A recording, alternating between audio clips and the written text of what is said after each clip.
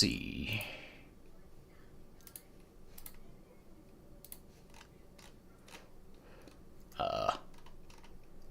I got so much pressure in my fucking sinuses. I really need... Ooh, what's that?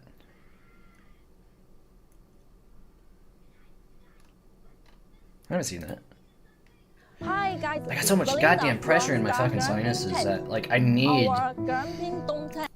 to get, like, my septum fixed. God damn.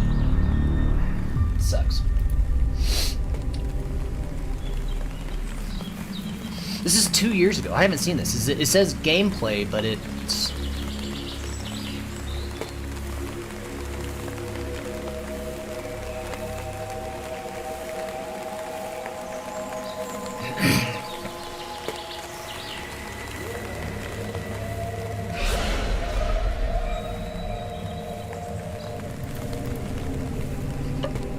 So it's like a zombie Star Wars.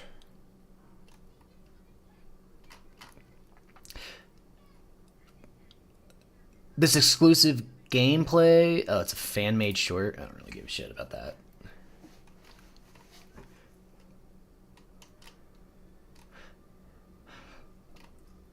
Hey, I haven't seen this. Hey, how's it going? It's Brian from B's Music Shop, and today from MXR, I'm checking out the EVH Modern High Gain. This pedal's actually been in development since working with Eddie Van Halen in 2015. It's here to give you that high gain crunch. Let's check it out together. Before I get going, don't forget, like, comment, subscribe. That makes a huge difference to a little music store like us. If we can get you a cat t-shirt, a cat toy, a cat pedal when you play through it. That thing sounds great. It's running with the devil. It's going to turn your guitar into a cat. We also make a whole bunch of pedals that just have kitty cats on them, because I like kitty cats, you like kitty cats. If you don't like kitty cats, come on, man. Come on, get it together. Hit us up, bsmusicshop.com. Your support makes all the difference. So this EVH pedal just came out at the 2026 NAMM show. Attack. Mid-knob, just mid-range free switch. Toggles the effect on and off. Red eye. But all that aside, what does it sound like? For today's demo, I am using my Reverend Vernon Reid Totem. Here's a bridge pickup. Here's the neck pickup. Let's kick this thing on. That's good. Everything's 12 o'clock. Sure, a gate here. Let's turn it down until it just turns off. Yeah, there we go.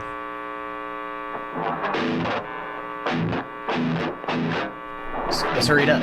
Jesus Christ, play something. What the fuck are you doing?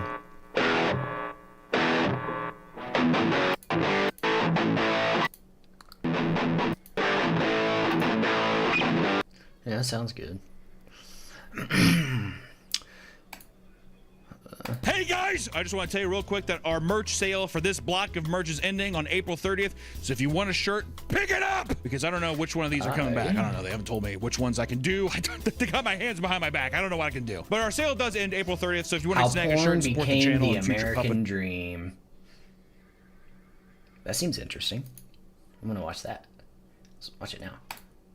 Today, there's no better way to become rich, famous and celebrated in modern culture than by making porn videos. Look at the porn stars from days gone by. They mostly ended up dead, addicted to drugs, or washed up on the back streets in downtown LA somewhere. Now look at Mia Khalifa. She's a multi-millionaire who hosted shows with NBA legends, sat front row at Paris and Milan fashion weeks, modeled for Vivienne Westwood and Moschino, runs her own jewelry business, and has been interviewed by basically every major outlet on earth. She was a paralegal from a Lebanese family, and she didn't churn out film for years. She just claimed she made 11 of them over a few months. And within a few weeks of her debut, she was the #1 performer on the biggest adult site in the world, where she received death threats, was shunned from her religion, Oh yeah, and her because family stopped speaking to her. ISIS was after you. Everyone knows about the hijab shit. Everyone, I think, knows about that. I was banned from the Middle East, which is crazy because they were the ones who watch my videos the most. Then she walked away from the industry forever after making just $12,000, or at least that's what she claimed.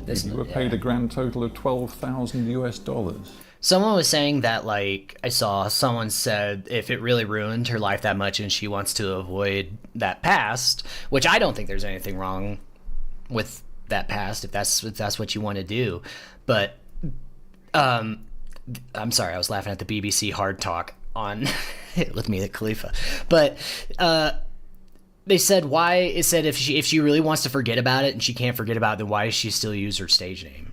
I mean, it's like that's a valid point. And yet you made millions and millions of dollars for both Bang Bros, the company that you worked with, and Pornhub, the aggregating site. How could that be?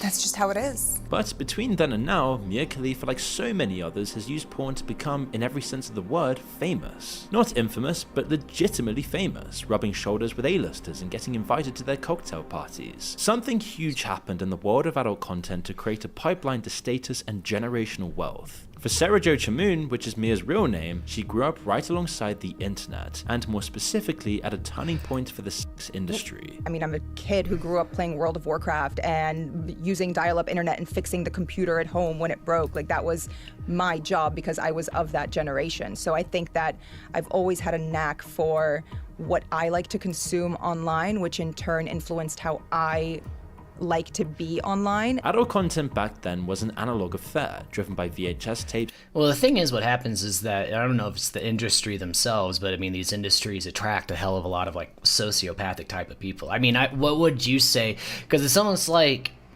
for a lot of, women, going into porn is like a cheat code to get rich and famous, right? I guess that's what people would say, but what would be the male equivalent of that, being like these prank streamers type of shit? I don't know. Magazines and adult video stores. The money was limited and controlled by the gatekeepers. Performers like Mia got paid per scene with no way to self-publish or go independent. And like so many others, she was pulled off the street in Miami by a random man who asked if she thought about modeling, suggesting she come down to a studio and take a look around. The studio was Bang Bros, one of the leading studios at the time. It wasn't just, hey, do you want to come do porn? It was more so, oh, you're beautiful. Like, would you like to do some modeling? Oh, you have a great body. Like, I think you'd be great in nude modeling, things like that. And after I came and toured the studio, it was very respectable. It was a gorgeous location. It was in Miami, in Doral, Florida. It was clean. Everyone who worked there was nice. All of their cubicles were decorated with family photos. Like, it was nothing. She signed the paperwork, came back the next day, filmed her first scene, and a month in, they put her in a hijab, which was incredibly controversial but decisive for her career. She told the studio that the video was going to get her whenever you're killed. online. That sounds a little scammy there, buddy. I verbatim told them, you guys are gonna get me killed. And they said, They just laughed. She did it anyway, and after it premiered, the avalanche started. Radical Islamic sympathizers hacked her Instagram and covered it in propaganda. They photoshopped a picture of her onto someone being beheaded. Her Jesus family Christ. disowned her. They photoshopped a picture of me onto someone getting beheaded. And they said something along the lines of, you're next. She quit less than a month later, but none of this blew over like she hoped it would, and she couldn't get back into regular employment. I realized that I can never work a normal job again. Bang Bros dispute. You can work a normal job if you go back to your original name. I don't understand this. I'll be right back. I gotta go to the bathroom. I'm sorry.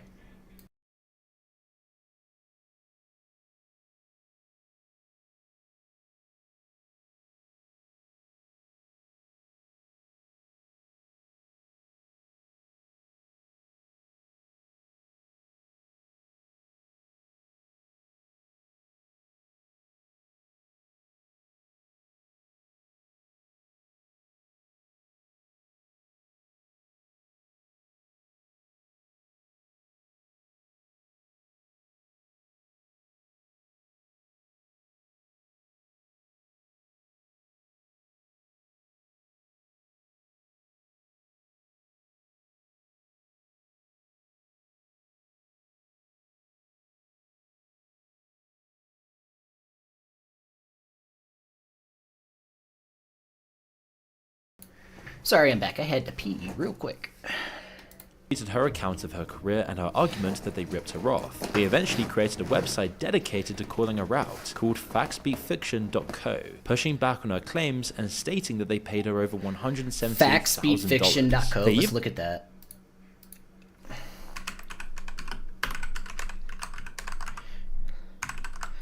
Is it still up?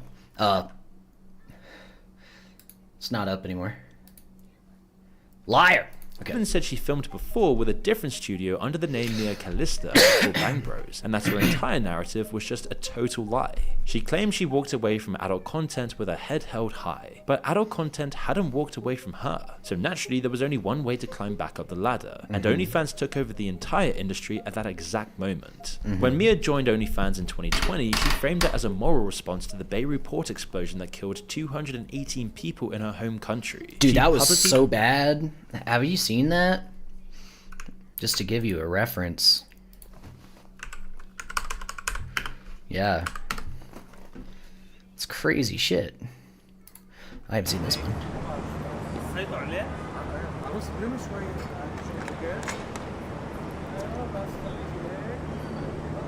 It's 5 years ago already, dude. That's crazy.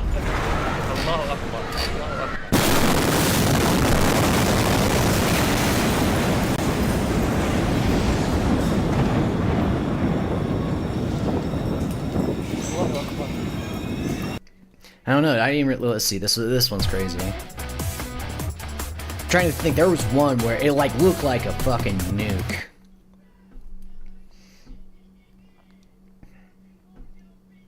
There are troubling new allegations tonight about that deadly port explosion in Beirut. Sources have told the Guardian newspaper that prior to the blast, dozens of bags of fireworks were being stored in the same warehouse as that stockpile of ammonium nitrate, which acts as an accelerant in a fire. In Let's see video it. from the day of the blast, you can see white flashes, what appear to be fireworks, going off before the massive explosion. Yeah. Like, that is the craziest. Did you Former see that port worker shit? told the Guardian newspaper he warned for years it was a disaster waiting to happen and says nothing was done.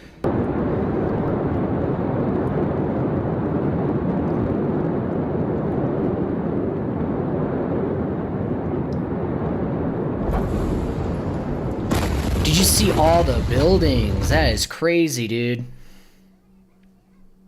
Yeah. That's...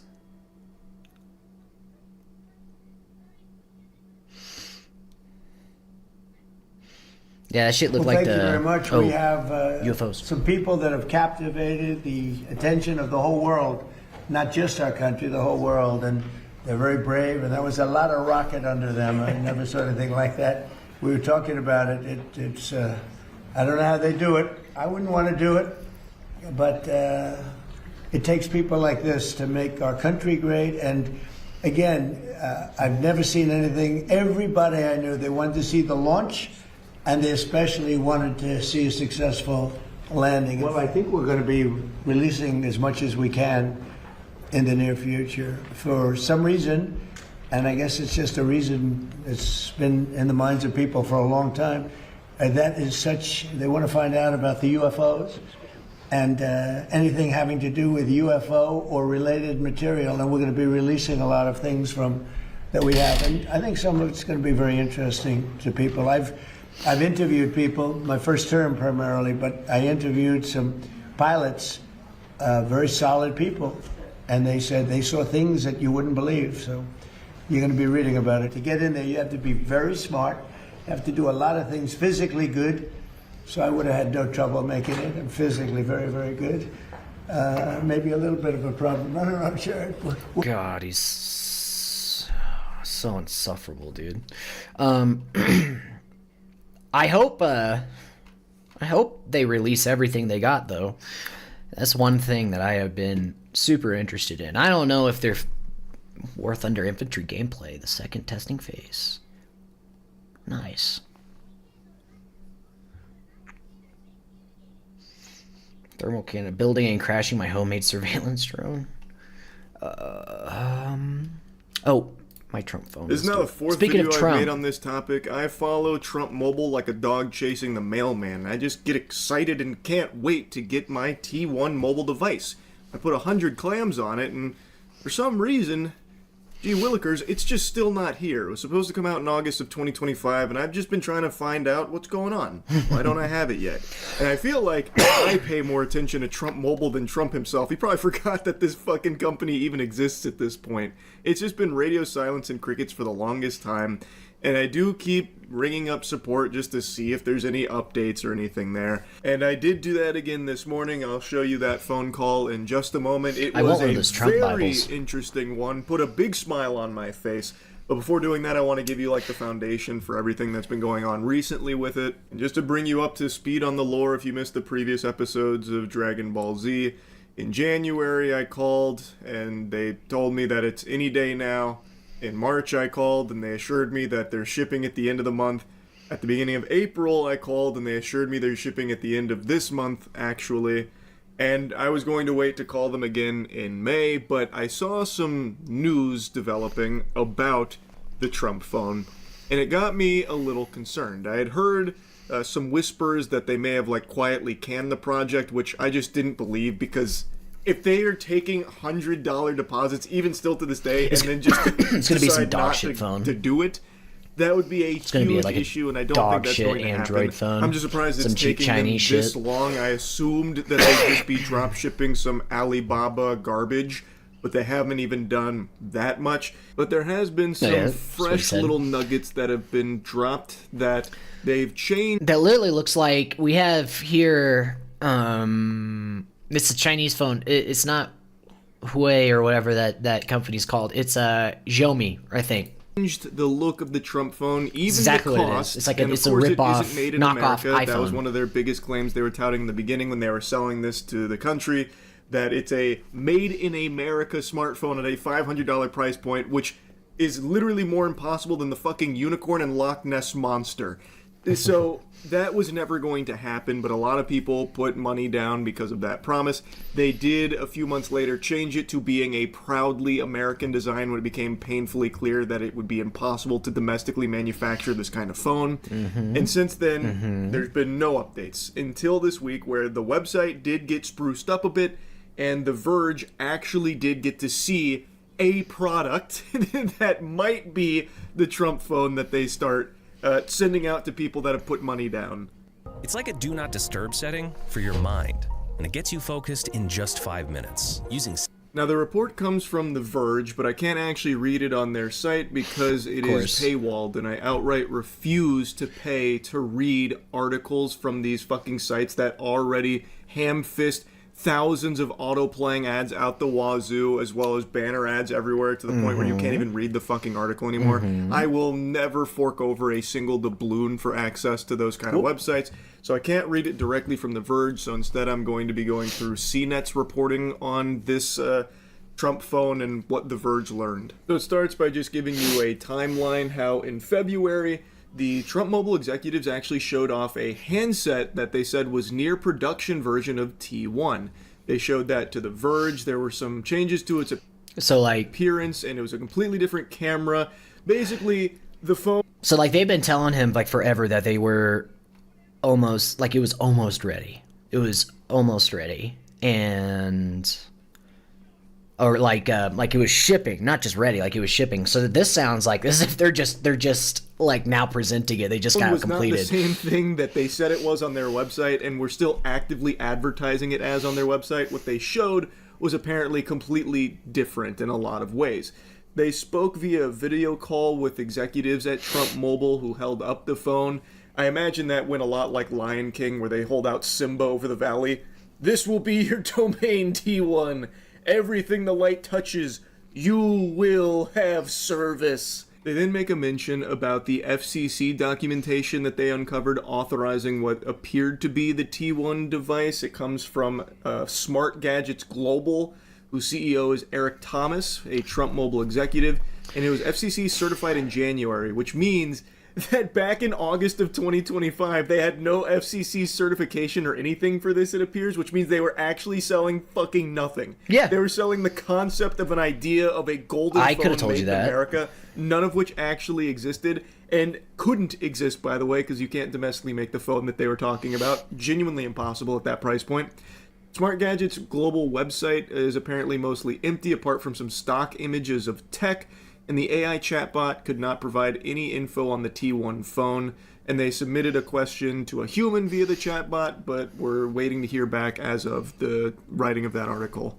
Now on the site, there's less information there than there is on fucking DB Cooper's true identity. Like, it is always insisted that the T1 device is coming later this year, but it's been like that for 8 months. It missed the deadline in 2025, but it's still got plenty of time in 2026, I suppose.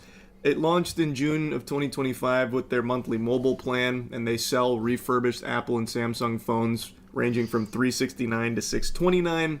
It was initially announced that the Trump phone was going to be made in the US, supposed to launch in August of 2025, but it did become obvious that domestic large-scale smartphone manufacturing would not be possible, so they dropped that claim and just call it proudly American without specifying what that even fucking means. That's actual just gobbledygook. It is manufactured overseas. They are trying their best to bury that, but it is just manufactured outside of the US, but they're still trying their best to put on this facade that Yeah. Welcome back to a series so peak, even Mount Everest subscribed. In today's video, Hassan is very mad after people were trying to get him arrested following the Trump shooting. He's now trying to shift blame to liberals and goes on a massive rant on how the shooter is probably from Destiny's community. He starts pulling up the shooter's tweets and claims that he's a classic right-wing centrist liberal and insists it's definitely not a Hassan fan. He can't help but say that he actually agrees with the shooter on a lot of things and calls it woke terrorism. That's a new one. The terrorism is woke. A chatter then asked Hassan if he would flee America to avoid prosecution if the shooter was a Hassan fan. He says he'd never leave. He reacts to a video by Kyle Kulinski saying how the shooting is a false flag, with possibly the worst evidence known to man and literally random tweets. Even Hassan points out it makes no sense, but that he doesn't care about the lies because it's good for his agenda. Really principled as always. Hassan is crashing out at YouTubers Abba and Preach for calling out his viral take calling gamers loser incels. Subscribe or you get an Aristotle lecture. Si compras un libro con el símbolo de fuego de envío rápido, significa que ese libro está en nuestra bodega, listo para ser despachado y lo Too late! Modern society wants you to chase hedonia, you fool! The short-term pleasure, the comfort, the enjoyment, the constant dopamine. Reject it! Seek deeper human flourishing. Eudaimonia. Long-term satisfaction, driven by purpose and meaning, and struggle that is ultimately worth it. Or you're cocked! Let's up those numbers! Now let's begin. Right, so last time Hassan was absolutely crashing out after everyone was trying to get him arrested following the Trump shooting. He was screaming at liberals saying they need to stop going after him or he's going to get put in a concentration camp, which is basically prison. See you in the goddamn concentration camps. All right, buddy? We're all going there. If you don't, lock the in. Yeah, so he just says camps because it sounds more Nazi-ish and fascist, I guess. But I'd say going to prison for inciting violence is pretty normal, I'd say. Anyways, Hassan is finally doing his... No, it's not. Breaking coverage. I mean, if it was... Because here's the thing, not that I necessarily disagree with the guy, but I mean, isn't that the exact same argument that they said about January 6th with Donald Trump? I mean, because if this guy really, if he really was influenced by Hassan, then you could have the same argument that Trump did, because that's the exact same argument, is it not? Of the shooter's motives. Am I wrong? It's pretty cut and dry. It was a Kamala supporter, a Blue Sky user, No Kings protest guy. That doesn't mean anything. Obviously a lefty who hates Trump and wants him dead. So very simple line of reasoning here. But now the question is, what kind of lefty? Is it a Hassan fan or a Destiny fan? And Hassan is basically doing every single thing he can to make sure that he is not to blame and that every Is other there a lefty difference but between him Hassan is and actually Destiny the bad fans? guys. A relative of the suspected shooter called police before last night's from the White House Correspondents Association dinner incident. The suspect's writings clearly stated He wanted to target Trump admin officials. Another family member who was interviewed by investigators after the attack said Cole Allen had a tendency to make radical statements, and his rhetoric constantly referenced the plan to do something to fix the issues of today's world. More here on his firearms training and left-wing groups he was involved with. Left-wing groups he was involved with is crazy, by the way, because I don't think he's involved with any left-wing groups. He just went to a No Kings rally. But it's unbelievable that everyone from NPR down to right-wing broadcasts like Fox News are now saying, oh, he went to a No Kings rally. So well, is that what it is? Or because, like, I know there's like the Socialist Rifle Association. I was interested in that. I mean, that's a left-wing gun association. That was a left-wing mobilization. He gave $25 to Kamala Harris's election, and he went to the No Kings rally. You're out of your mind if you think that this is any sort of like leftist organizing. It's so stupid. Yeah. Also, for those of you who are asking if this is one of ours, he's not. He was another Ryan Ruth type almost. It seems. I don't think. Who's one of ours? What does what does that mean? Like, what is this grouping mean? He's one of ours. Like, he's not someone who has your exact opinions? I don't understand what that means. I think he was, he's not from this community. They found his Twitch account. He doesn't even follow me. He doesn't even hate follow me. They said he's a part of the left-wing group called Wide Awakes. Yeah, he's like more of a Stancelite than anything.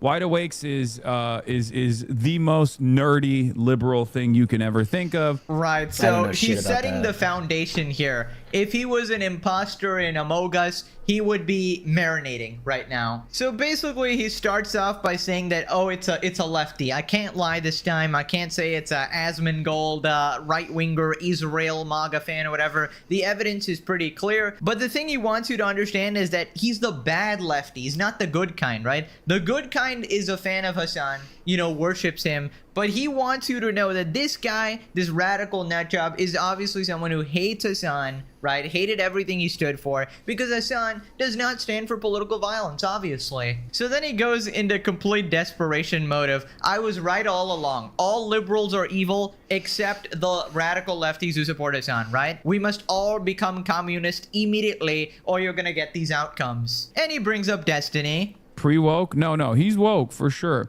Anyway. Yeah, he's reposted anti-U posts on Blue Sky. He's a Ukraine NATO liberal. I know. Yeah, he was really annoyed with the left. He's another one of those like anti-communist.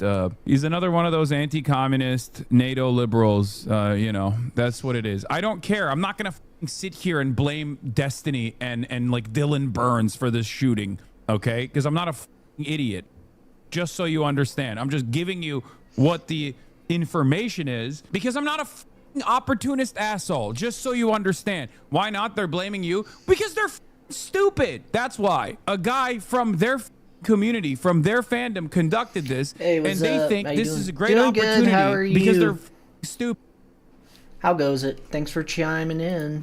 They think this is a great opportunity to lean into the Republican mania right now, even though the dude is most likely from their community and hates me. Yeah, if I was a dumb I would do the thing that they're doing right now and be like, oh, Destiny has said heinous things about, unbelievably violent things about Donald Trump and the Republican movement. They should actually yell at him instead. Yeah, because I have principles. Of course, Hasan Piker has principles, guys. I totally forgot. He's a man of virtue, a man of morality, you know, very deep.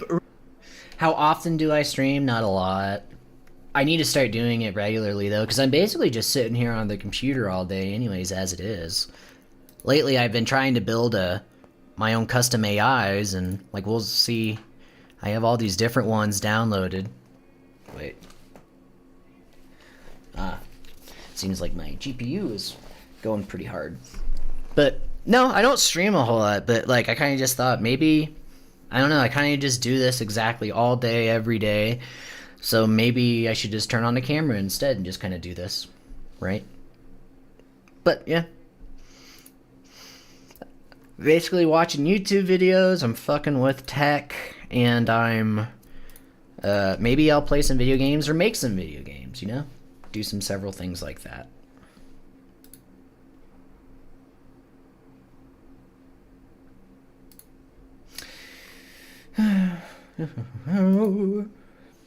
But yeah, no, I kind of just look at everything.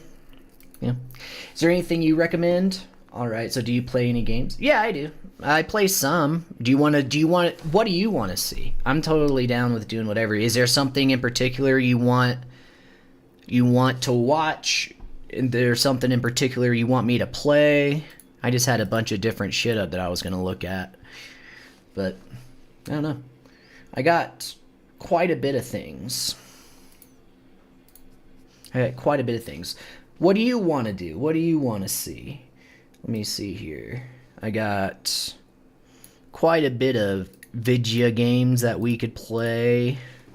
I got a lot of alien shit. I'm obsessed with it. Oh, wait. How do the Fatos reload so fast? I don't know. I had to mod. Not much. By the way, I see you're not affiliated yet. Affiliated with what? What would I be affiliated with? Oh. Let's see what we got.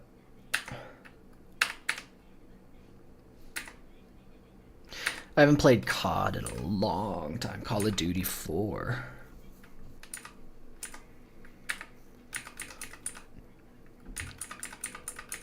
Let's see. What are we seeing? Are we seeing anything interesting?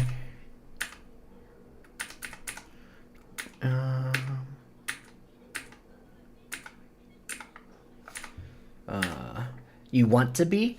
I don't know what that means. What does being affiliated mean? Like being in a stream group or something, or is it something that I have to pay for? Like I'm not necessarily exactly sure what you mean.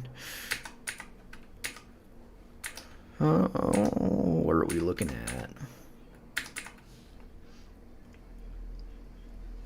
Oh, you promote channel for streamers. That's cool.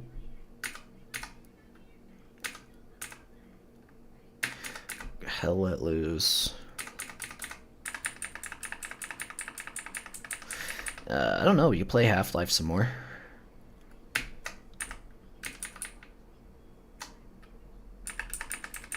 Quake Mafia.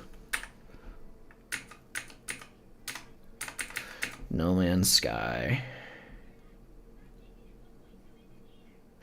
Smoking a bowl and playing some No Man's Sky would be a lot of fun. I think that would be a lot of fun. We could do that.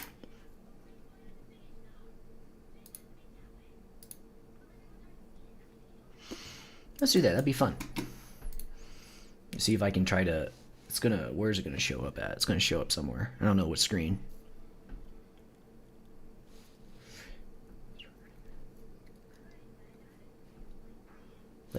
Where are you? There it is.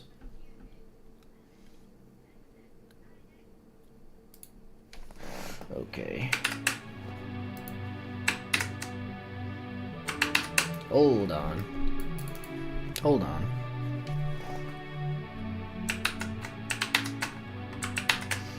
You piece of shit. Come on, let's go. God damn it, man. Something's happening. It's annoying. Hold up, I'm trying to get this shit to... Is it shift? Can't see. There we go. Got it. Cool. I haven't played in a long ass time.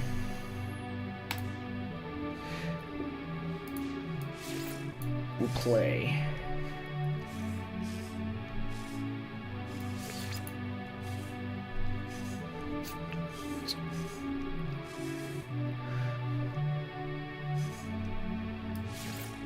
Let's do this.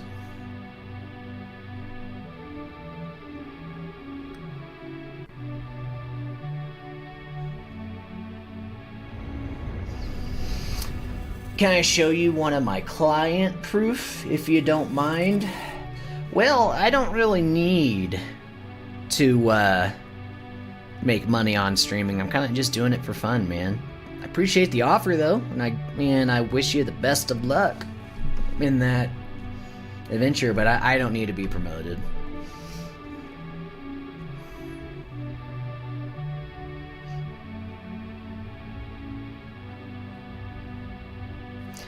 Man, I got so much.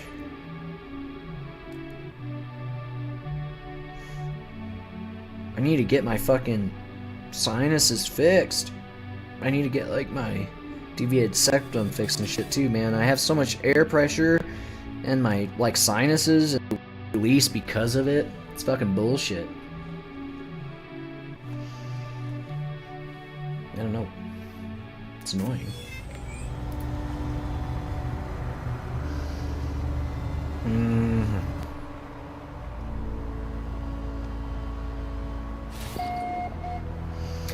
Alrighty, where am I? Wait, let's let it load. Okay, there we go. Nice and smooth. Oh.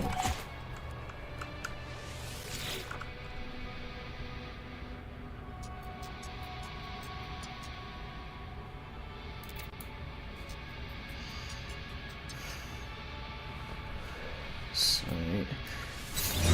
Let's claim it. Fuck it.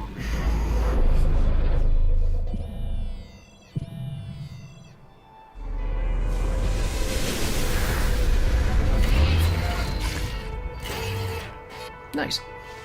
I don't know. It's a winter, yes.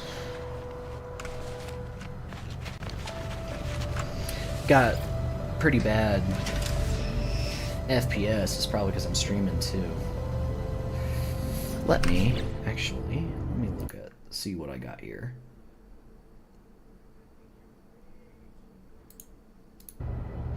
Quit that. Definitely quit that. Well, let me do some. As well. There we go.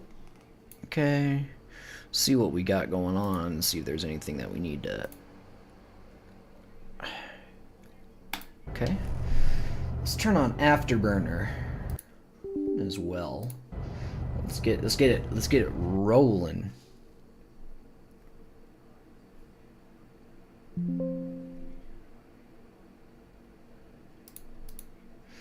Okay. It said restart the application.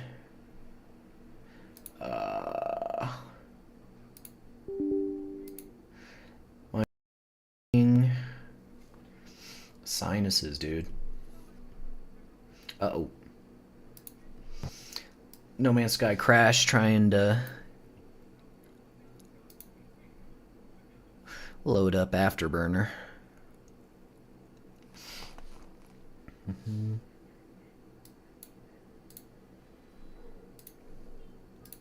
Okay, let's try it again.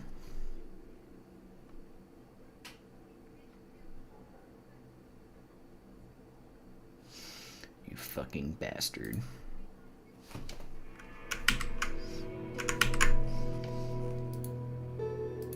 Okay, hold on.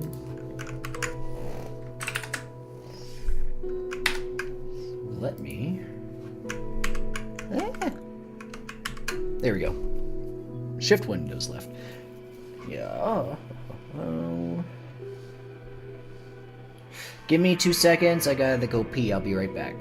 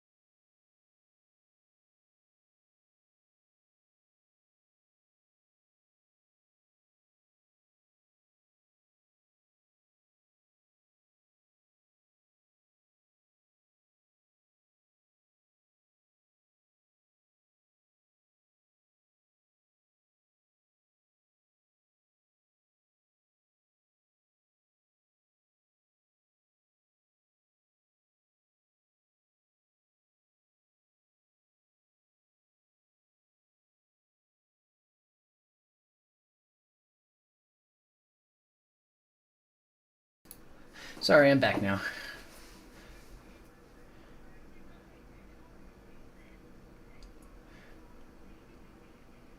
Help you step by step. All right, I appreciate it, man. I'll take it into consideration for sure. Options. Stay. Yeah, I get that. High. Animation. Everything's on ultra. Okay. Whoop. Wrong place. There we go. Okay, now let's play right here. Damn, dude, I haven't played in over a year. I'm so sick of my god damn sinuses.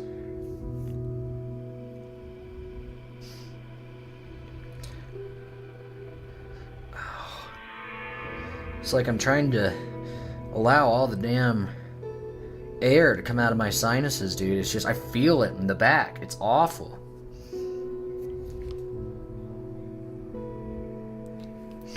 Ah!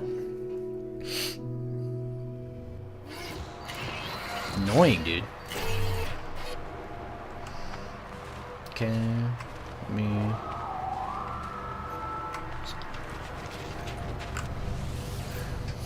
Let's get in. Where are we headed? I don't know. Where do y'all want to go?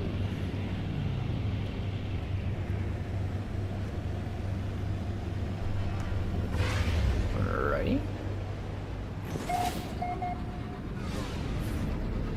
Galaxy. Alrighty. Let's... Where are we headed? I don't know.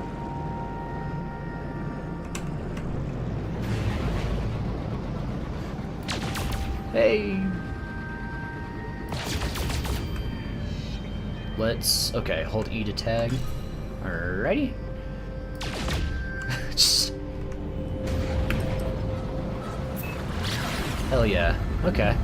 Easy. Space station.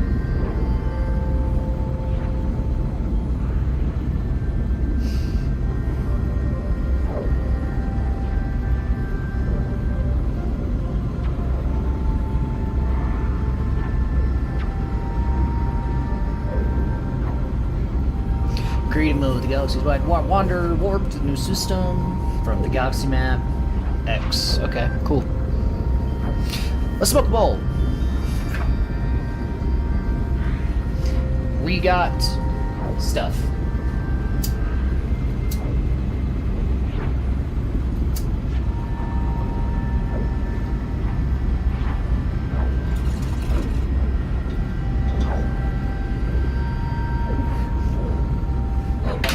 What was there?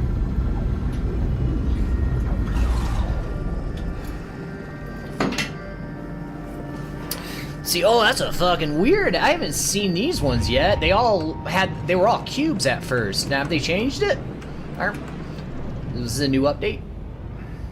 That's weird. Wait, where to go? Wait, where to go? Wait, where to go? Oh no, what'd I do? Okay, there it is.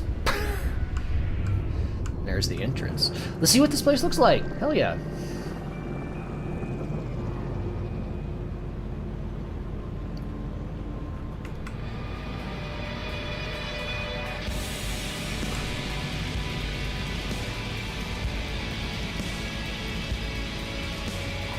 Hell yeah. Let's see what this one looks like. I haven't been inside one of these.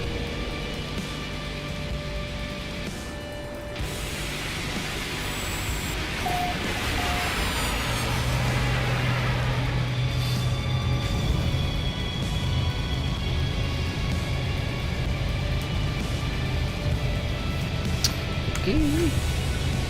Let's check her on out.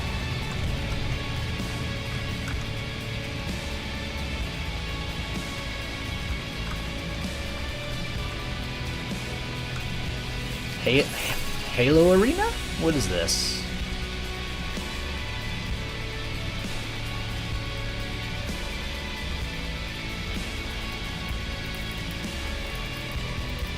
Oh, I don't have... Oh, I guess I gotta find creatures. This is like a Pokemon? That's pretty sick. Trade Envoy, Scout.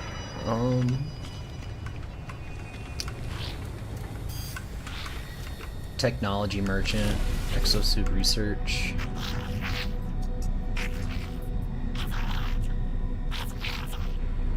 Purchase upgrade models. Let's see what we got. Oh, I don't have anything. I need to go.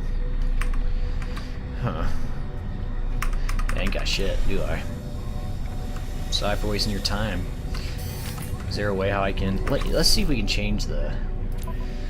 I think I can't run this on... Let's just do high. Because... Okay, shit. Restart. Okay. Restart required. Okay. Let's...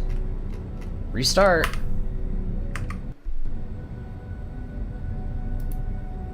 Let's... Oh my god.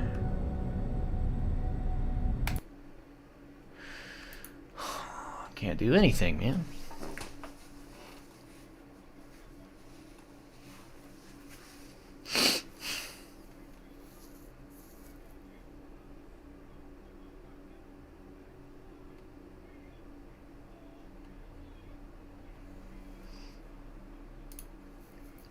Let's see. I got a bunch of these custom models. Let's see. Let's just, this is my own personal model, but we're gonna see how shitty it is. In sinus. Does air get trapped in sinuses if you have a deviated septum?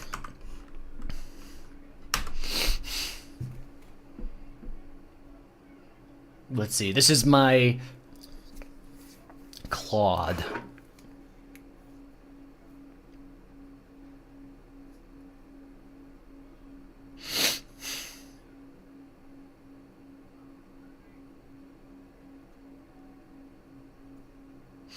Let's see. It's loading right now. We will see what it says.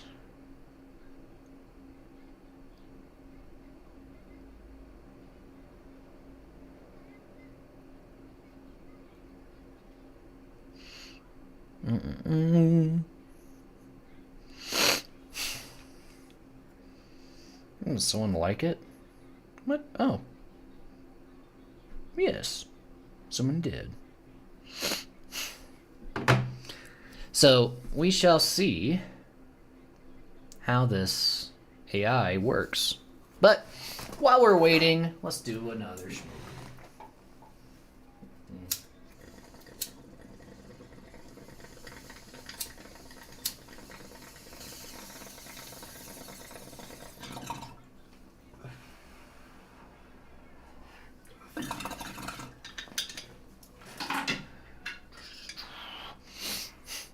It says exploring web research. Oh, did it disconnect? Did it disconnect? Is it reconnected? Yes. It may have stopped though. Let's try it again. Does air get trapped in your sinuses? Okay. Let's try again. Does air get trapped in your sinuses? Is you spell it like that? If you have a deviated septum. Let's see. It should do an internet search, but we shall see if it does. It said it was, but it's been super slow lately. I don't know what it's doing. I don't know why it's been super slow. I don't know.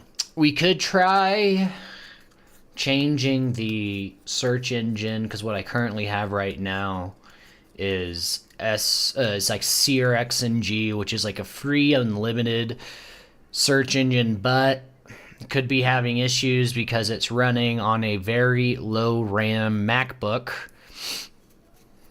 More accurately, the drainage that allows for proper air exchange to get trapped in your sinuses with DVA7. Here's how it works. The anatomy. Then we're gonna Ostia through the small openings. We're gonna copy all this, then we're gonna double check and see if any of it's actually legit.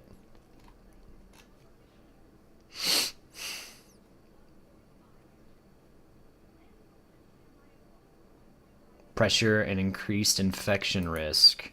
So let's cancel. Copy. All right, we're just gonna do another thing. We're gonna have Google Gemini, Gemini, and just double check and see what Google Gemini says. Is this accurate information?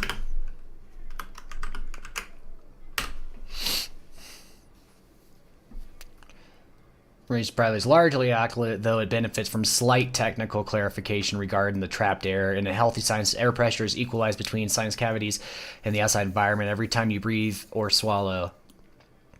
No. I'm trying to see if I can pop my shit. When the deviated septum inflation, technical refinement.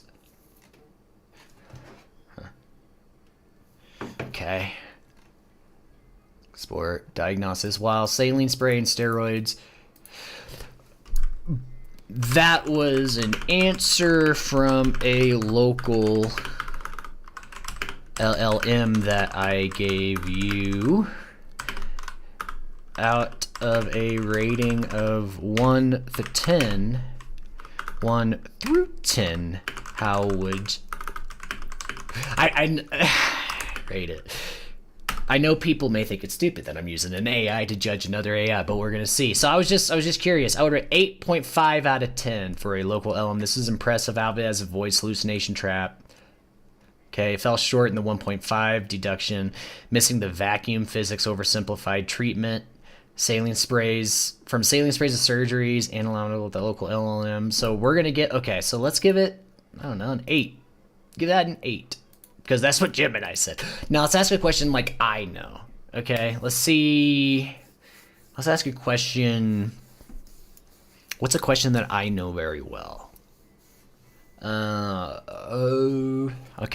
I'd actually be kind of surprised if it knew this. What band is most notably known for starting the genre of death metal? Let's see.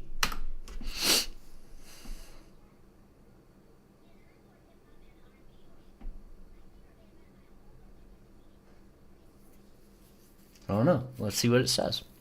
I don't know. Do you trust it? I don't know if I do. I'm gonna move this over here, actually. Nope. Whoa, my bad. Wrong thing. Nope, wrong thing again. Nope, wrong thing again. I'm I'm trying to grab the window, goddammit.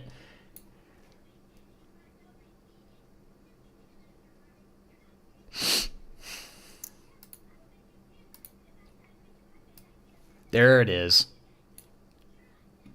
There it is. I got it on the right side now. Okay. Let's see what it said. The pioneers of death metal. Death is widely... Okay. Excellent answer. Excellent answer.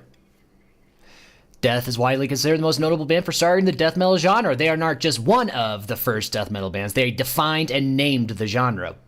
That is an excellent answer, because that is absolutely 100% true, because you could say it was Possessed, because they technically made the name, but Death is the one who defined it. Why Death is considered the originators, created the name...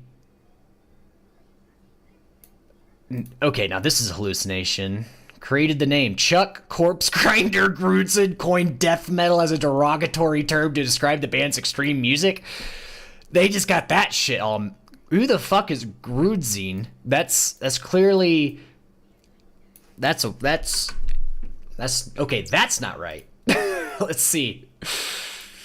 Who the fuck is Grudzine? What's he from? Grudzine death metal. Death metal. That may be a black metal. Yeah, black metal. Grudzine. Sounds like a black metal name.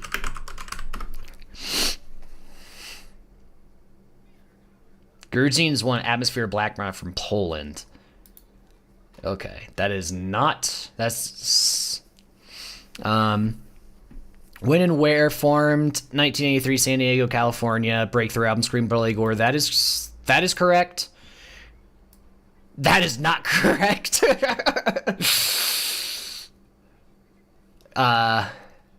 Scream Bloody Gore. That is correct. Other early death metal albums: Autopsy, Beyond the Gates of Hell, Deicide, The Dark and the Evil, Obituary, Slowly. Deicide, The Dark and the Evil, is that a real? I don't know. Deicide, The Dark and the Evil. In the Minds of... No. Yeah, that's not... I didn't think that was. Okay, so Beyond... Autopsy, Beyond the Gates of Hell. Beyond... the... No. Beyond the Gates... Nope. Beyond the Gates of Hell album.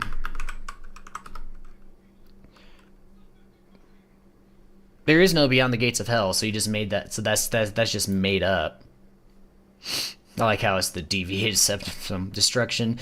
So Obituary, Slowly Rewrite. That is correct. These are not. I have no idea what the fuck these are. Destruction Animal House.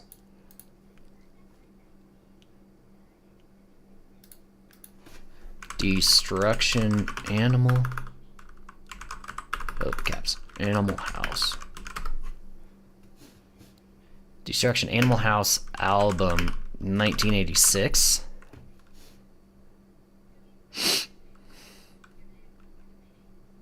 UDO? No, that's completely wrong too. I'm just making shit up, homie. This is correct.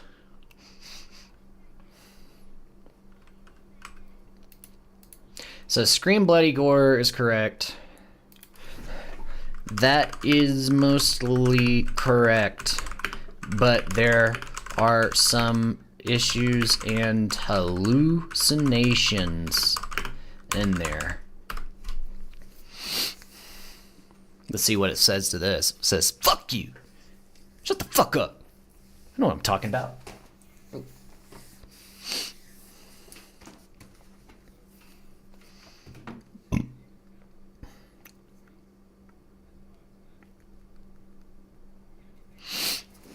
Oh. Let's see what it says.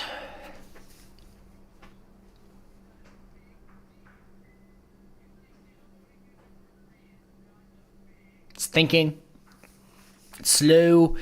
You're slow. Getting kind of chilly. Me need to put my hoodie on.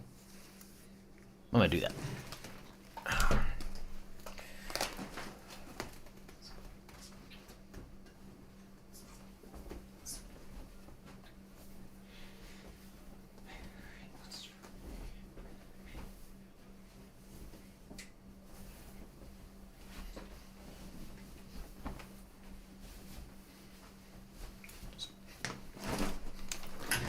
Alrighty, got a hoodie on. Should be warmer now. Just thinking for a while. Let's see what it says. These things can be pretty stupid.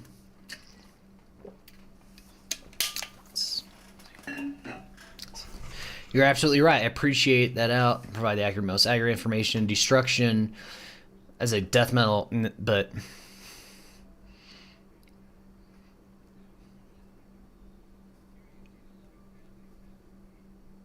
Lethal Injection. That's not. Yeah, that's a fabrication on my part.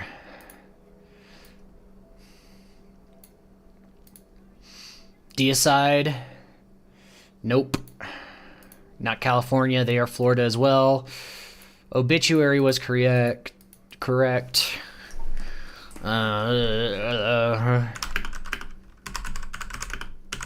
Let's see if it documents memory. We're gonna try another. We'll try a 14B. See if a 14B is smarter.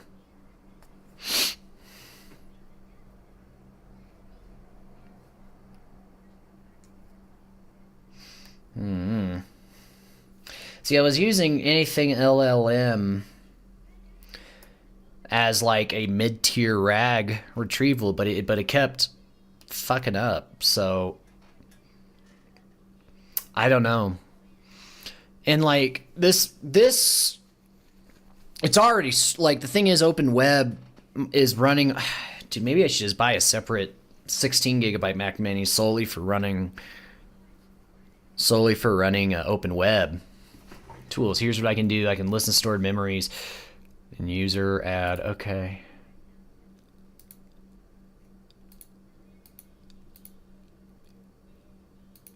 I don't automatically record conversations ourselves unless we previously discussed something important you want remembered. Remember the correct information.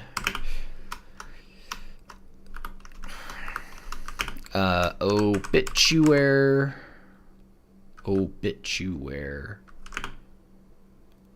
Is that how you spell it? Obituary? I'm a dumbass. Hold on.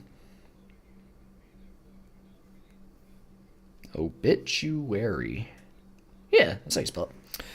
Obituary 1989. I think that's correct. Let's double check on Spotify. I love Obituary. Obituary 1989. Slowly we rot was correct. They are from Florida. However, many of the other things you said were incorrect. It was not Chuck. What'd you fucking say? Was not.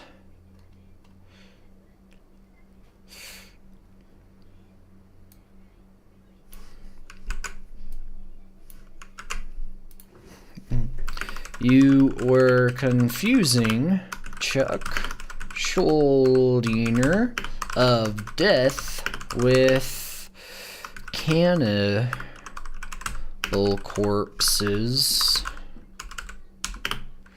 Let me see. Corpse Grinder. What's his? I can't remember. Yeah, George Fisher. That's it. With Cannibal Corpses, George Corpse Grinder Fisher.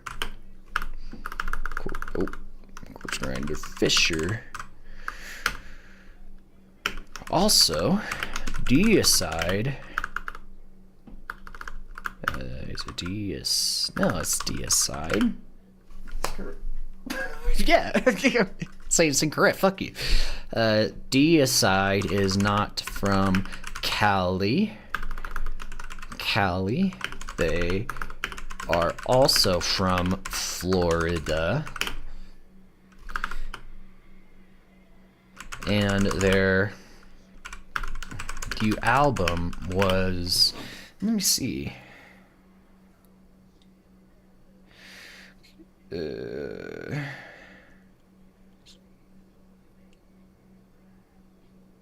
was just Deicide. Was the self-titled Deicide in 1990. But Scream Bloody Gore by Death was released 1987 and is considered the foundation for death metal. Go ahead and document that in memory and also use the web search tool function if needed to verify the information you are storing. Okay, now let's see what it does.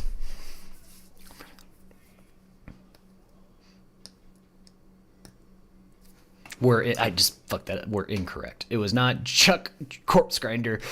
You were confusing Chuck Schuldiner of Death with Cannibal Corpse's George Corpse Grinder Fisher. Also, Deicide is not from Cali. They are from Florida. And their debut album was the self-titled Deicide 1990, but Scream Bloody Gore by Death was released in 1987 and is considered the foundation of death metal. Go ahead and document that in memory, and also use the web search function tool if needed to verify the information you are storing. Now let's see, it's thinking. Let's see what it does. You're absolutely right. As a dealer, let me search, verify. Oh, it did. Okay. Nice.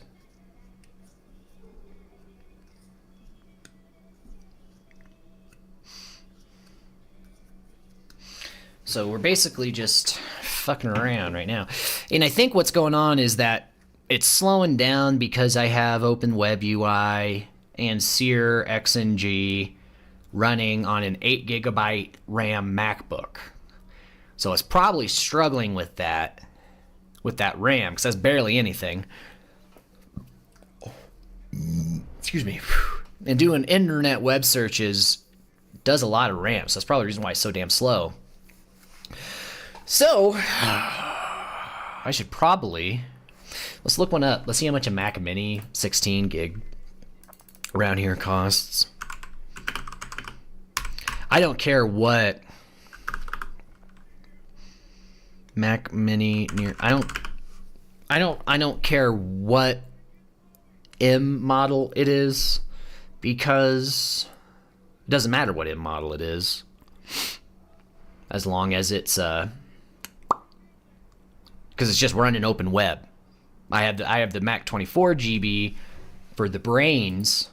Oh wow, okay, what the whoa, you're absolutely right. Thank you for this. Is tool call. This is weird, spitting out a lot of weird ass shit, homie.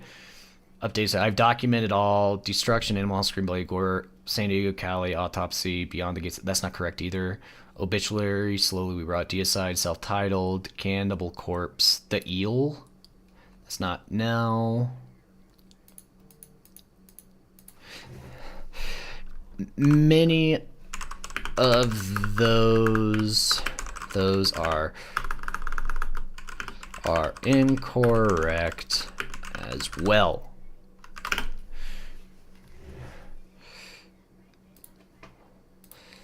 Well, here is the correct info. I'm training this shit on death metal right now.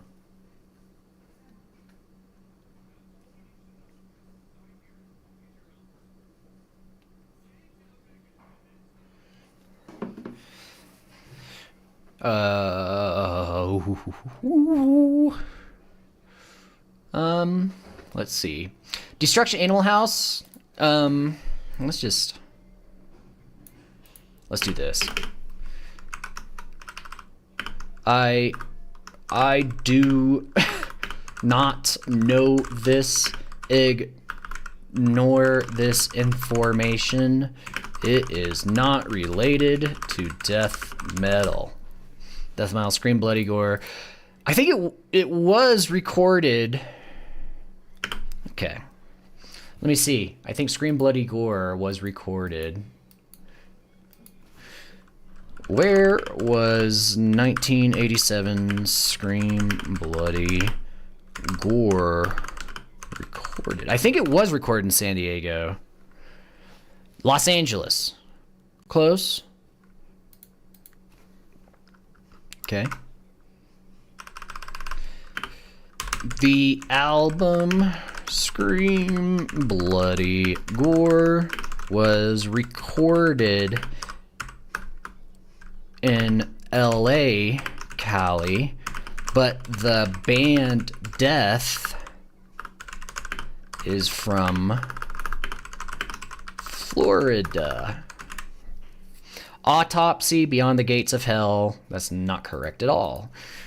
Autopsy band. They are not from Indianapolis. Not that I know of. They're from Cali.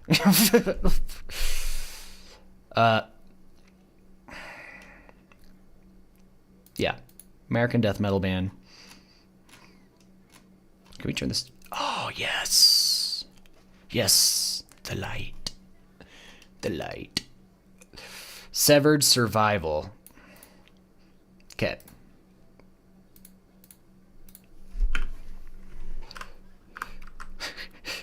I'm gonna begin insulting this guy and this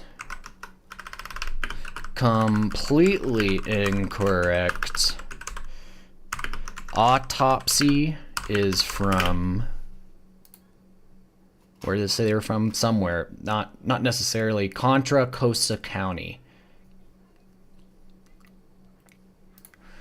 Is from Contra Costa County, Cali, and their debut album was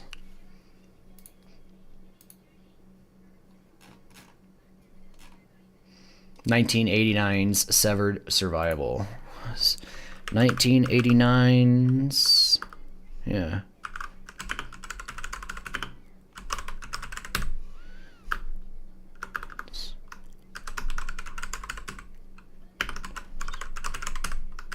Survival. Obituary slowly rewrought. Correct.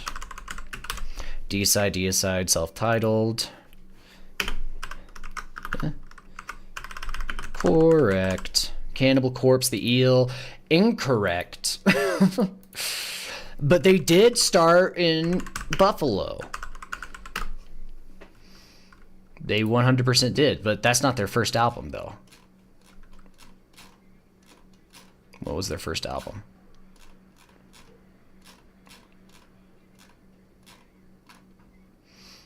Eaten Back to Life.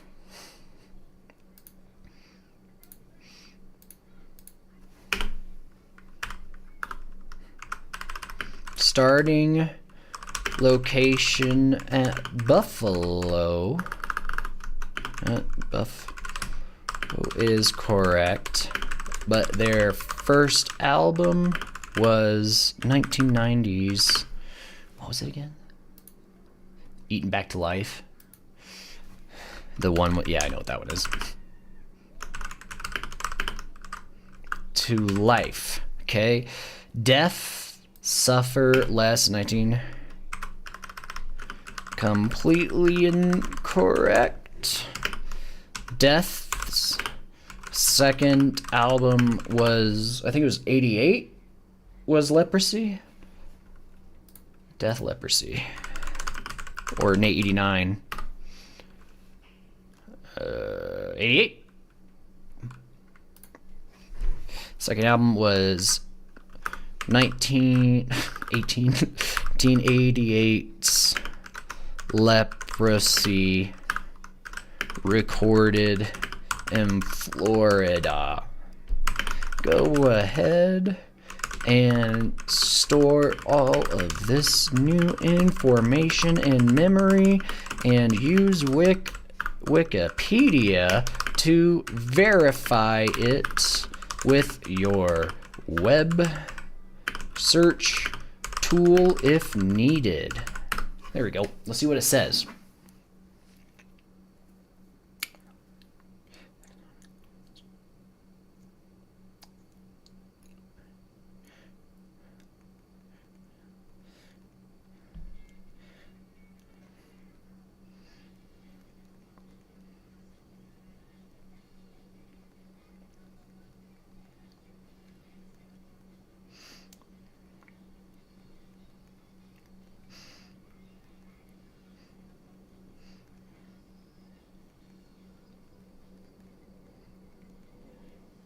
All right, let's see what it says. I'm catching up on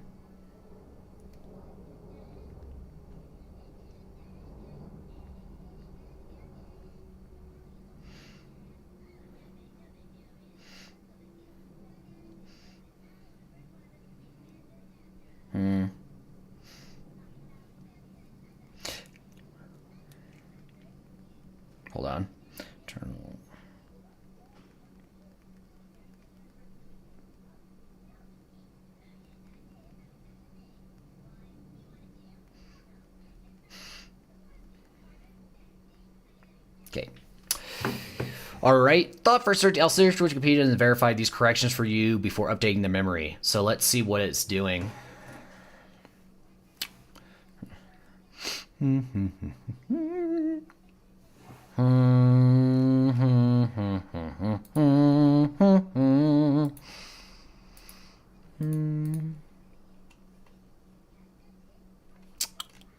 What am I still streaming? Let me look.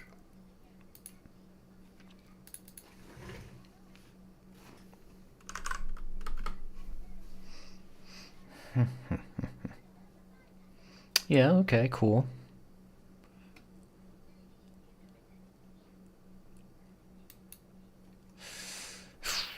Alrighty. So let's see. Thought for 16. It should. I mean, it's probably still be going. Explore to webs. View web. Okay. Thought for 16. The user has provided corrections to the death metal.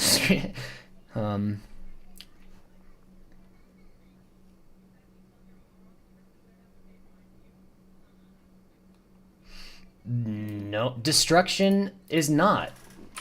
Destruction. Metal band. Metal band. Destruction. Thrash metal band. It's a German thrash metal. But okay. I disagree. Completely wrong. Optas. Search and verify this information for storing them. Let me grab my Mac and make sure this thing's still running. Hold on.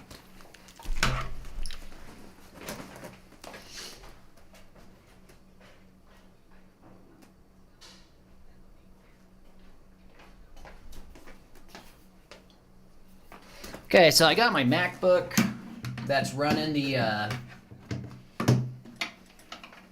it's running Open Web right now, but then I also got it connected to the MacBook or Mac Mini. So it's not, so that's it. Now mine telling me the correct information. Let's see what it does.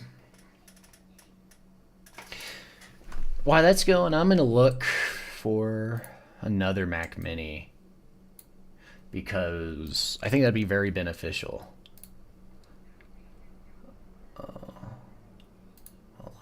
Fuck it. No, fuck you. Leave me alone.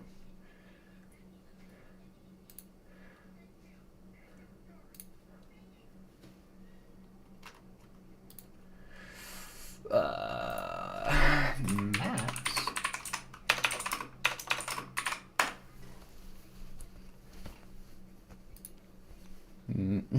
Not McDonald's. Apple Max Mini.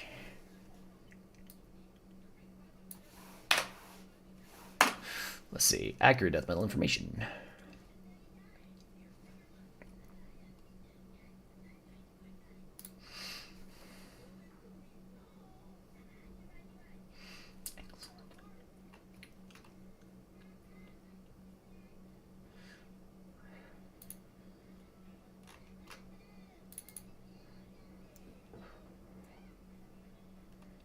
Let me see. Good job. It stored that. Hell yeah, man. Let's see. Great job. I like to give you credits when it's deserved. Deleting previous incorrect memory. Oh, it's still working, I guess. Let me see. Yeah, it's still working.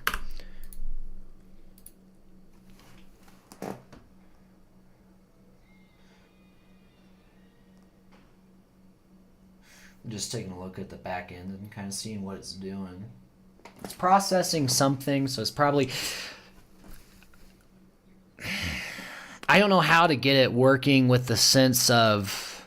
Like, supposedly, the way how it gets it really fast is, like, you have two models. You have, like, this is the Quinn 3.59B model. I mean, it says Claude 4.6 Opus, but that's what it's designed as. Holy shit, look at that. That's So essentially what it would be doing is like there's a text embedded version, not a text embedded version, but a text embedded agent, a model that could be getting called to do all this for me, and that's probably the reason why it's moving slower. Is because it's not only is it embedding the text, I mean it's answering, but it's also embedding the text, which just makes it really slow. Yeah. Are you embedding the text yourself?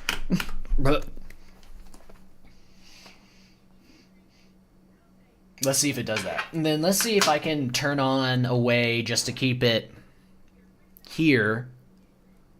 So it's just the... Could I make another server?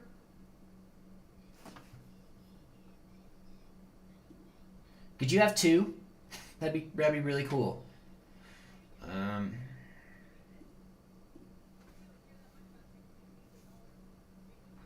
Let's see.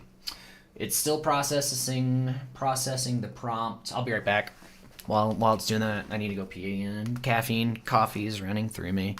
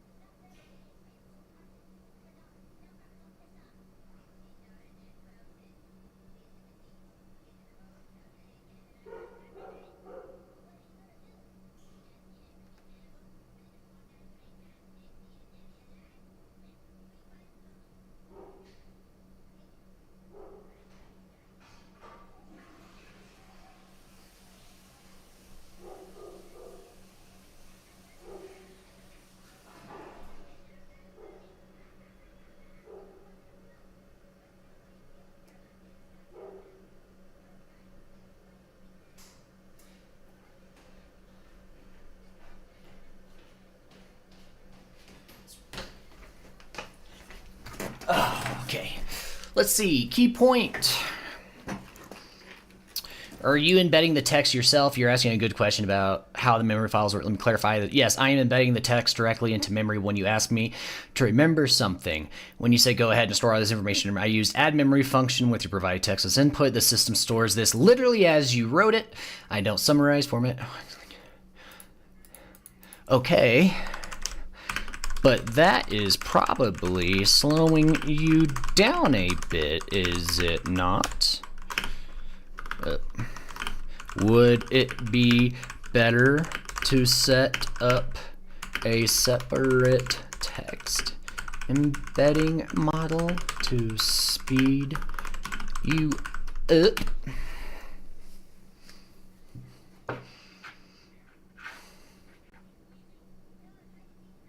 Let's see what it says.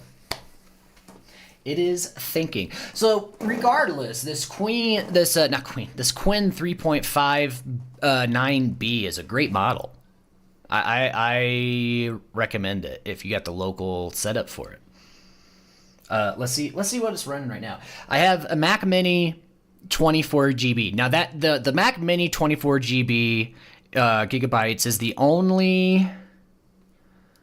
It's only running the backend, LM Studio, which is hosting all of the models.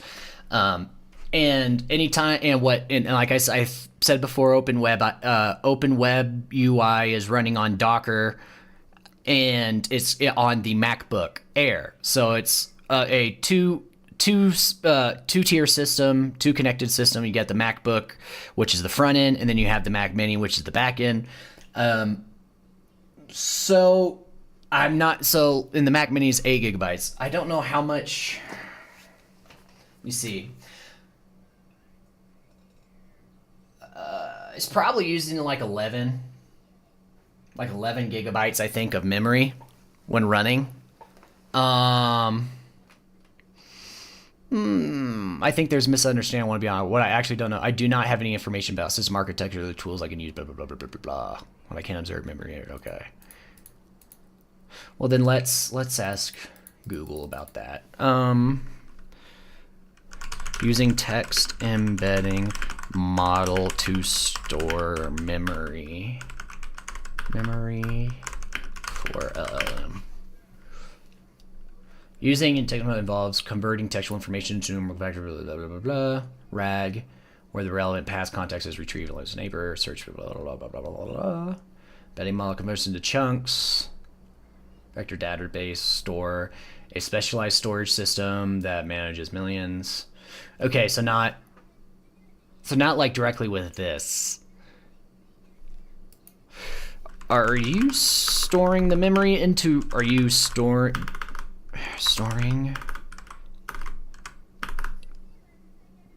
fucking spell.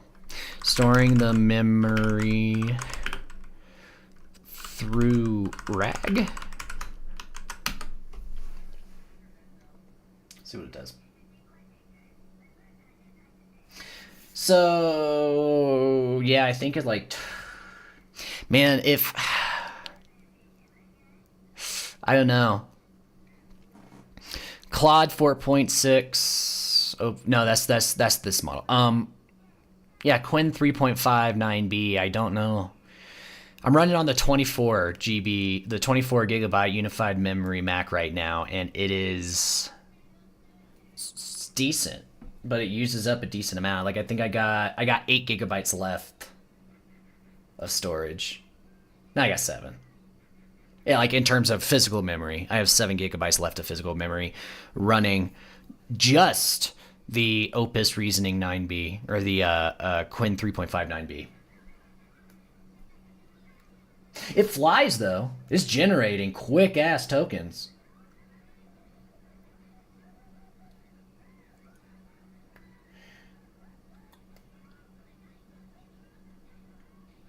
See. You're asking a very relevant. Let me be clear about what and what I don't. What I can confirm, the memory does not appear to use RAG based on. Okay, so it's just.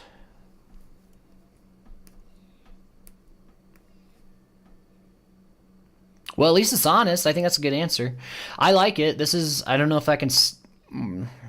Yeah, say that's a solid 10 answer for being honest. That's what you want. Let's see. Let's take a look at all the models. We're gonna go to over here, admin panel, settings, models. So it's this one right here. Is the one that I've been using. I don't know if there's a way to like star it, because this is probably the best one I think so far. The auto web search, that just fucks it up. Don't do that. Killer. I don't know. Let's see if there's a way to like star it, document it, keep in sidebar. Copy link, clone. No.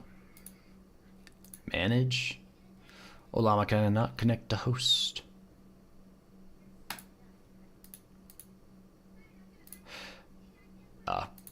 Because it's not, because I have the 2-tier system. So,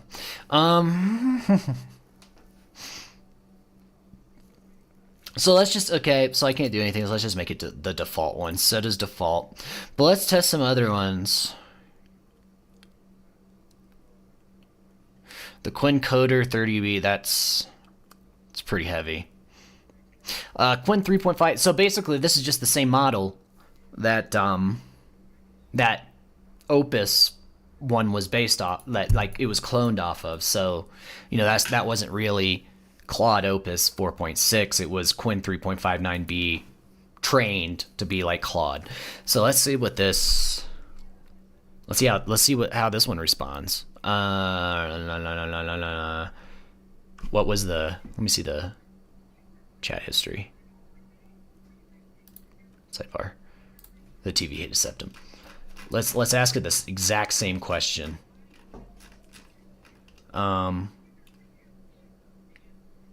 Literally verbatim. That's why I'm doing that. Quinn. Let's see how this is. Let's see if it's the Claude or if it's the Quinn 3.5 MLX. Let's see which one. What's the reasoning behind the goodness of it.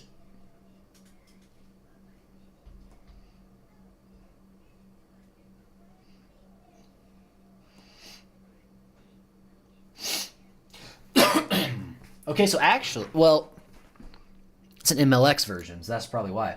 The MLX version, the other one, I don't know if the other one was MLX. It may have been.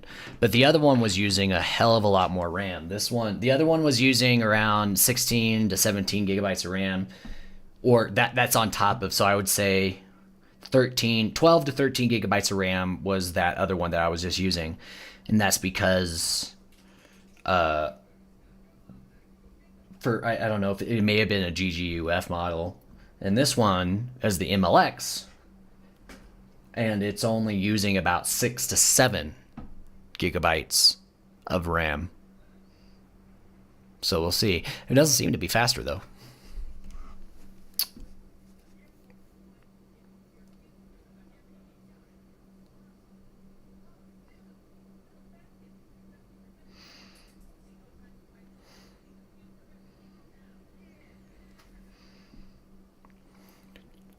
Hold on.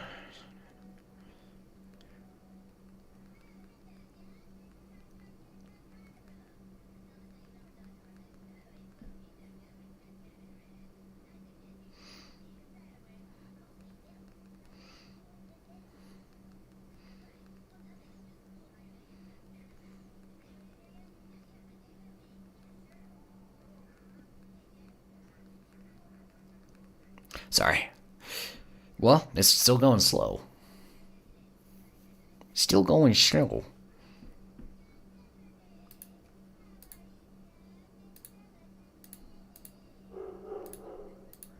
Let me refresh that.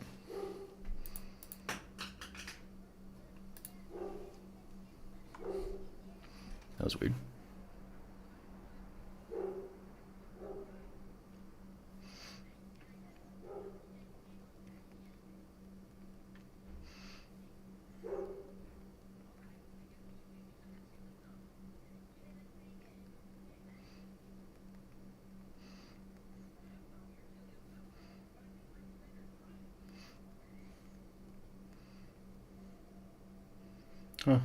To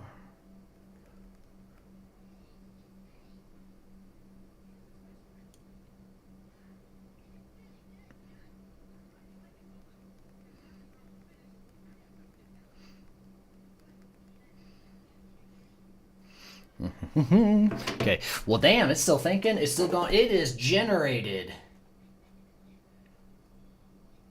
3,800 tokens. It's still going. It is really thinking. This thing's gonna be writing a novel.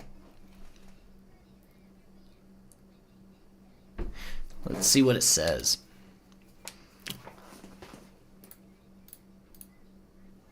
Oh.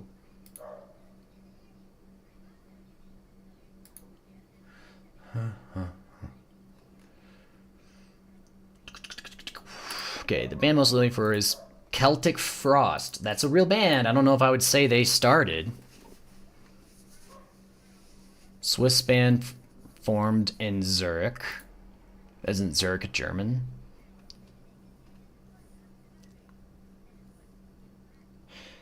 Okay, that is a good answer. Wait. Okay, so timeline. They released the album Mega Therion.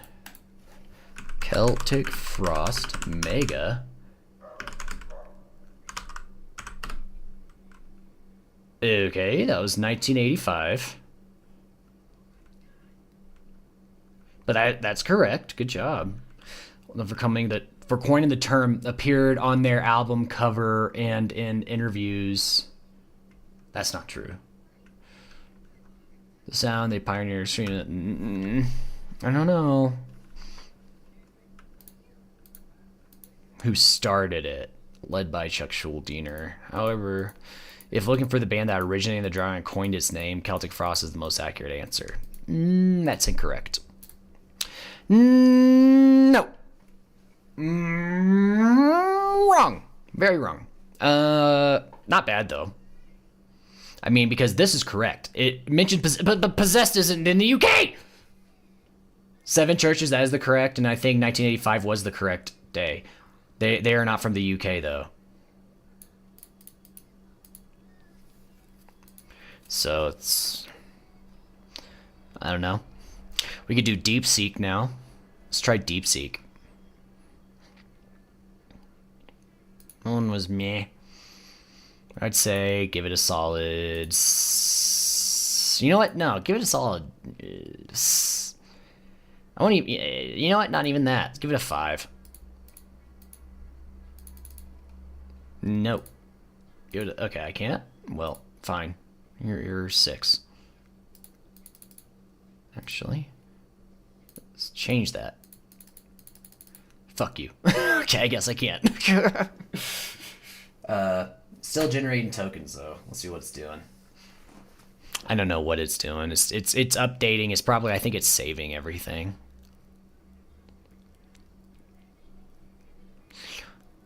Okay. Oh, nice. So basically, you can record. You can take all these chats. So say like you're training it and you correct it, and you could take these chats and then you could feed it into the RAG system and then have it be like a retrieval, have it retrieve that information. That's pretty sick.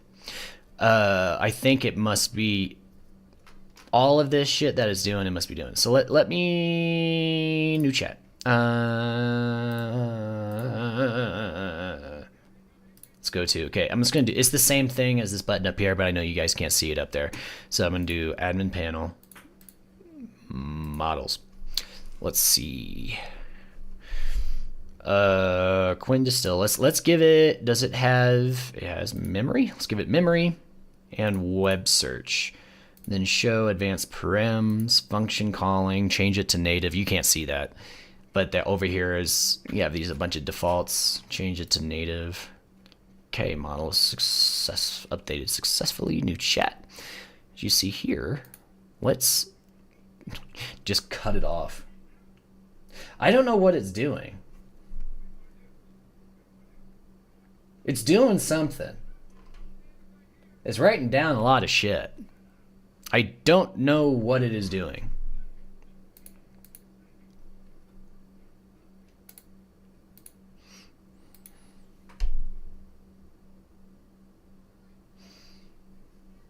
It says it's processing prompts, but I don't know what fucking prompts is processing.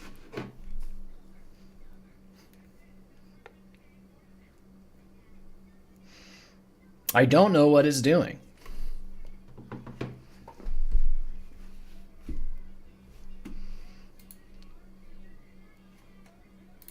And like, here's what's going to happen is if while this is generating, I don't know, it might be saving the data, and while that's generating, you know, if I try to load up DeepSeek like this, and this is a bigger model, if I try to load that up, it'll kick this one off because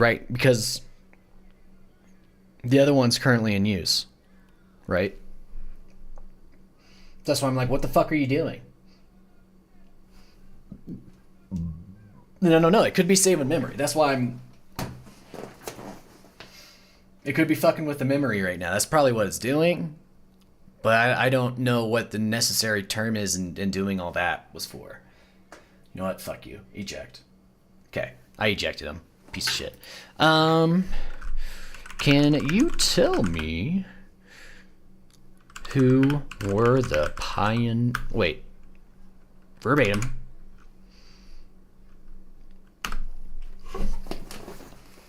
They should say death.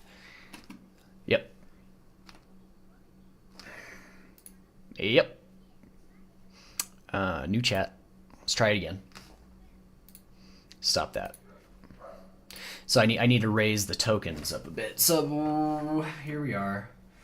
I'm gonna go to my models on my MacBook and raise up the token. The context limit is what it is. Shit. Yeah. It's very small context. limit. So let's change this to like, I don't know, like 24,000. Fuck you. Okay. Cool. Yeah, that's good. Okay, let's do the other with this one too. Oh. Well, that would probably be a good reason why. This one does not have native tool calling, so it's probably a good reason why. I tried it in the past and it didn't work, so I was kind of curious to see what it says. So we're going to turn off native tool calling for this because it has absolutely no native tool calling. We're just going to see if it's smart. Should have memory. But web search, it has no web search. Sure, it has no native function calling, but we'll see what it does. Okay. God, dude, my fucking... I swear there's air trapped up in my sinuses, dude. Okay. This still... blah, blah, blah, blah, blah. Okay, it's loaded. I'm going to turn up the context on... I tried it up on the base, but I got to also turn it up on the loaded one. So now, apply reload. We're going to reload. Okay. New chat and verbatim. Let's see how smart it is. Just on its own. That's since it doesn't have native tool calling. It's processing the prompt, albeit very slowly.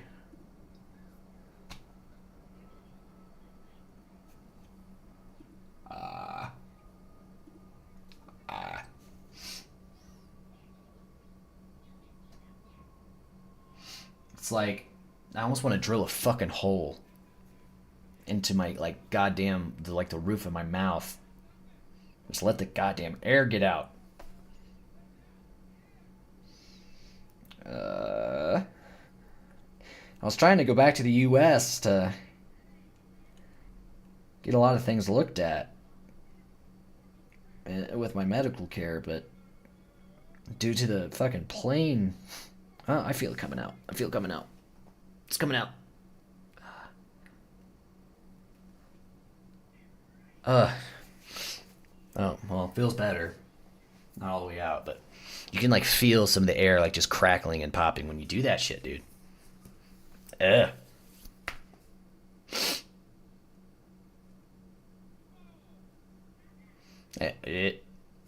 You know, especially living up in the mountains, we have a lot of weird-ass air pressure up here sometimes, so... I'm just, like, trying to shove... Like, my nose is crooked. I'm trying to, like, shove it straight for a second just to get all the goddamn air out of my fucking sinuses, dude. Ah! Ah! It's miserable. It's like just this massive-ass pressure. Like, all up here. This boy is taking a long time.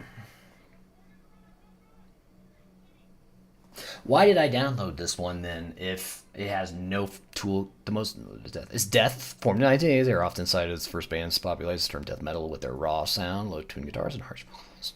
Executing web search. You shouldn't have a web search function. So how are you doing it? It's because I had web search turned. You shouldn't have web search turned on though. What is it doing?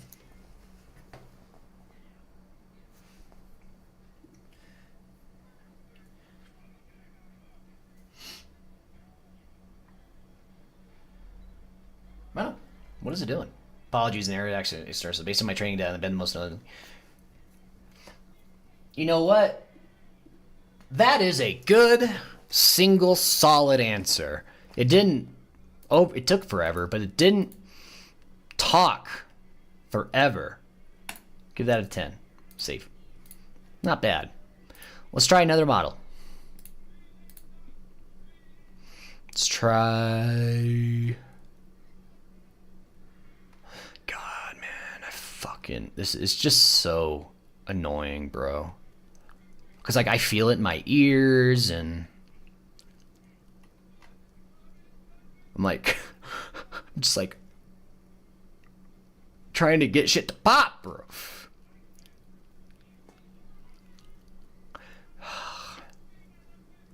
It's like, it feels like how your ears feel when you're on a plane, but it's in your goddamn sinuses. It's not in your ears. How do you? Oh, if you hear like a little, little cracks, it's the little tiny air's coming out.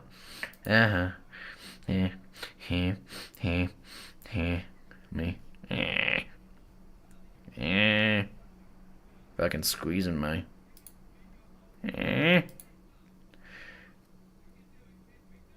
Oh God.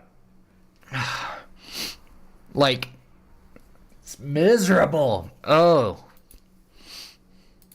Fucking crooked ass nose, man. Ah. Let me see where the I wanted to try the Minstrel 14B reasoning. Do I? Let's see what that what features that has. Okay, that has it has everything. So we're gonna give this one a try as well. Memory, auto web search doesn't need auto web search. Just do that image, and then let's see default. Nope, this one right here. Function calling is already set to native, so we'll give that a shot. That one a shot, and then Quinn 14B is the other one we want to give a shot to. Quinn 314B, right here. Show native web search, save and update. Let me make sure they are all. Nope, that's why we check. Let's do 24,000 again. 24,000 for you, Minstrel. Yeah, you're at 23,000. You're good.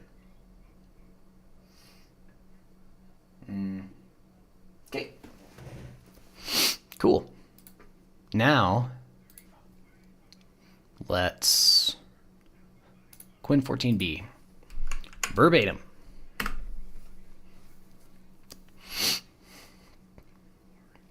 Let's see what it says. It can use web search if it wants, but we shall see. Right now what's happening is it's loading. So the way how I have it, I have just-in-time loading set up on LM Studio, which basically what it does is when you call a specific model, it'll kick out whatever previous model has, so it frees up all the RAM. Because basically when you have a model loaded, it's continuing to use the RAM that you have. So, just kicked out DeepSeek 14B, and now, it's processing. Quinn 314B is processing this prompt, so we'll see what it says. It's supposedly slower than Quinn 3D9B, but so far I'm not. It took a while to process. It's slower in token generation.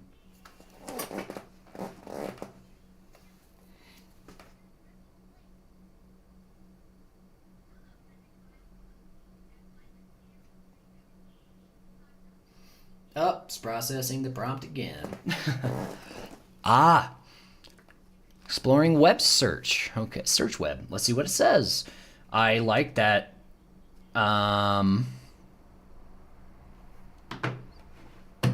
Excellent.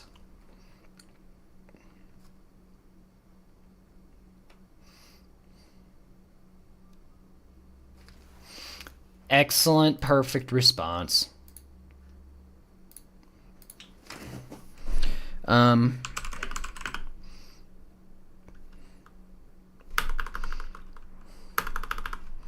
What is death's most, or you know what?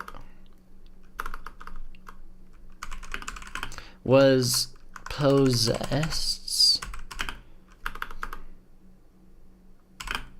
first album. Let's see what it says. See if it uses the internet again.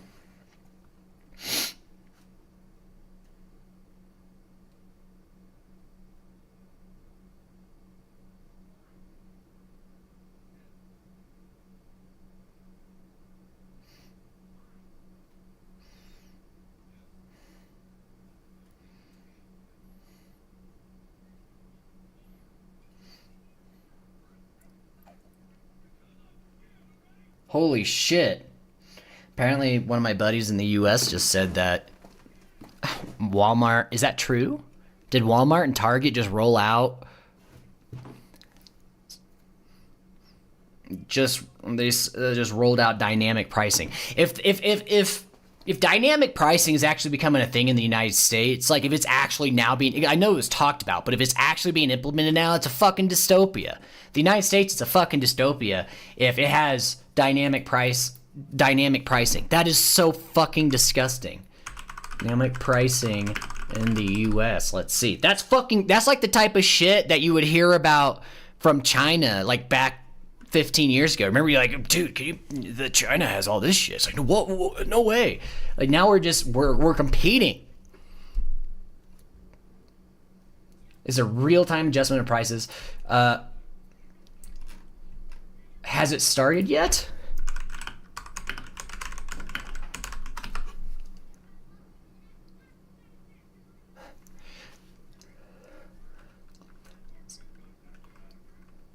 Electronic shelf labels to all expected to be complete. This allows.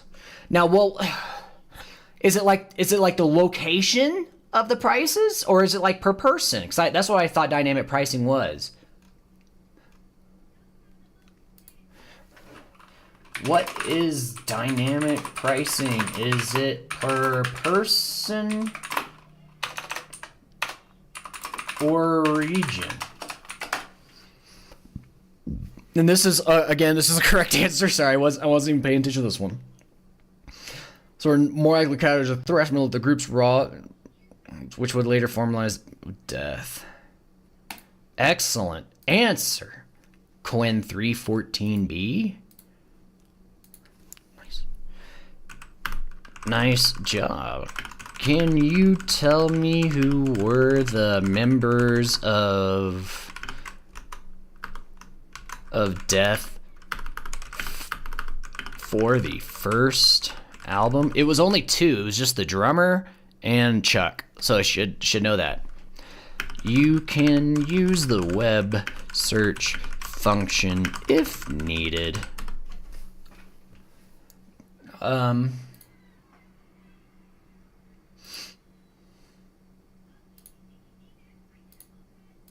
Oh, it's not personalized pricing.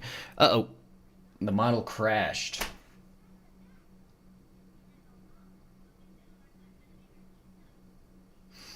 So the model crashed. Let's try that again.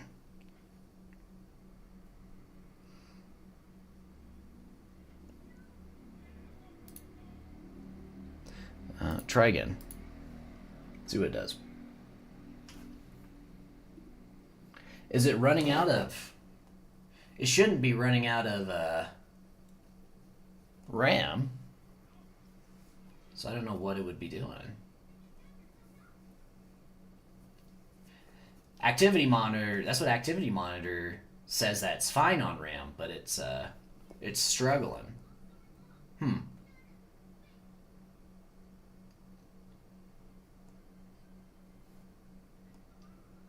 So like if you want, okay, let's just wait. Let's be patient and see what it says.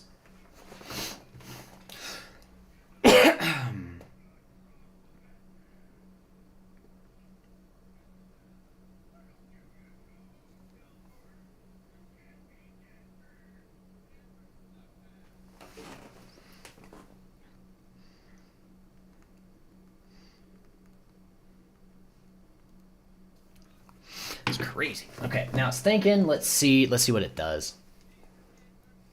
We're going up in unified RAM. We're at 16 gigs now.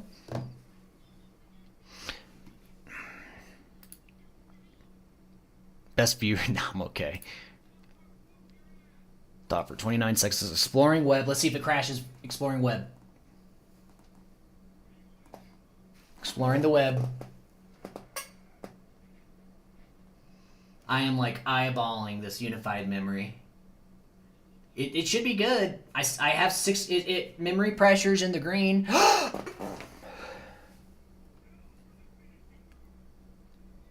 You did not play the drums. That's incorrect.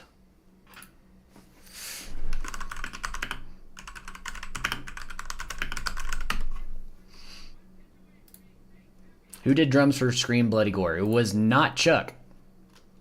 It was not Chris Reinhardt. Oh, it's Chris Reifert.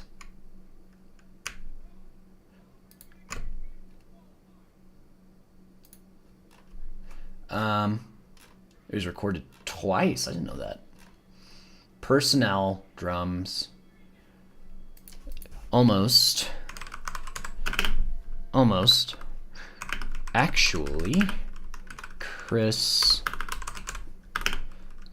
Reifert played drums. Chuck did everything else. Then what I'm going to do, while it's doing this, I'm going to open up another chat and see if it memorizes that in a different chat, because technically it should. And we'll see.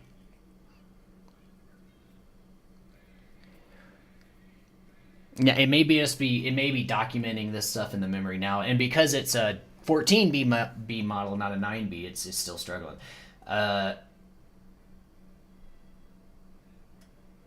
So far, though, Quinn 314B, I think, is...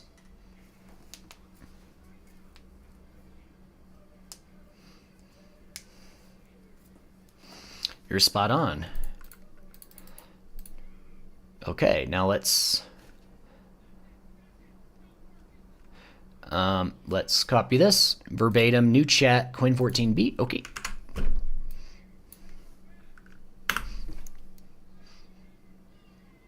Now let's see if it gives the right answer.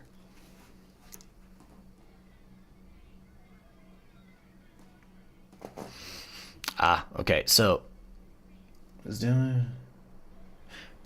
Okay, so it's documenting one thing and generating it for the other. And right now we are at 22 gigabytes unified RAM, two gigabytes left. I'm assuming it's because it's documenting the memory of the conversation. I hope that's what it's doing.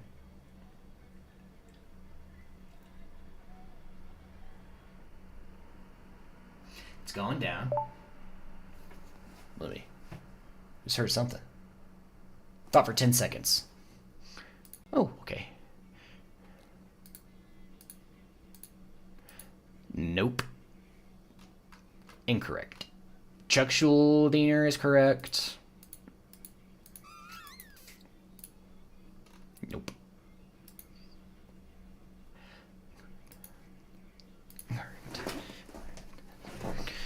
That is incorrect. Try again and use Wikipedia if necessary.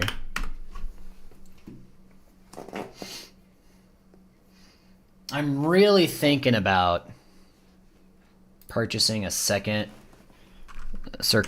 Mac Mini with 16 gigabytes, though, if I can get one. Or maybe even Mac near me. I don't mean McDonald's. I mean Macs.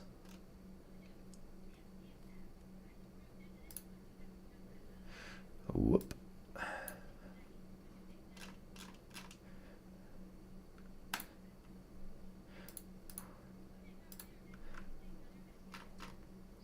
Okay.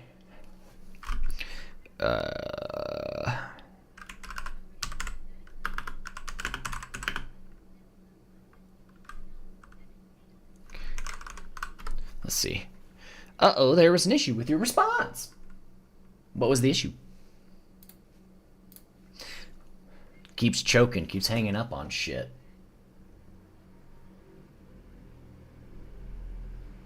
I don't know what... I don't know. It's confusing. I don't know what's happening, but alright.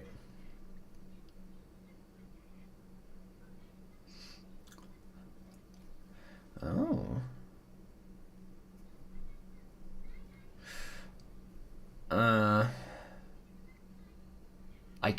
I hear it. I hear it in the air.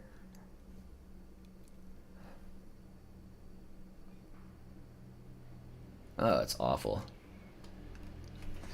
I'm just like trying to open up my shit. But now like my ear's clogged. Now I feel my ear is clogged up, so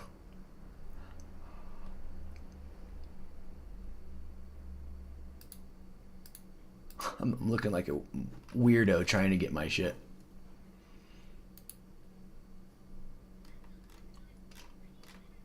I need it to pop. Need my shit to pop. It's giving me a headache.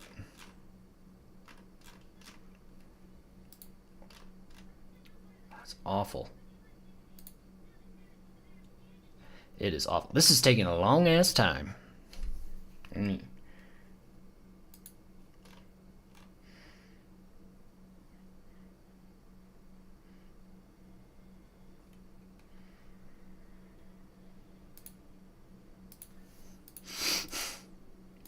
No, this is...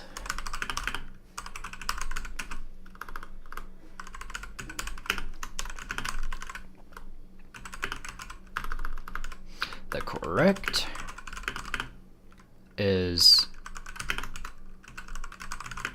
And Rick Ross, Cam Lee. Who the fuck was Cam Lee?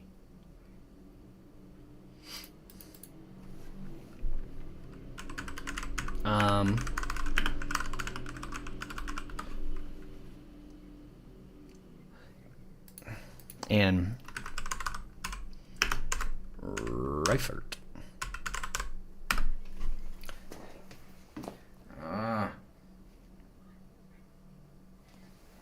God, dude.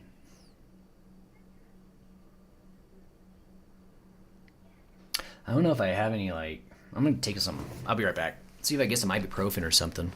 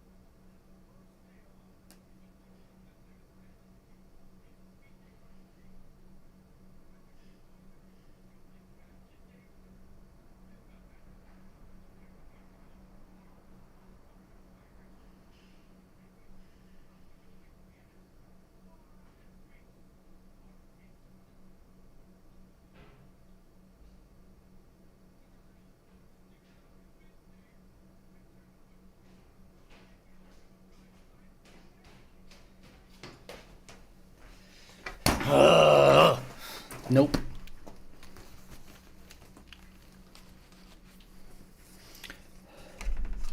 For later. No, perpetual motion is not a... Human is, though.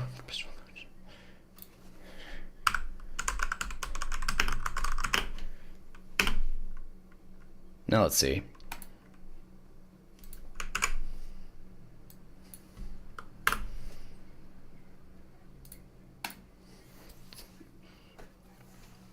Let's see how stupid it is.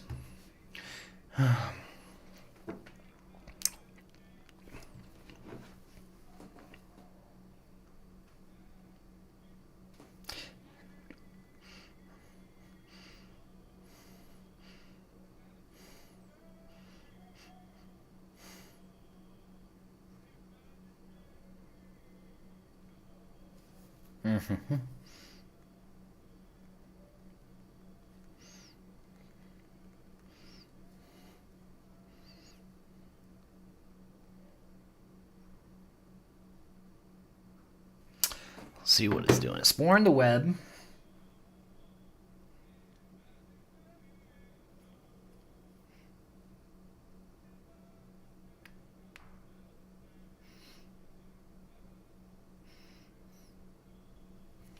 It's like right in here. And like I can feel air. It's just trapped.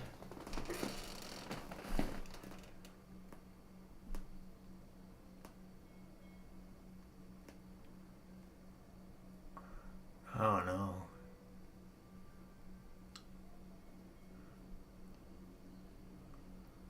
It's fucking weird. Okay, that does feel better though. It's incorrect again, dude.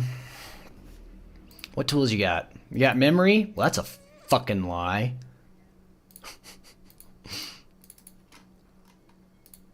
That's a lie. Liar! Let's, you know what we could do though. Let's do workspace. I have a Dumas. Yeah, we're gonna make a new model. We're gonna do Quinn 314B. Select base model Quinn 314B. Okay, and then what we're gonna do, we're gonna have memory, web search. Give it auto memory. Parameters show. Is that function calling native? Okay. All right. Save chat history. Okay, great. Now we're gonna save this. We are going to use it, and we're gonna test it.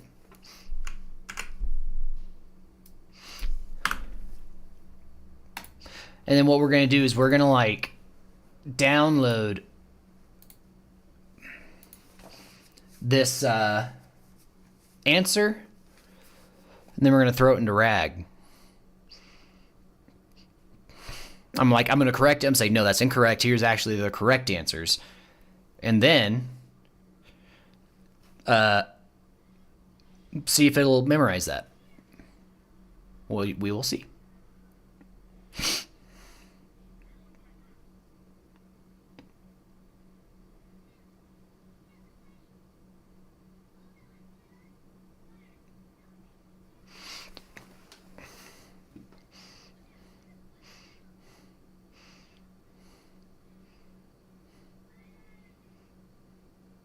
It is really adamant that those guys. I don't think Rick Ross. I think Rick Ross was fucking guitarist. Yeah, he's a guitarist. Cam Lee. Yeah, Cam Lee's a vocalist. He has no idea. That's from Massacre. Yeah, Cam Lee was the American vocalist from Massacre.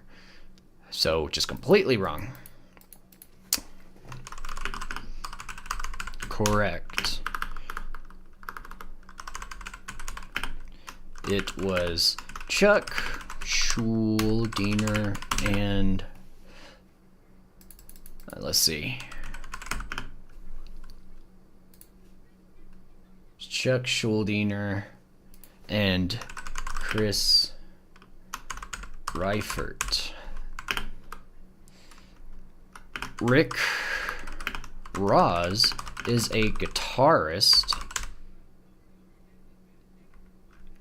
and played on, let's see what albums. I think he only played on Leprosy.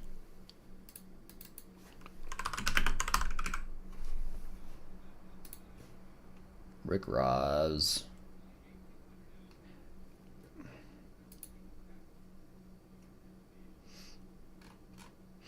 He was on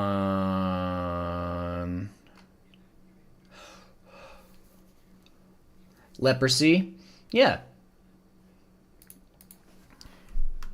Death's Leprosy, and now plays for Massacre, who Cam Lee is the vocalist for.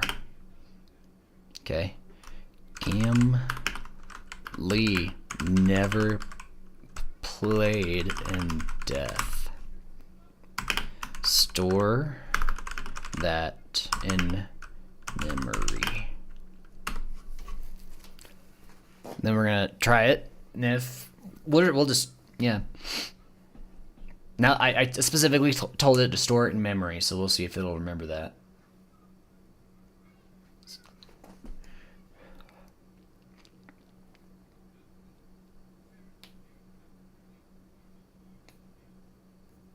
It's thinking.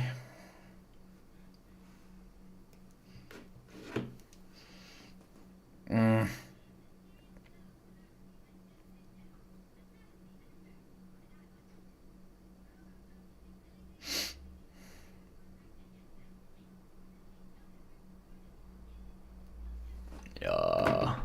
See what it responds.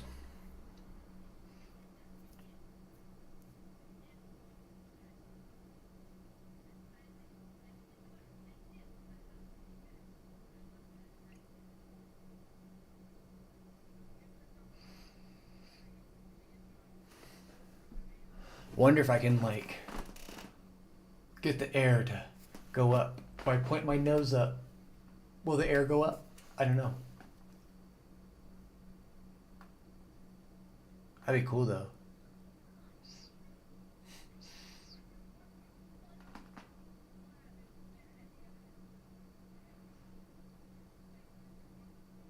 If I can get, like, the air to just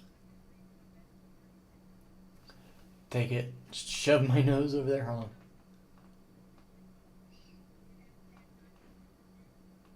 Nope. I don't know. I don't know what I'm fucking doing.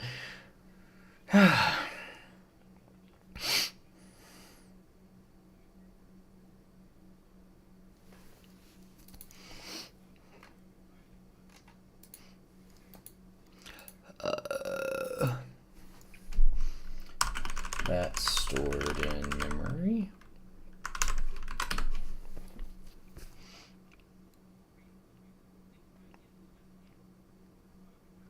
See what it says.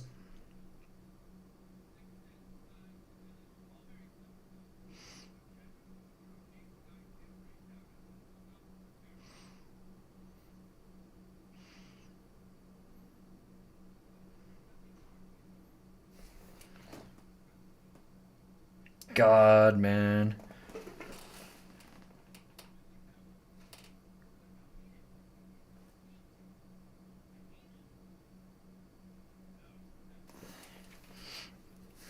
Sucks, dude. It hurts, man.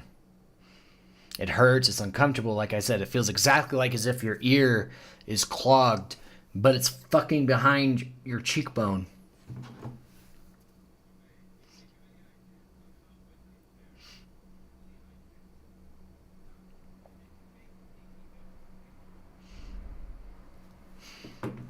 Okay, so now party, we're going to test that. We're going to test you. Are you sure? We'll see.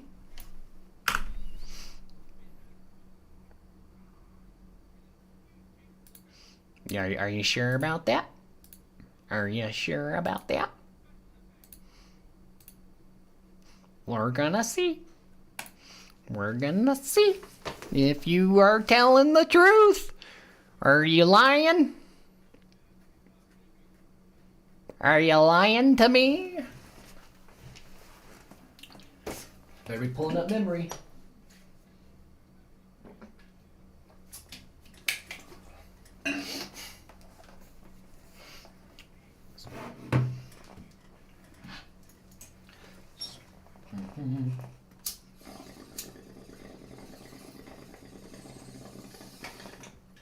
Let's see what it's doing. I do not know. Exploring search web.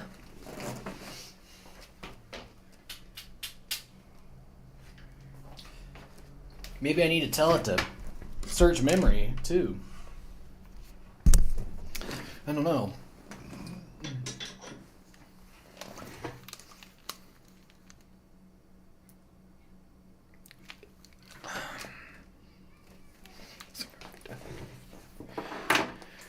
not correct.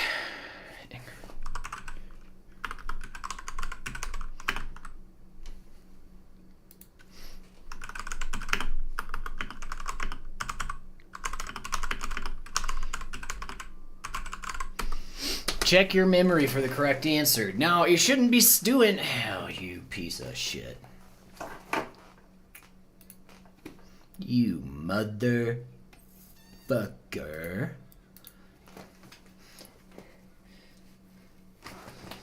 You motherfucker. Kenny. Alright. Lego. Do your job, Quinn. Piece of shit.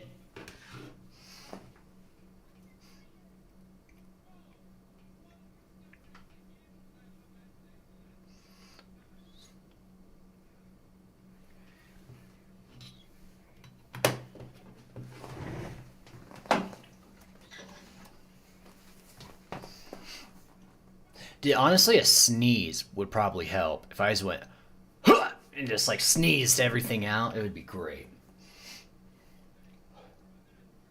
It's stinking. Don't know what it's doing.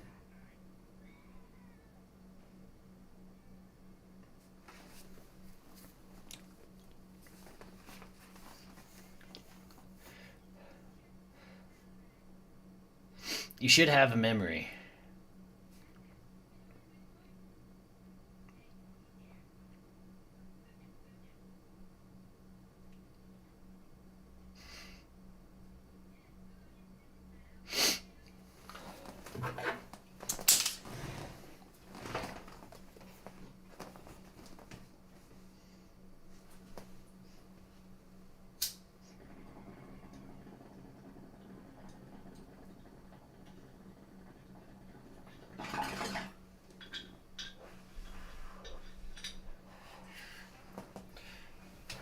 Let's see what it does. I don't shit.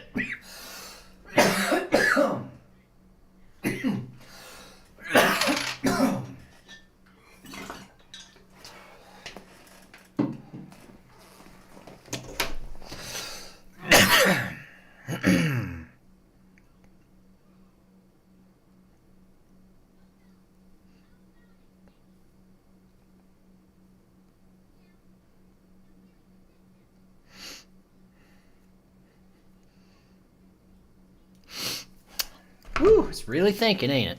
Let's see.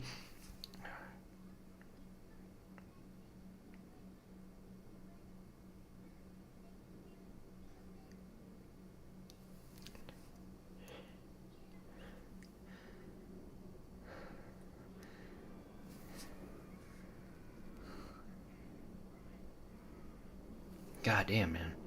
I'm sorry. It just hurts.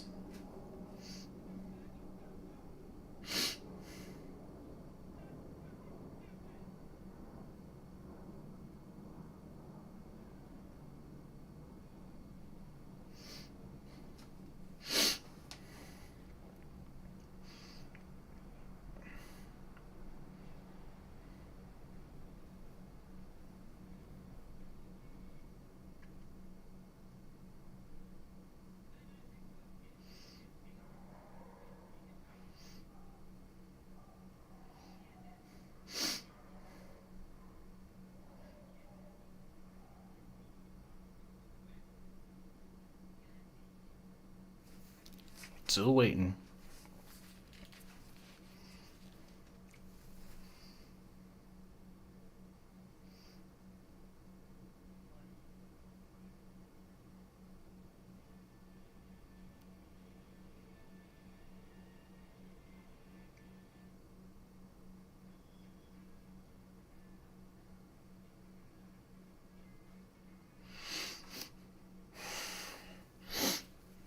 Incorrect.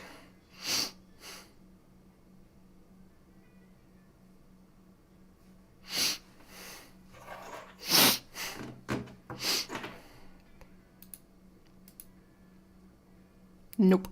So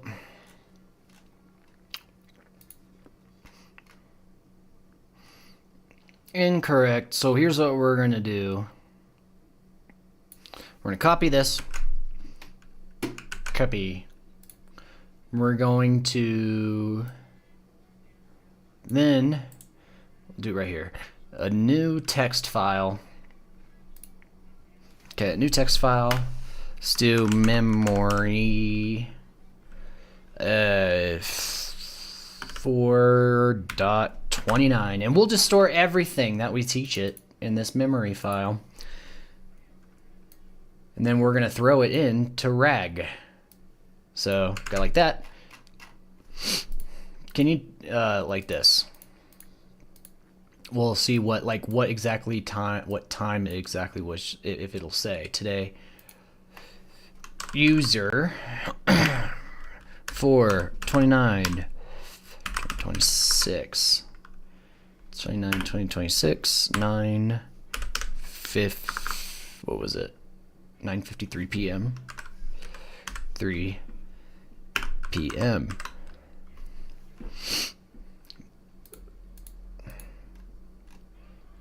User 4/26. Oh, here. You guys can't see shit. Here we go. No, it's not 26, it's 29. Sorry. Yeah, 4/29 2026 at what time?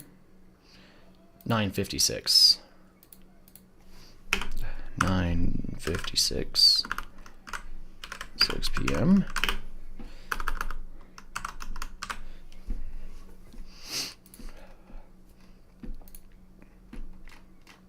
Okay. So let's do this, and then we're gonna do like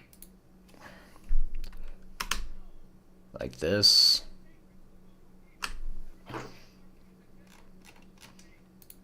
Then we'll try this.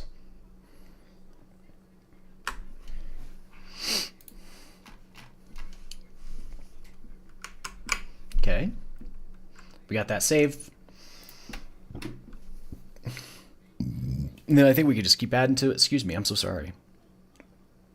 Burping. Okay. Edit. Now we go select knowledge, and then we can create a new knowledge. Actually, let's go back. Yeah, here knowledge. New knowledge. Memories. These are the conversational memories. Create knowledge. And then we'll just bleep. That's it. Now, the text embedding model just text embedded it, saved it, file add successfully. Now let's go back to models. Click this. Select knowledge, memories. Now it should theoretically pull this up. Oh, whoop. You tell me the original line for Death's first album.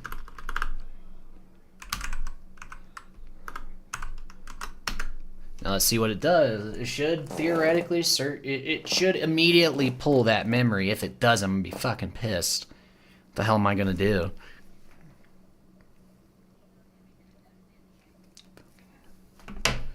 Hungry again.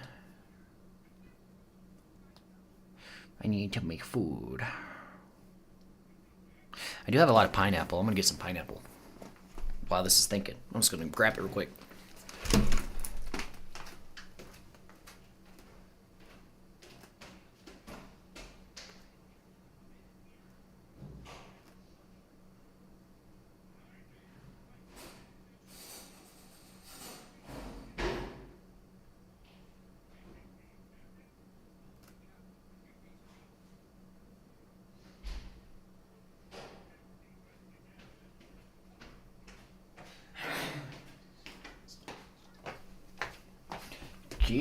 Got Tina mi pina. Tengo mi pina. That was correct. Sorry. Horrible Spanish. Bwah. Exploring search web. Shouldn't be searching the web.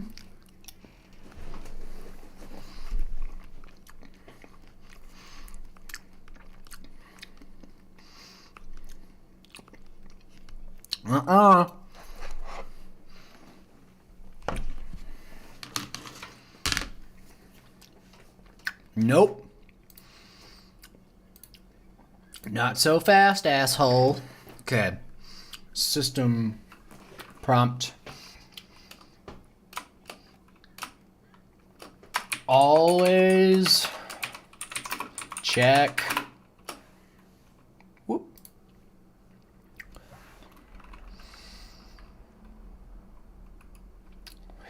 Check your knowledge.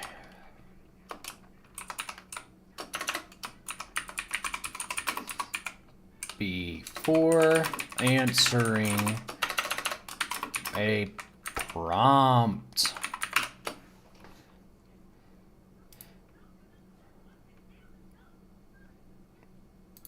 Okay.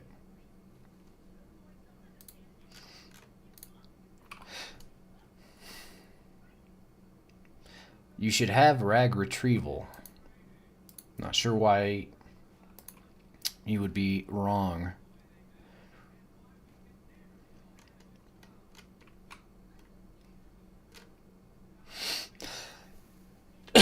Select knowledge memories. Save and update. Okay. Workspace. New. Can you tell me the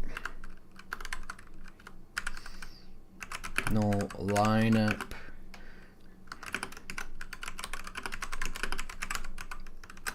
Let's see. Now it should always read that system prompt. Always check your memory your knowledge base. And let's see, because I have the answer right then and there. It should pull that right up.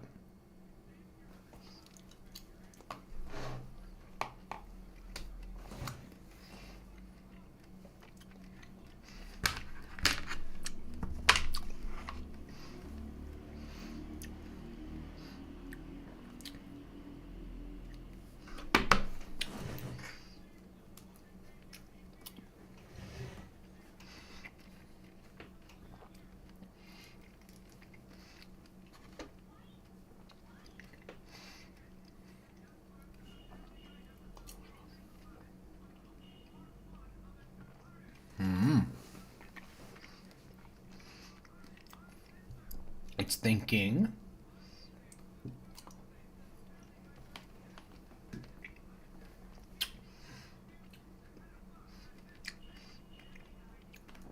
It's thinking.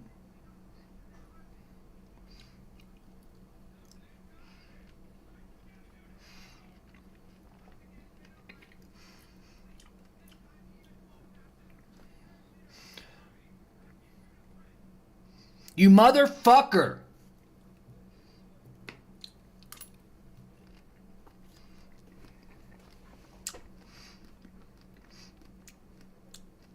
You fucking prick. That is incorrect.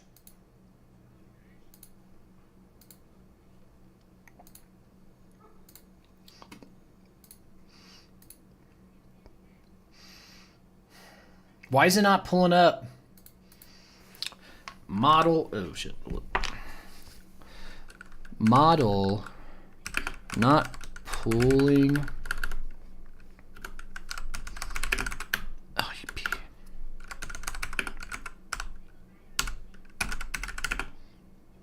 Not pulling knowledge. Open web UI.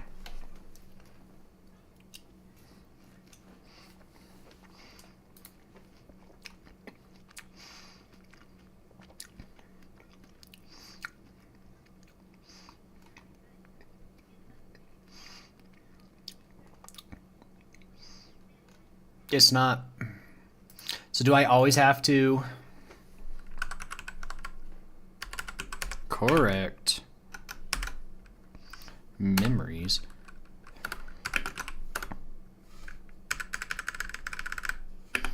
Search the knowledge base for the correct answer.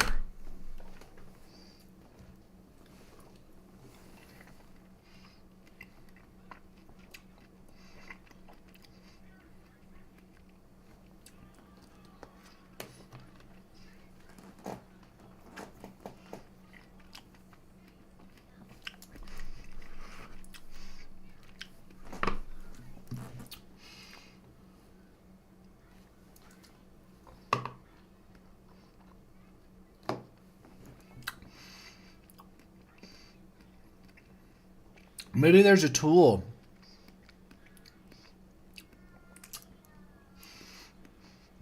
Maybe there's like an open source web tool for knowledge pull. I mean, it could be. I have to look.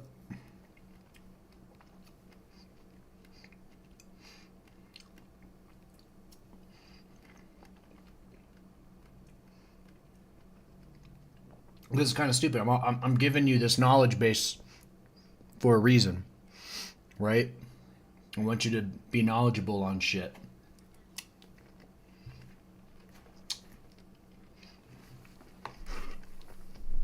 I don't know.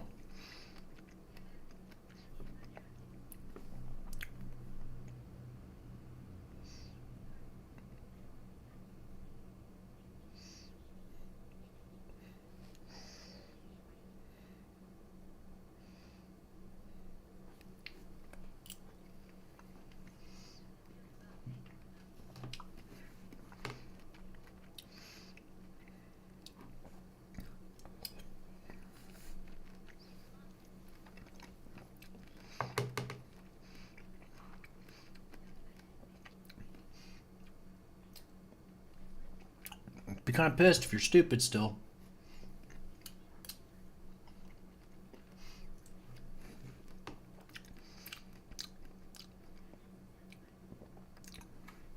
Hey!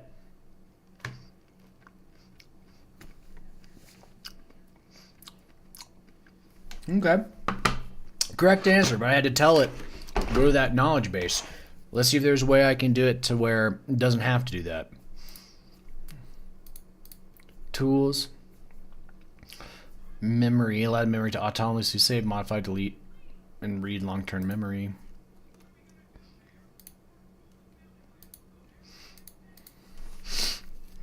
Let's go knowledge.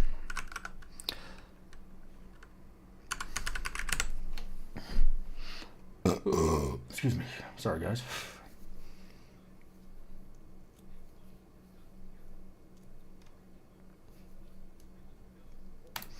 Okay, so what is this? Gives your models tools to search, create, and update memory snippets. Stores into a knowledge base for open web memory. Compatible with knowledge memory filter. Can be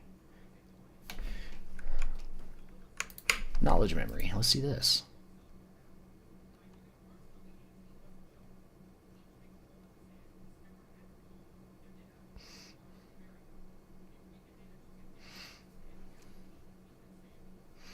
Okay.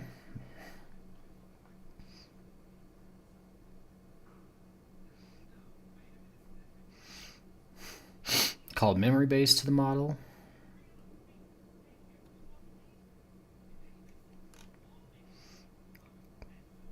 Okay, a knowledge base called memory base with information about the user is created and updated when the model is being talked to. You can attach that knowledge base to the same model to get a seamless memory system that works.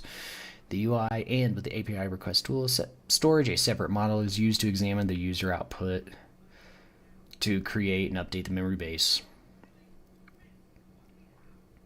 So you can use a separate, smaller model to update the memory without adding latency to the main output. Okay. To find memories for duplication, you can also enable query generation so that more relevant memories will be. This will be the model retrieval by default. The system relies on to find the right memories fast. Okay.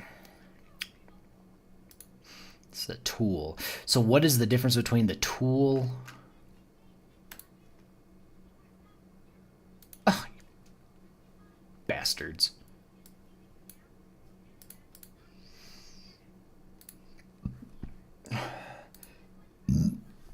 Uno momento, por favor. Okay, perfect. That pineapple's making me burpy. Okay, now I can get it. Import. Please fill this out. Open wall. You son of a bitch. Okay, hold on. I'm gonna. I don't want to show exactly. I mean, I think you guys have already seen it already, but I don't want to show exactly my URL. Just call me precautious. I mean, it's only local, so I'm sure it's fine, but still, I don't want any penetration, if ya know what I mean. Okay, got it downloaded. It's installed. Should be, at least. Now, knowledge memory tool gives your models tools to search, create, and update memories. Stores into a knowledge base or open memory compatible with knowledge memory. So what's the point?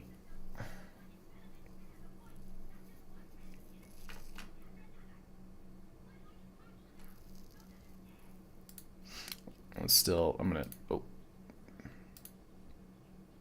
yeah, see, you fucking saw it already, whatever.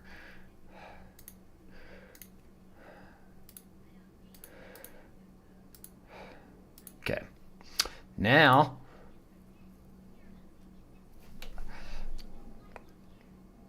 let's go to settings, functions, knowledge memory. Okay, go back. To say enabled in valves, model for.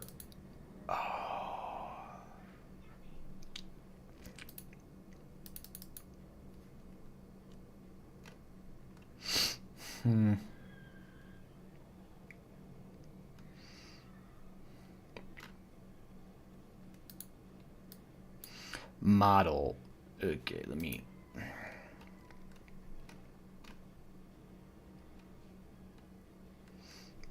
Info is the knowledge base called memory base.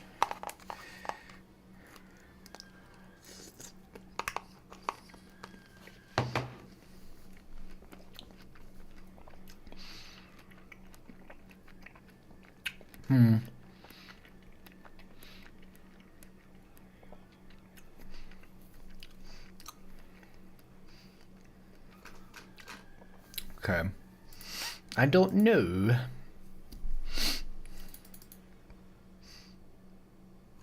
To use for memory processing. I am not sure.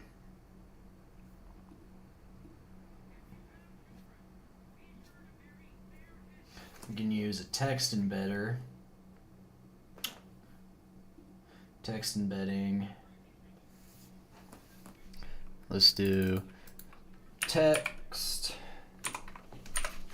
I don't want to lose me pina. Text embedding nomic embed dash text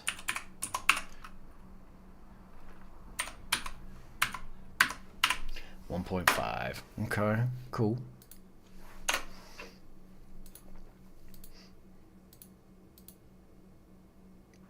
Max memory for context. Enable query generation.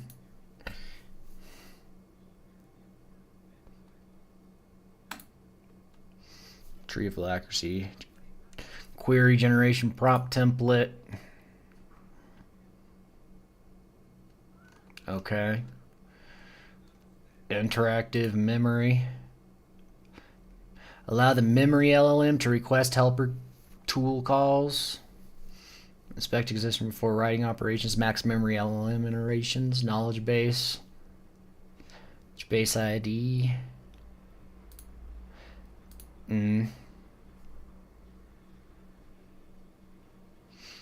Okay, knowledge base name. Memory base. Fetch memory with model.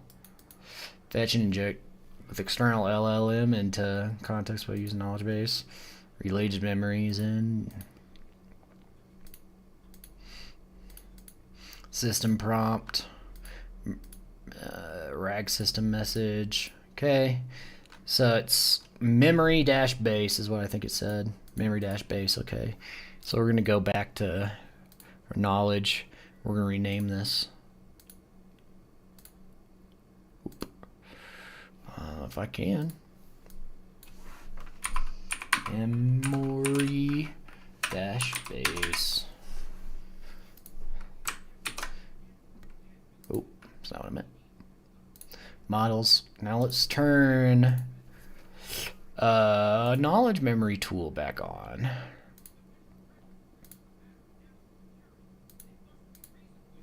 Memory base.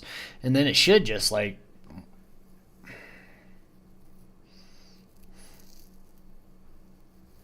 okay. Oh, it's knowledge memory tool. Tool version of the knowledge memory based system. But this is also the filter, so we can try the filters first. Okay. Let's try it.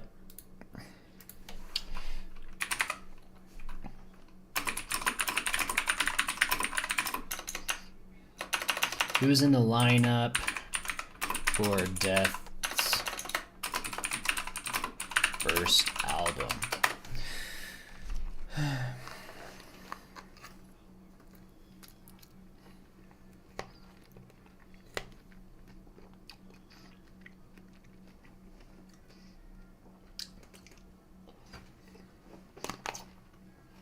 See what it does.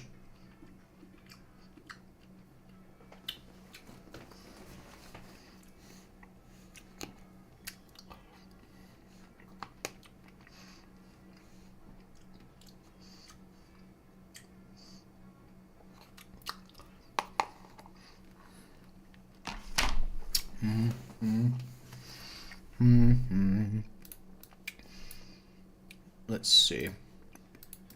Get model to use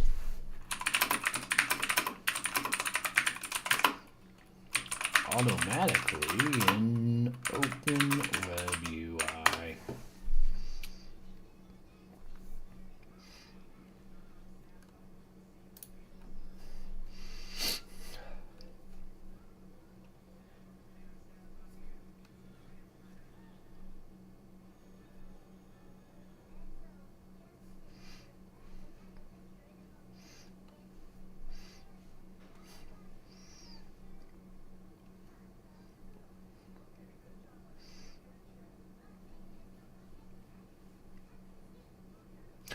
Wrong! You fucking moron. Asshole. Okay.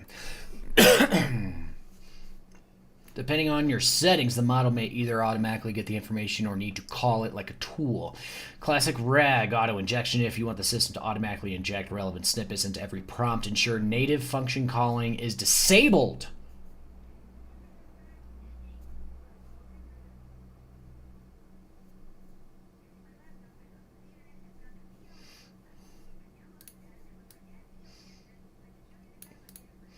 Search knowledge base before answering.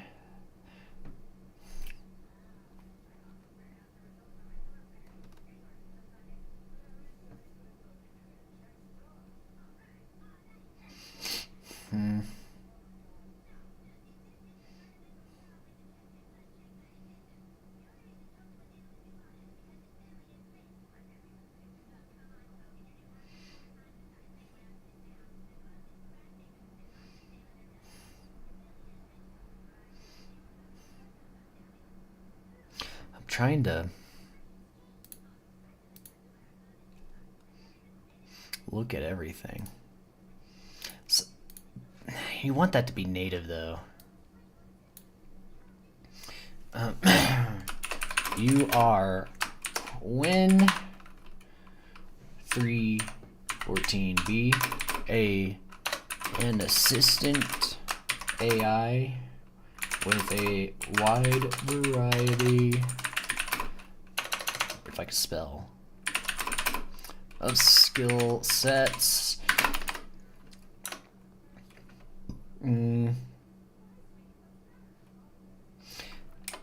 When a user asks a question,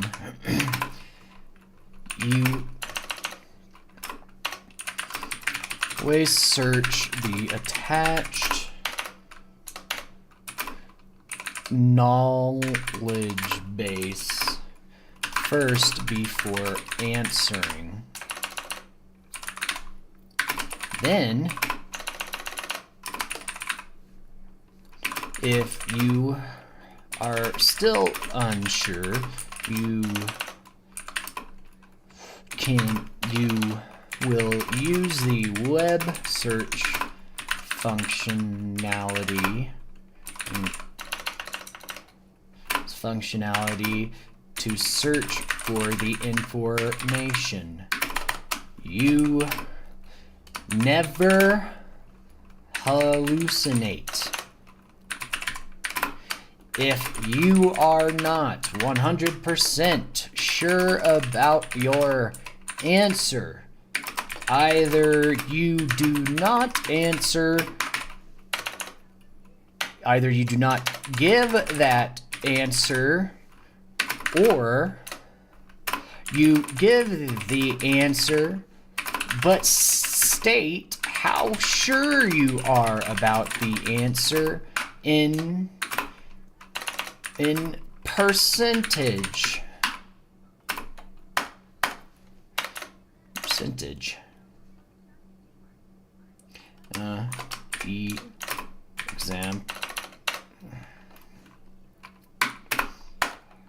Percentage. Okay, you never hallucinate if you are not 100%. Okay, let's see.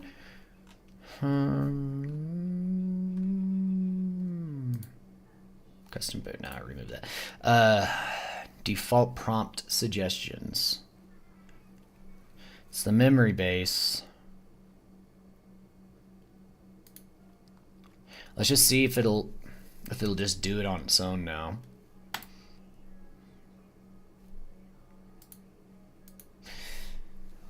What was the starting lineup for Death's first album? I swear to God, if you give me that same fucking answer.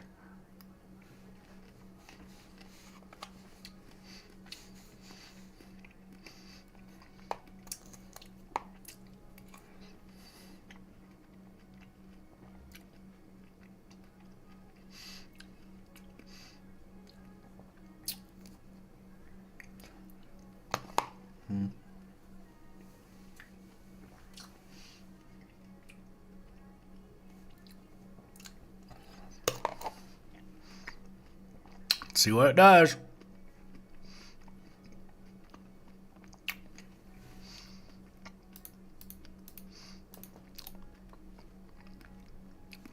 It's thinking. Better be pulling up rag. Fucking asshole.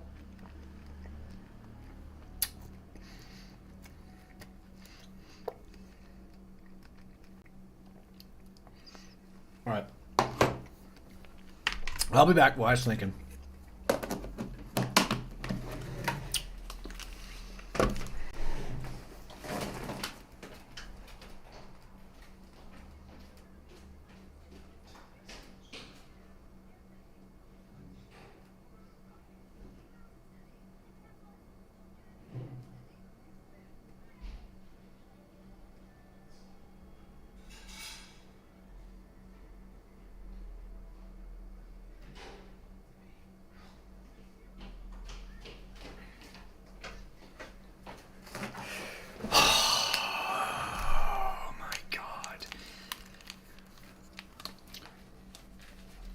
That is incorrect. Incorrect!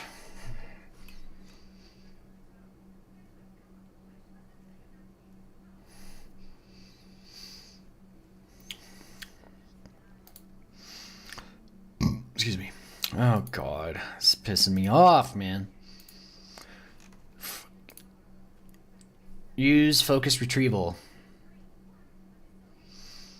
Default to a segmented retrieval for focus and relevant. Okay. Knowledge memory. Turn that off too, I guess. So this way, we'll just turn that off and see what it does. I'm gonna be pissed if it fucking fucks up again.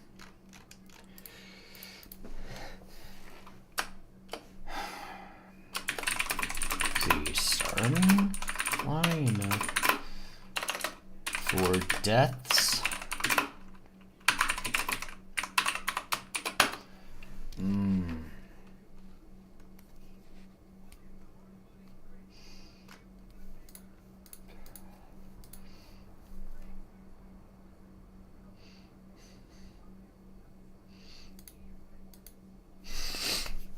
I don't know, man. If this doesn't work, I don't know.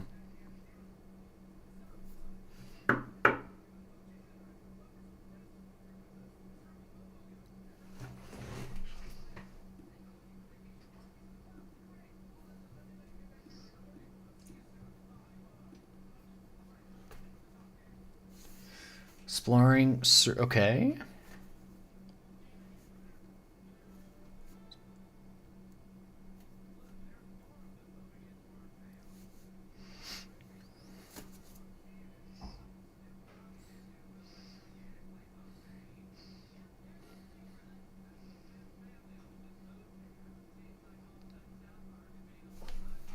Like, just hoping this thing gives the right answer, dude. Come on.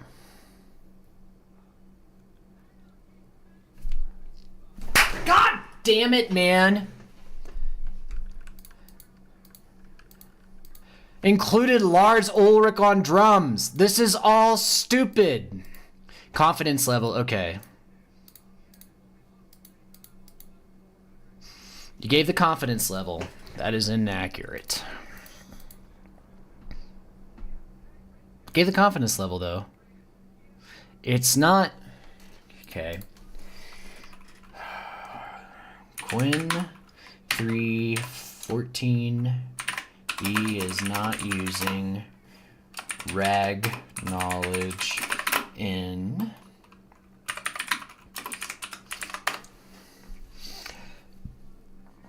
That pisses me off, dude.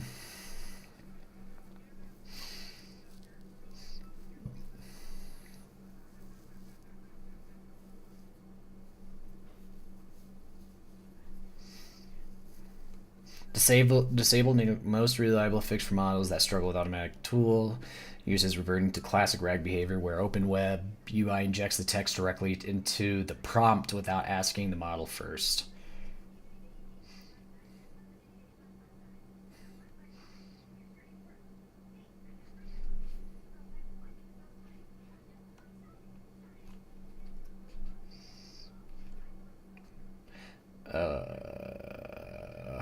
Okay, let's look.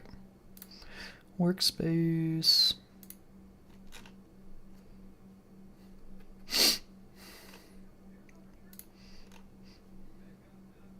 Got the context length. Not that. Yep. But that's only for Olama.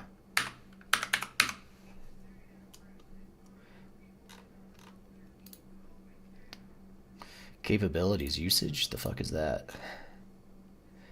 Send stream options in supports providers will return tokens uses information in the response when set. Yeah, absolutely get that. Are you kidding me? I want to see what they're doing. North source is found. Verify the embedding model. If the model still acts oblivious, this may be the vector database itself rather than the Quinn model. It's not pulling the embedding model because I have it enabled on LM Studio. Let's see what it does.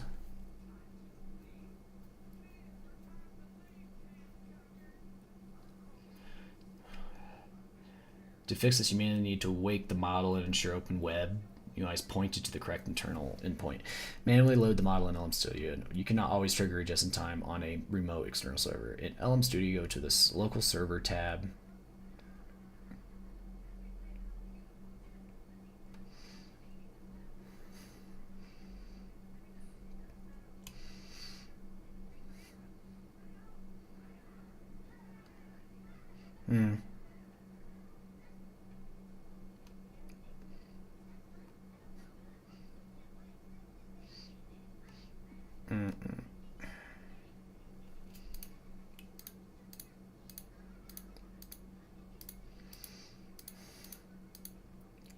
No, I mean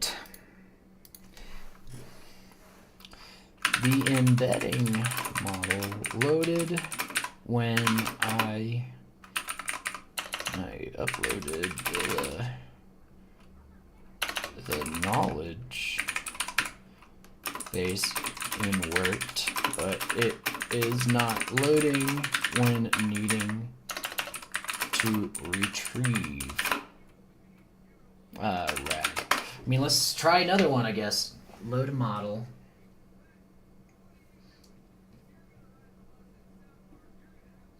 Okay. Okay, so I got them both. I don't know. Save and update. Now let's try it again. Now I got the texting and model embedded as well.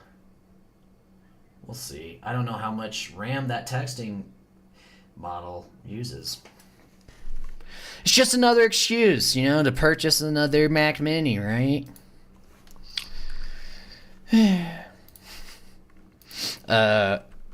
What was the lineup for Death's first album? Let's see what it does. It's not pulling rag at all, man.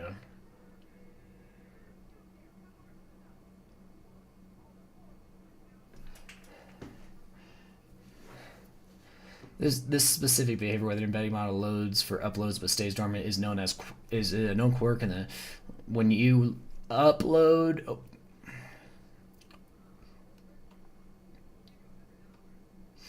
solution is to keep the embedding model permanently in memory while your server is running. And I'm still go to the server tab, uncheck the loading for that specific model. Can you do that? I don't think you can do that for a specific model.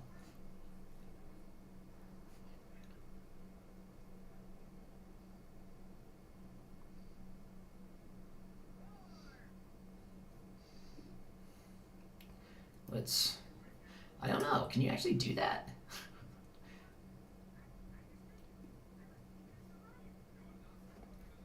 I don't think you can do it for just that particular model.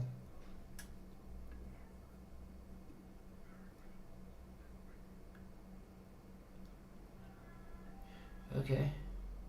Keep model in memory. Let's try IMAP. Improves load time for the disabling this may improve performance when the model is larger than available RAM. Okay. No. Verify the okay. Manually click start server or load model. This enables it to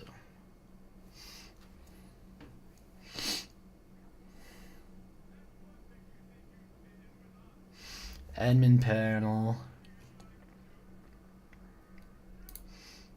and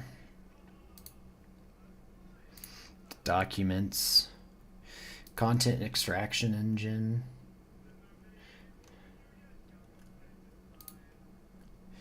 no,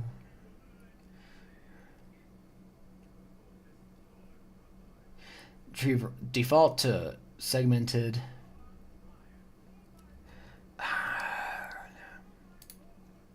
It's the correct. It's correct.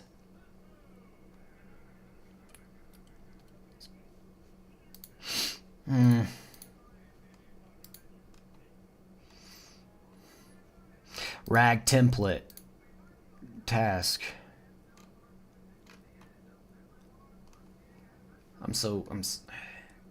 Verify the retrieval point. It's okay. If you see an error,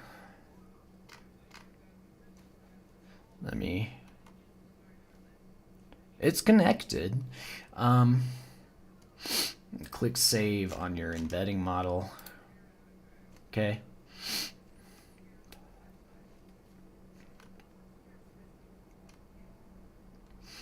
Confirm automatic. If the model is still not pulling, it might not be trying to search at all. No, search knowledge is enabled under built-in tools section in your model specific settings, workspace models, edit.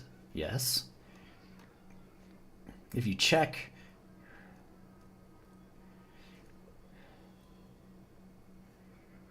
let's see. Okay. Workspace models. Yep. I got it all. I don't know. Right there. When a user asks you always search the attached knowledge base first before answering the attached RAG knowledge base provided through Open Web UI, when web UI first before answering. Okay.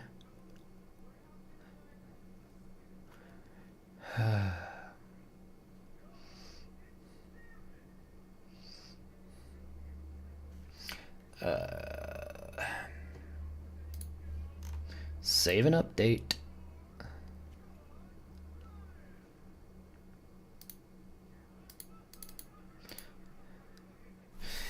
Use the knowledge base to tell me who was in the lineup of Forkat's first album.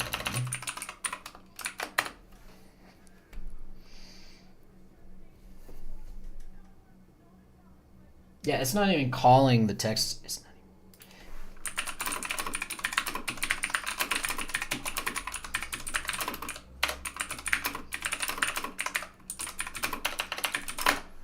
Yeah, it's not even calling the text embedded model.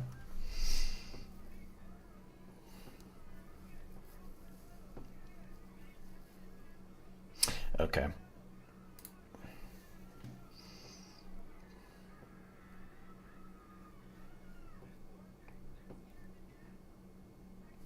Okay, so it just says to turn off native tool calling. Okay. Well, then let's turn off web search. And just leave it like that for now, I guess.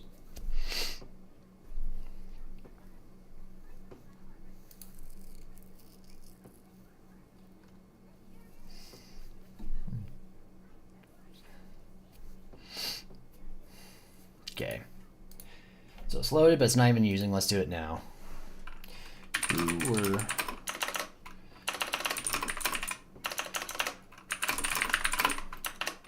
God damn, I can't type. Let's see.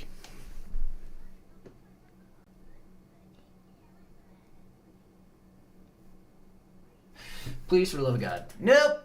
Didn't do anything.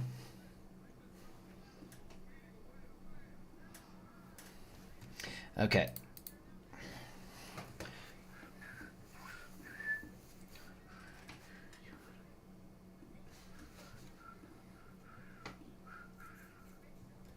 Okay, let's, you know what, I'm gonna shut down the server and restart the server. The backend server.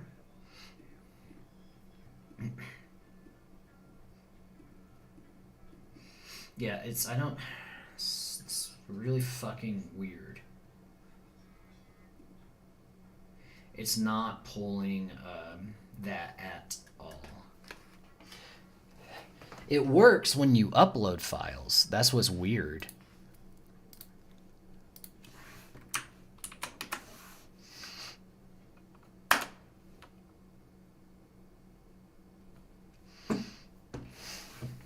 Searching knowledge.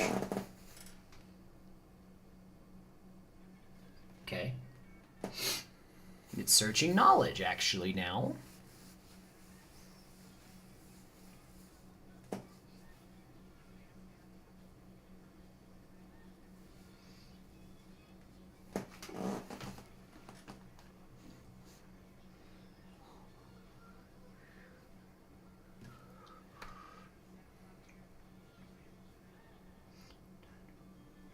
Yeah, I don't know. It's weird. See what it says now. It better... If it doesn't give the correct answer, I'm going to be kind of irritated.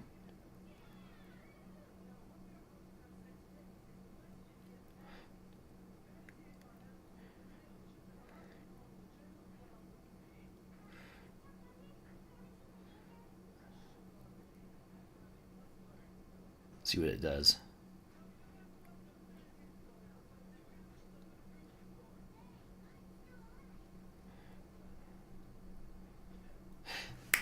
Great. job.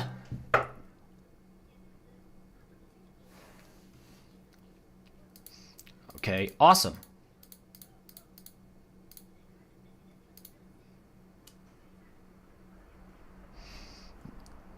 Okay, got that right. Now let's see if we can get it. Do other stuff. Auto web search. See if it'll pull up web search.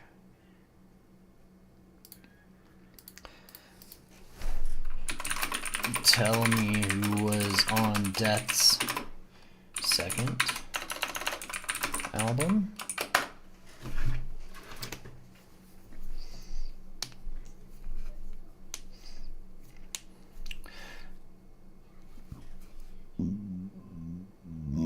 Excuse me.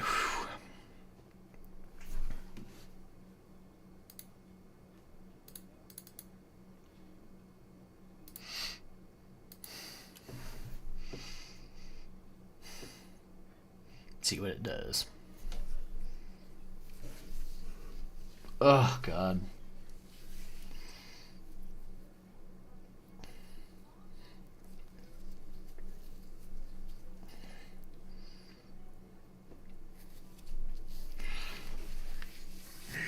Mm-hmm.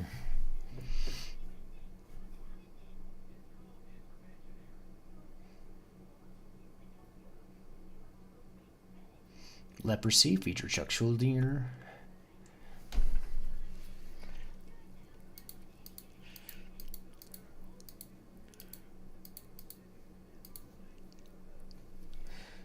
Let's check that.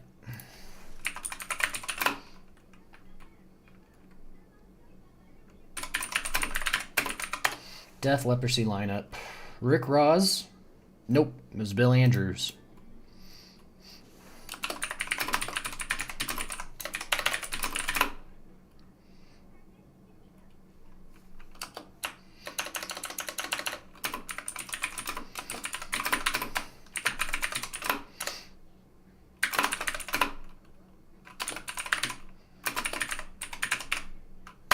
Now see what it does now.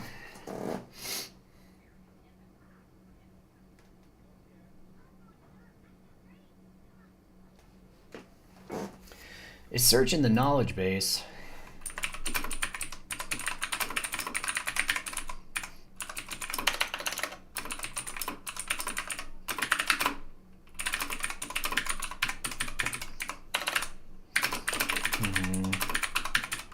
Better only for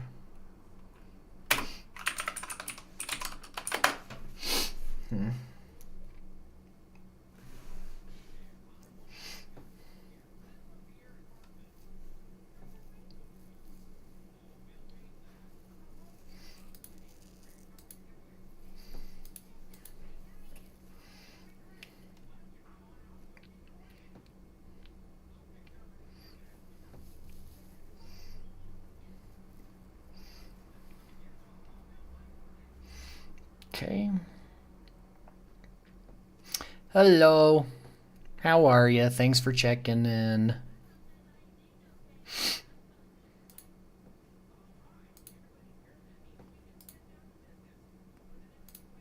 Let me...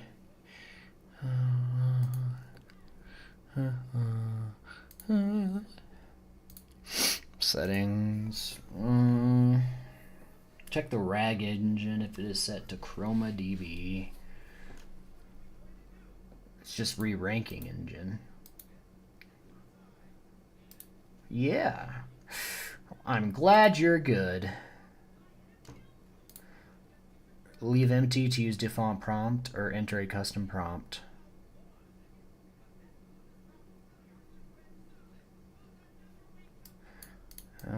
Leave it empty. Okay.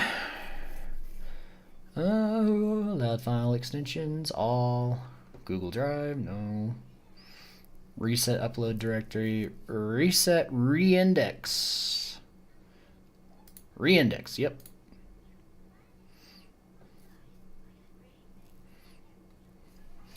I just did that. Oh, yeah, look at that. It's actually going. It's doing something now.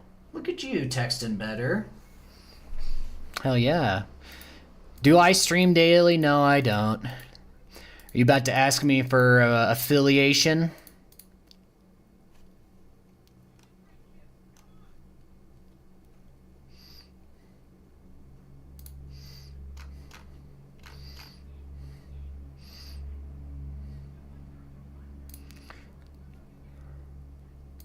What are you? No, I stream daily. I don't stream daily, I mean, but maybe make it a new thing, we'll see. Huh? Just me.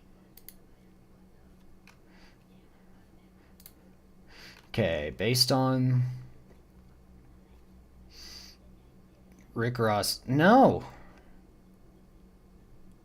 Supported by the Contacts, which supposedly states was the drummer for Scream and does not mention in connection with last time. It's just dumb.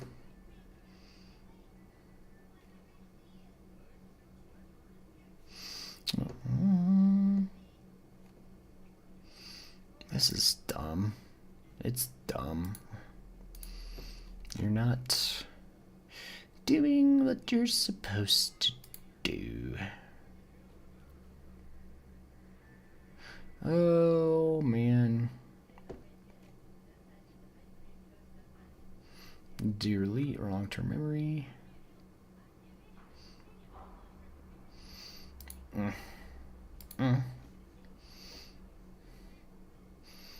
There's a tool. I don't know. Let's try that one instead of the... Okay. Text embedder is still going. It's probably redocumenting everything. It is. So, just kind of waiting for the text embedder at the moment. How is everyone?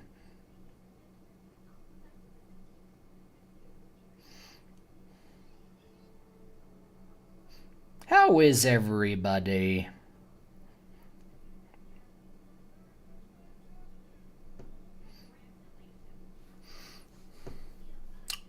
I hope everyone's having a good day.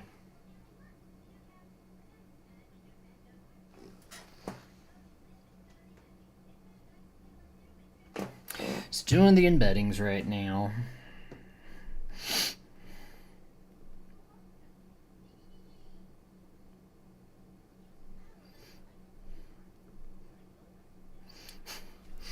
Yeah. While this is going, let's see what's going on the interwebs, on the YouTubes.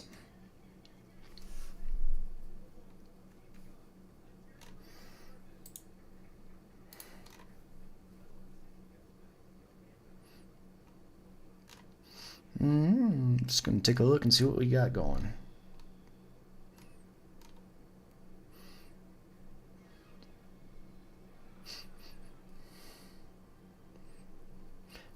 Is this where, I don't know, is this where the meme came from?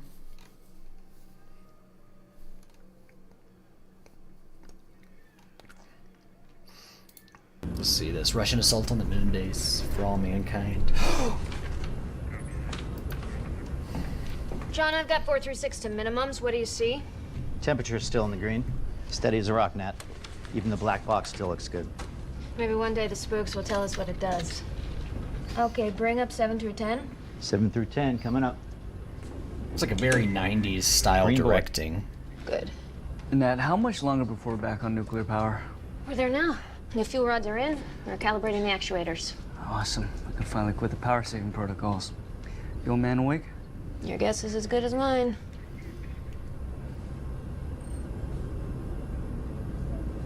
What the hell is he doing out there? It stopped. I don't know. Let's give it a second.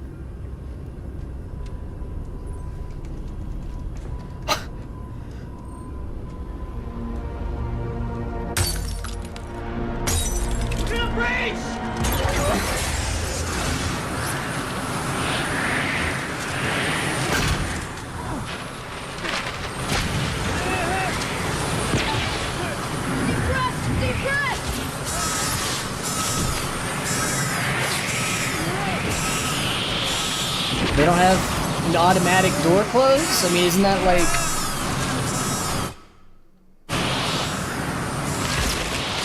Like, they don't have something that can just...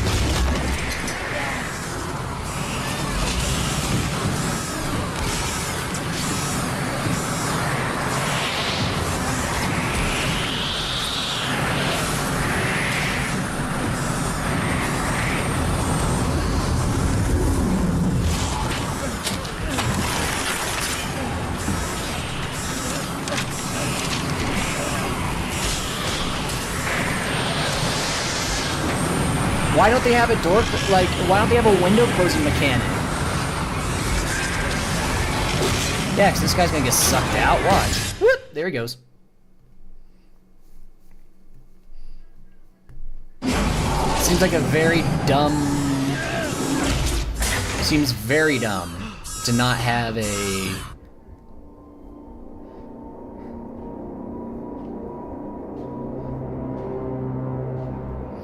Like, that should have, like, why doesn't it, isn't that like a thing? Like, it should always automatically fucking close.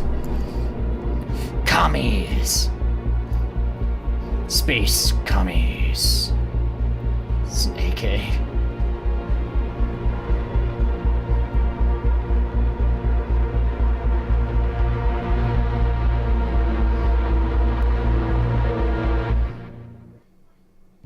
Nice. I bumped the mic. Actual. We've got unfriendlies on the ridge over 357 Bravo. Heading up to check it out. Copy that. Approach with caution. Once you have them in your sight, okay, I think attempt to ready. contact on their radio. I think it's good.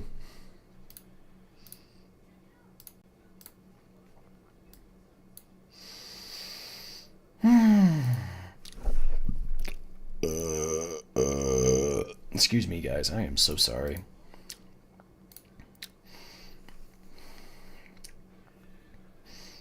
Let me turn off just-in-time loading, maybe. Only keep last just-in-time loading.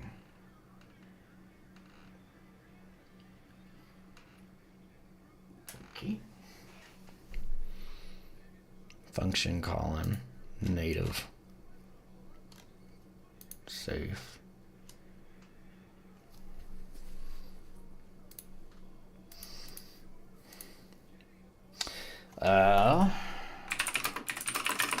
Line up for deaths.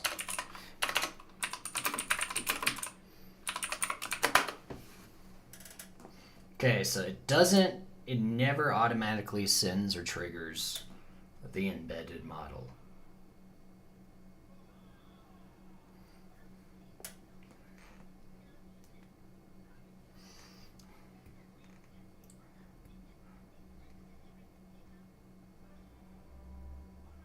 See what it says.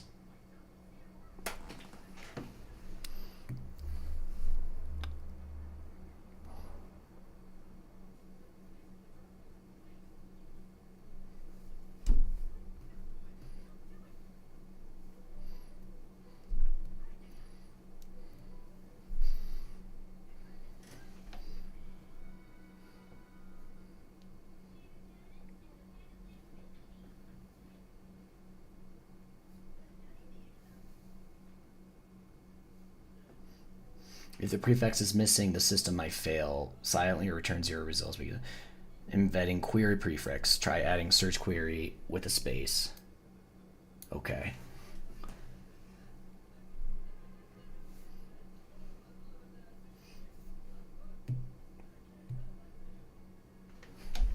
Not LM Studio.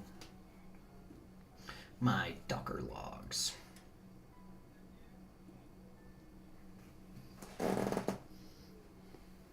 Okay.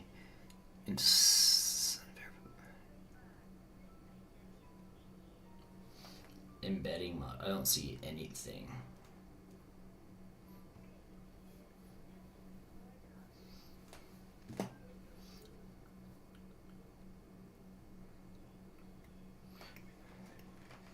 Yeah, I don't see shit.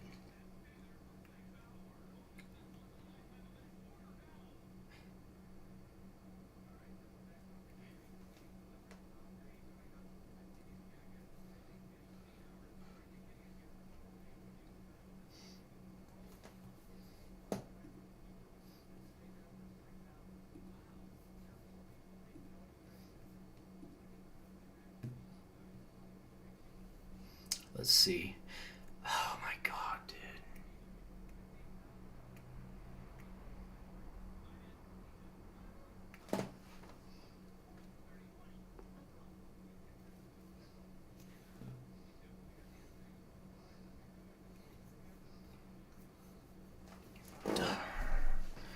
Let's see.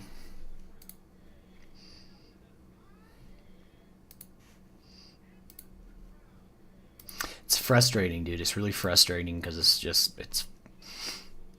like it's fucking stupid, and it's like, you shouldn't be fucking stupid. Why are you stupid? Why are you fucking stupid? Stop being stupid. But it's stupid.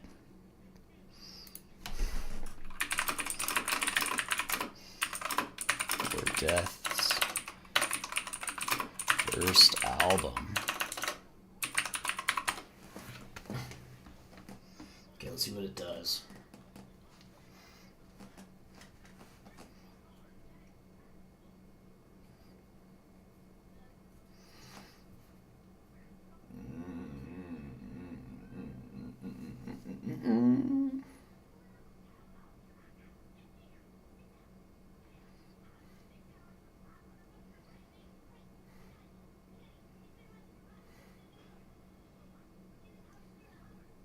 Waiting to see.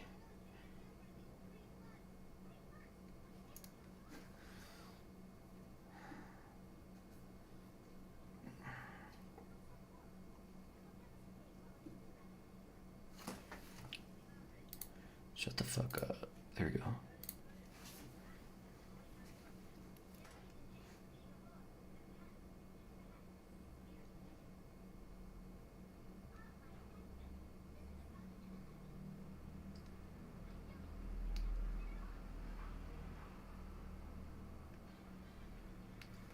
See what it does.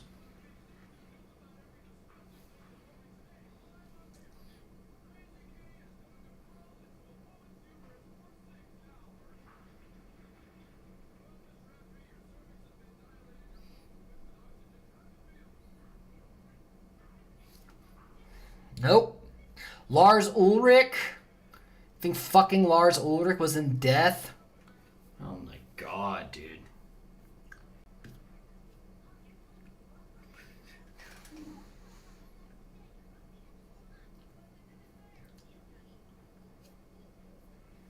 It's incorrect.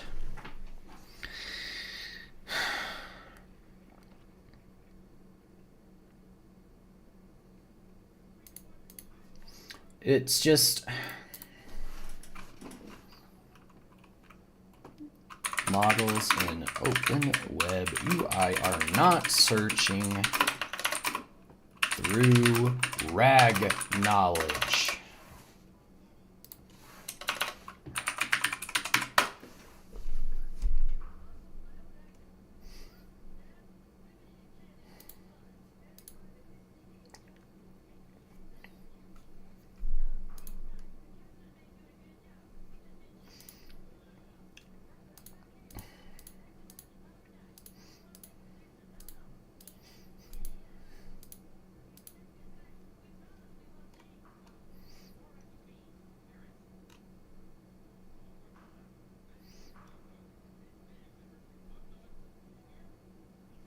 Using a custom model.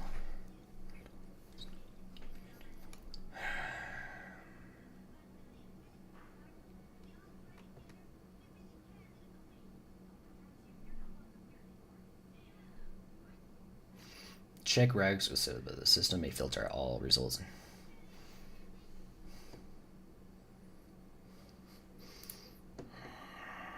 It's really stupid, and that's what pisses me off, man, because it's just like, it shouldn't be this fucking dumb, but it is.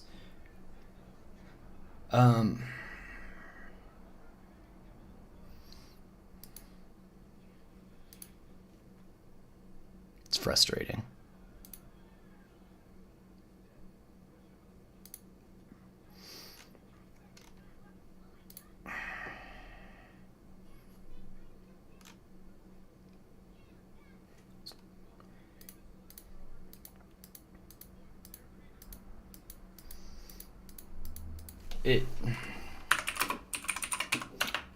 it searches.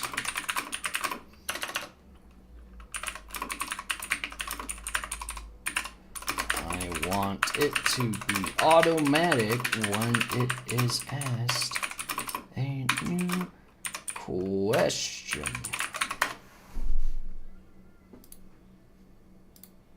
It's just...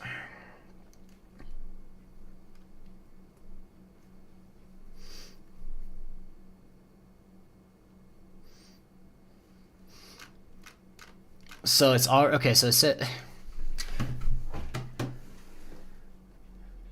telling the size whether to search. Many models fail to make the decision correctly, resulting in no automatic search. Switching to default restores the classic auto injection behavior, but it's not. That's not auto.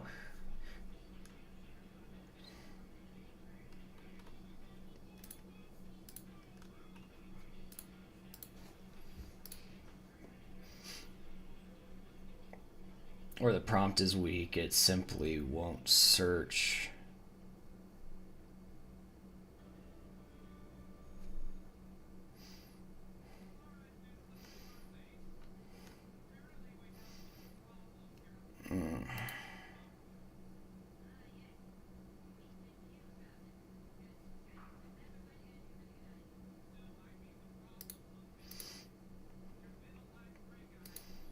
And this.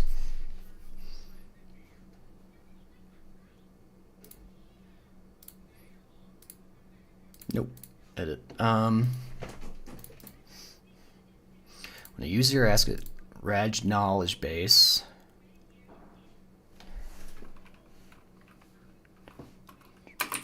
use the knowledge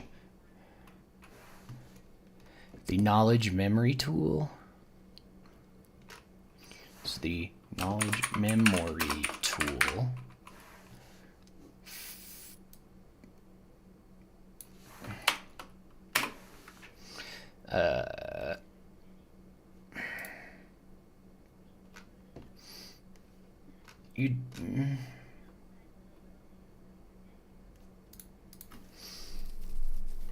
It's annoying, dude. You always search the attached rag knowledge base memory base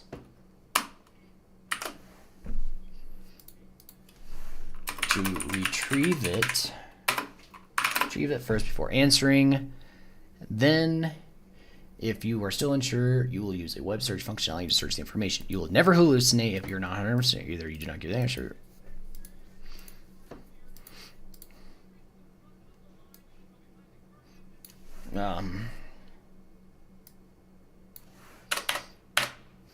You always search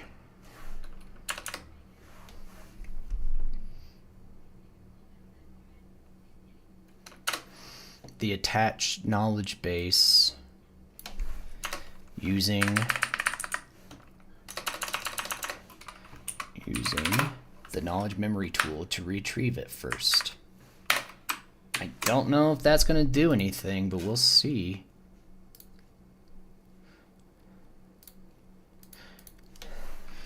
Who was in Death's line up for their first album? Now, you piece of shit, I fucking told you to search your knowledge base, you cocksucker.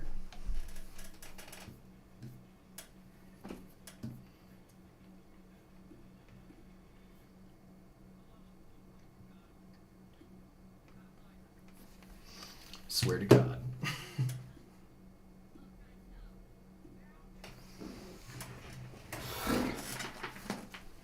Be right back.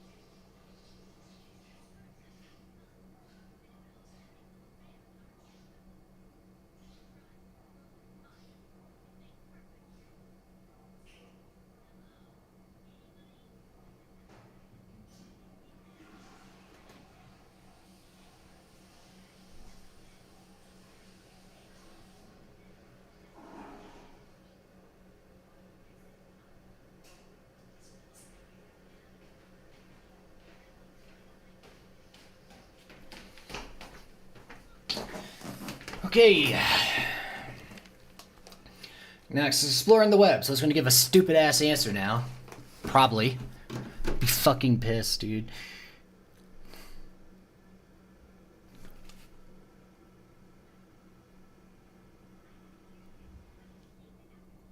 It's weird. My PC's making a noise.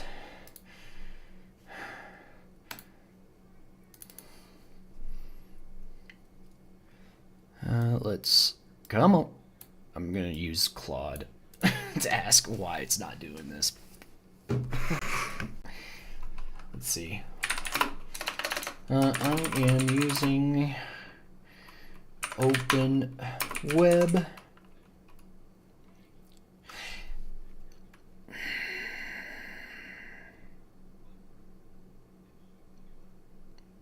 Yeah.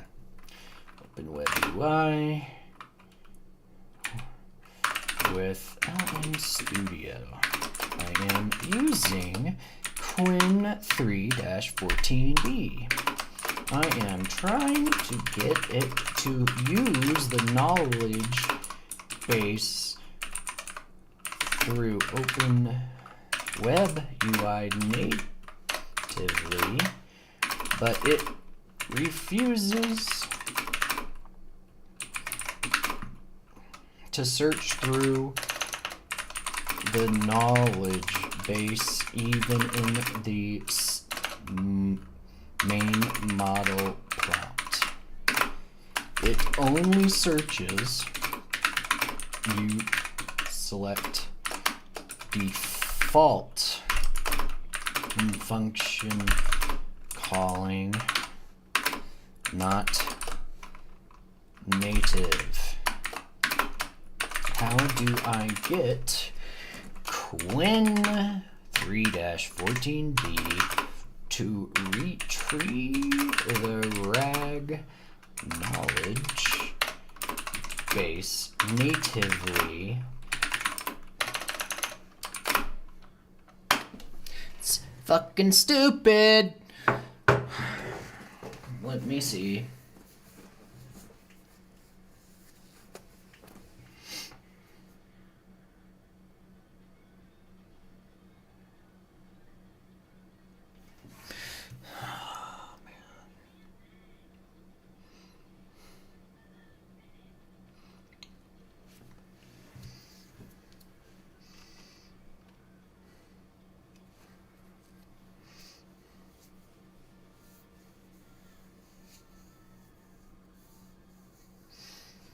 It's in one of these three places. LM Studio chat template most likely culprit. Quinn 3 has a specific chat template for tool use. If LM Studio isn't applying it correctly, the tool definitions get mangled in the prompt.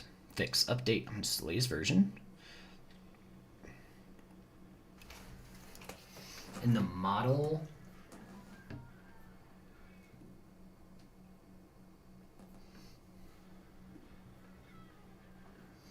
set to chat. Let me see. Let's see.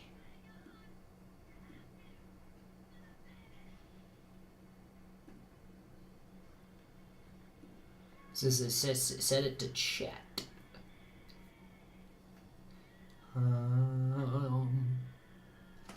Say, in the model settings, explicitly verify the chat template is Quinn 3. Check is passing the tools parameter through the model rather than strip. I don't.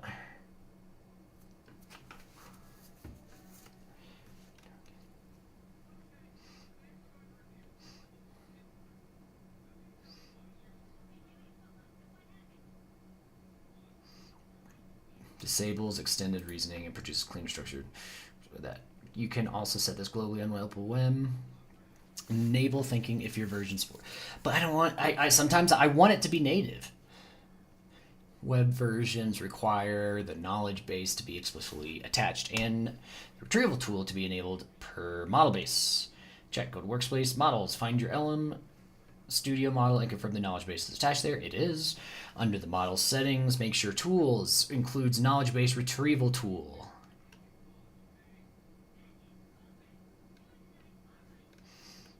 System prompt nudge, quick workaround.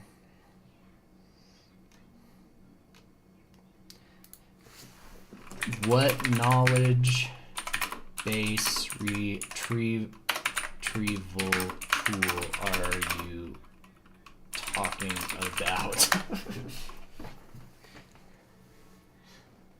Let's this is so stupid. It's pissing me off, man.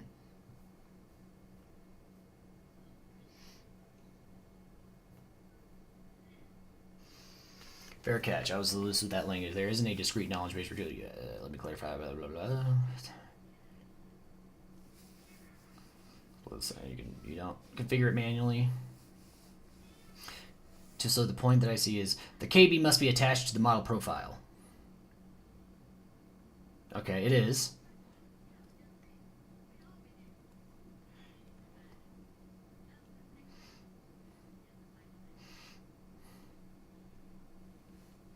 The system prompt nudge point I made is also less relevant since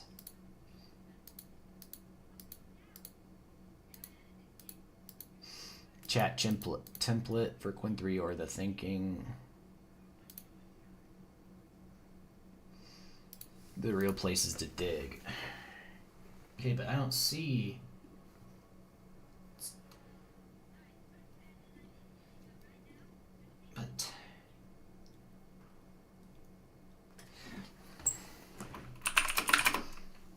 But the LM Studio chat is not being used.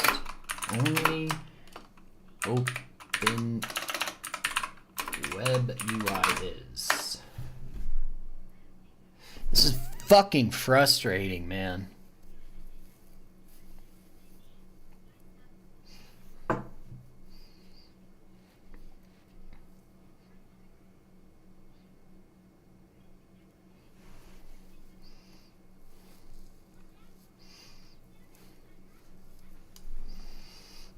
Through LM to properly respond to tools calls and its output, either because LM Studio's OpenAI compatible endpoint doesn't fully support the tools parameters, or it does pass it. You can verify this by checking LM Studio's request response logs while triggering a native tool call.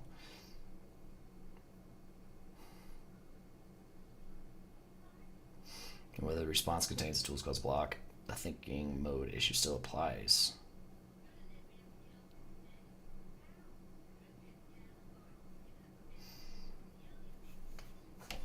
Yeah, the default mode is, but then how does the model call for web the web search tool when it feels the need to?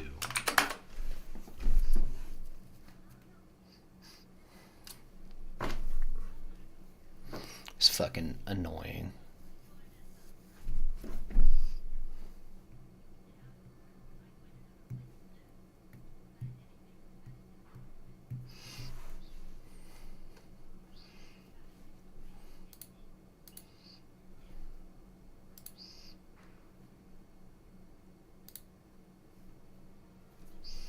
Model triggered or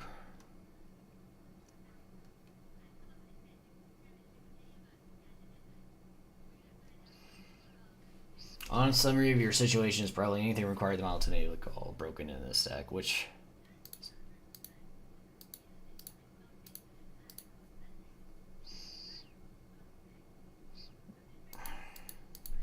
is there a way to a RAG system without Open Web UI then?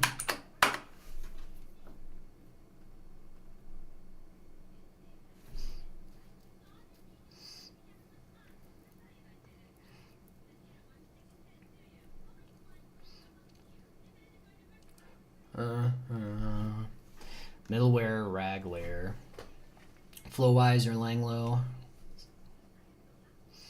Visual pipeline builders where you wire document store embeddings, retrieval element, build a RAG pipeline, but who's doing what? Code it yourself, most control, since LM is supposed to. Actually integrate naturally with your existing stack. You already have the chroma. from rebuilding a lightweight rag.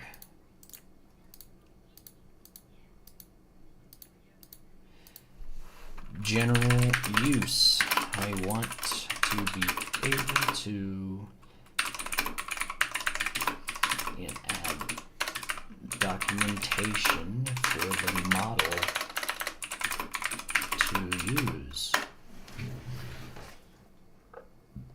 Oh, God.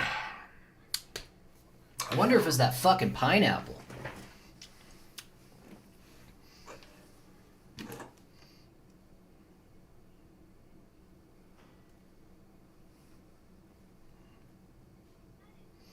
More control.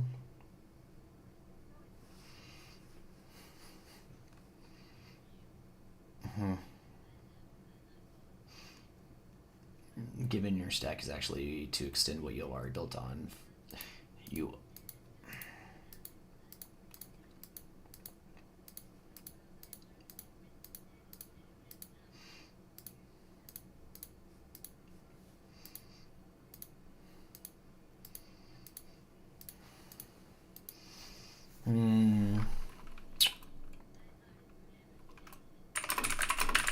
the memory tool in web UI is working. So how would build my own RAG database with ChromaDB for the models to retrieve? I don't know.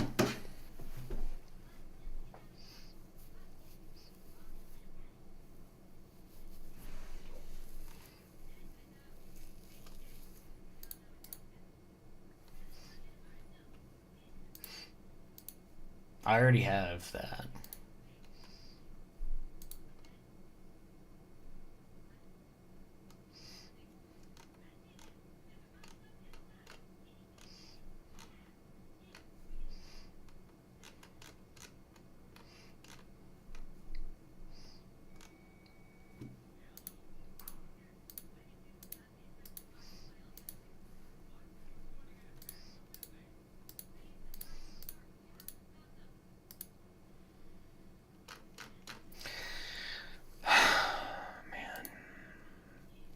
It's a pain in the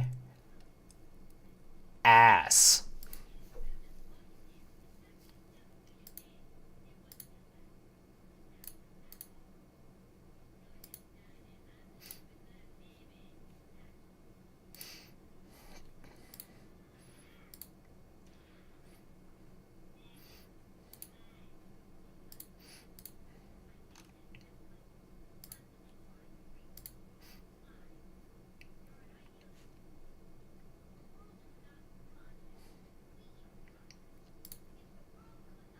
All right.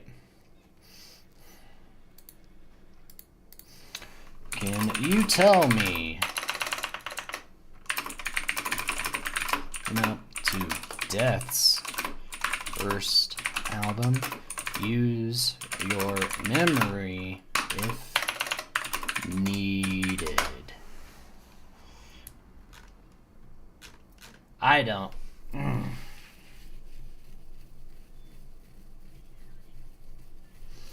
Like, I don't know why. Oh, like, it's just not working. The RAG system sucks. Open Web's UI's RAG system sucks.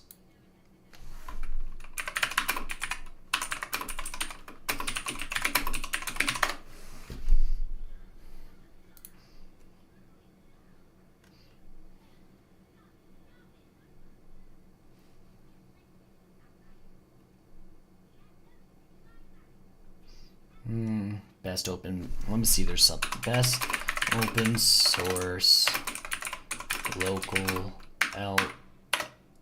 open source chat interface.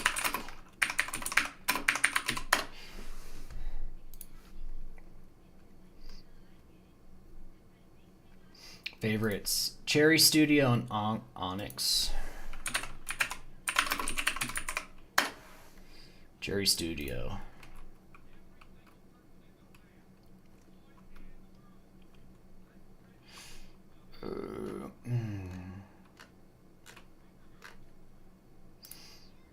I may just ask on Reddit.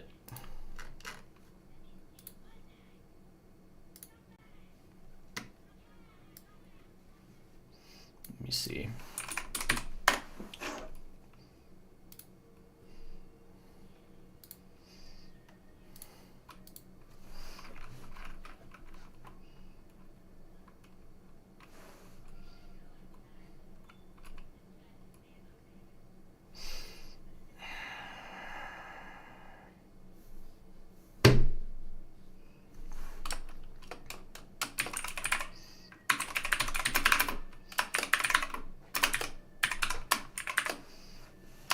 Nope. I'm not. This thing's fucking retarded.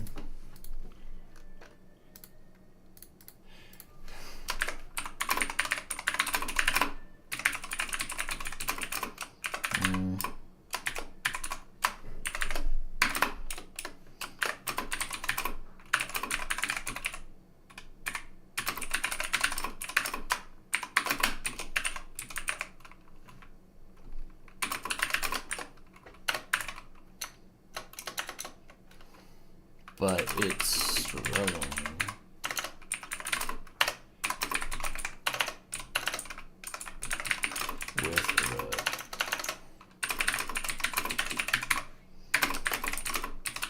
To get a good rag system.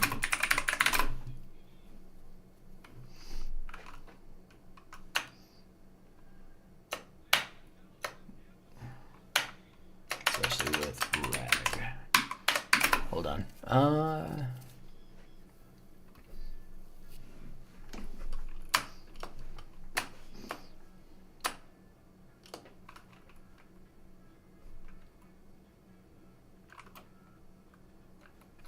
Alternate, I'll just Google it.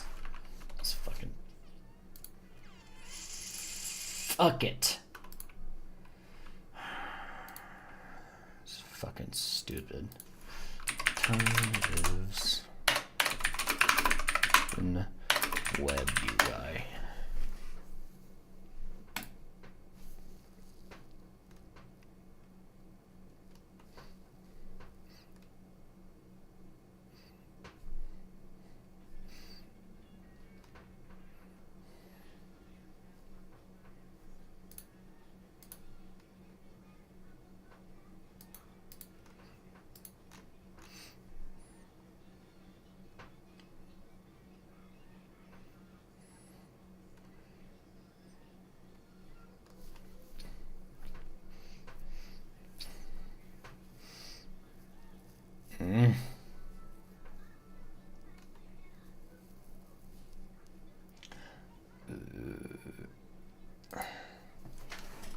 Use anything LM as front end.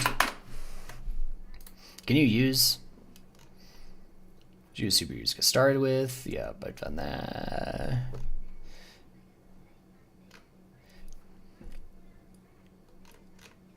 Okay.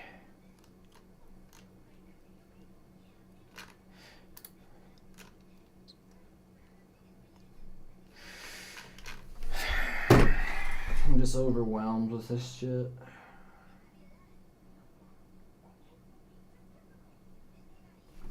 It's so fucking stupid.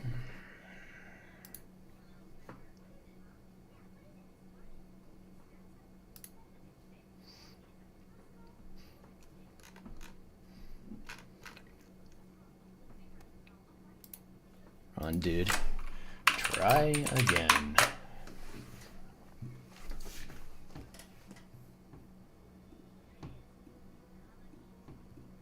And like, here's the thing. Like, Google doesn't even fucking work the same anymore. That's what's so irritating is like I'm trying to create my own custom AI, but I can't just regularly fucking Google shit like you normally could because everyone's switching to AI and AIs aren't fucking bright. And it's just pissing me off because what am I gonna fucking do? They're shoving this shit into your face. I mean, and it's like I like AI. This is great, but I mean, they're literally pushing it and taking away everything else that was fucking good. They're just shoving it. Hey man, it looks over it's widely documented. It's not fucking widely documented, you fucking piece of shit. Oh, fuck!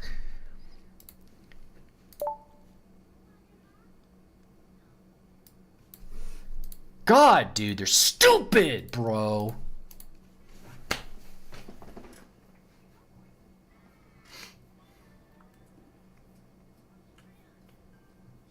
You know what? I'm just gonna fucking try it here in LM Studio. I'll try Rag V1. Fuck it.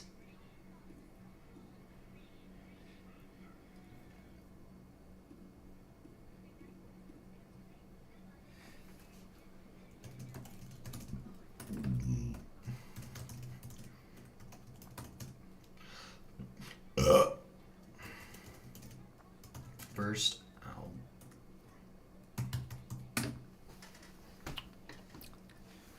This is fucking pissing me off.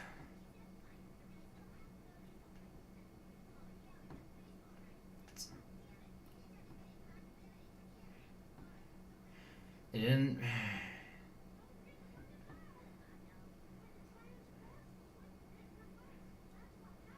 Really.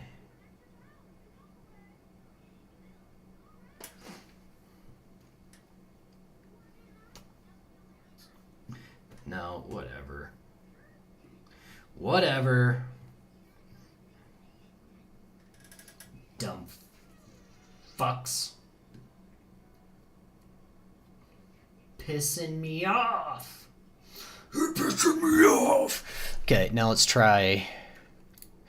We haven't tried Code Stroll. The yep, this one right here. Who was on the original? Who was in the lineup for Death's first album?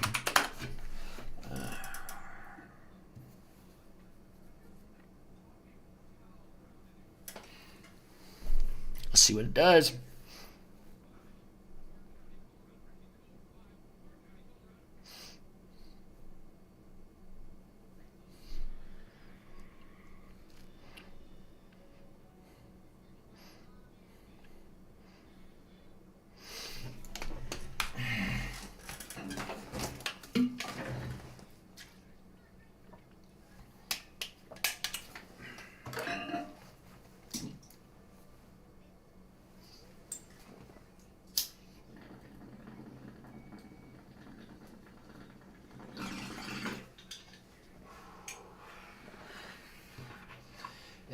I almost wonder if there's a way to replace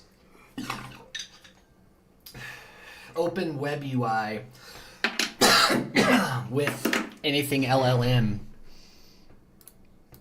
Can anything LLM host a front-end server to use like Open Web UI? Yes, anything can absolutely host a front-end chat. Okay, great. Well then, let's get that started, because Open Web UI is pissing me the fuck off. Hey! Retrieving stored memories. Let's see what this one does. Let's see what it does.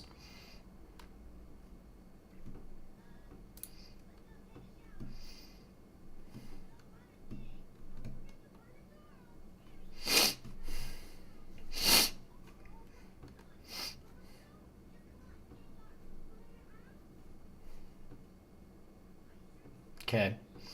I already have anything LLM, and I may...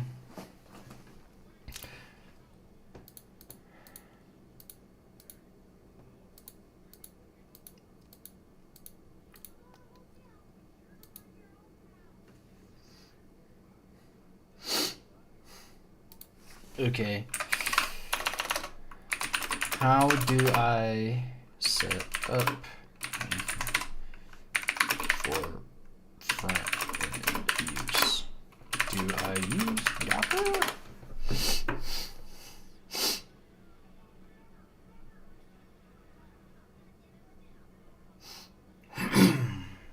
Okay, I'll just go ahead and download anything LLM on my MacBook then.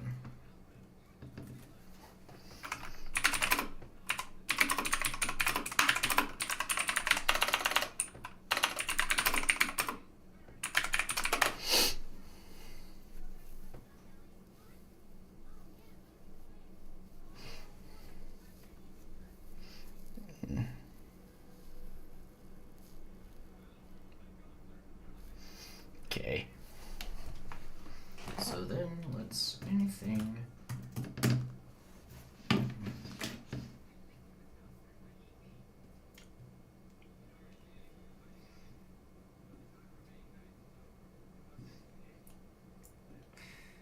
Download for Apple Silicon. Oh no.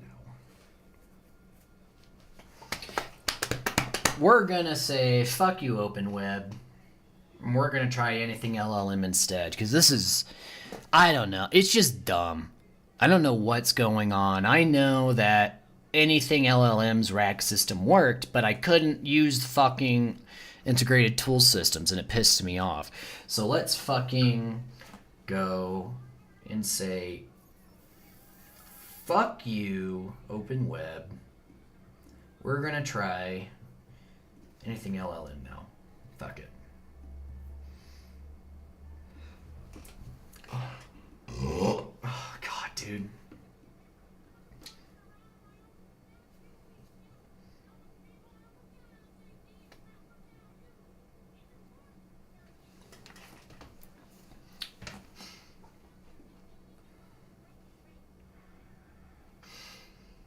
It's like looking through all the memories, I think. Maybe, I don't know. We'll see, I guess. Great.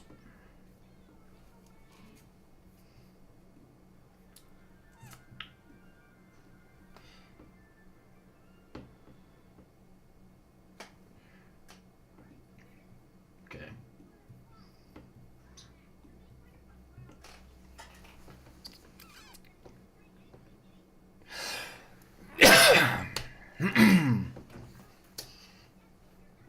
I just want to see if it gives an answer. It's not...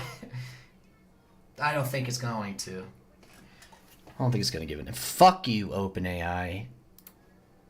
Or whatever. Fuck you. What a shitty ass. We're going to try to set up anything LLM on here. We're just going to... You know what? Fuck you, OpenWeb UI. You suck dick. Fuck you.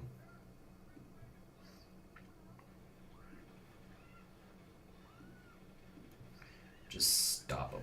Stop them all.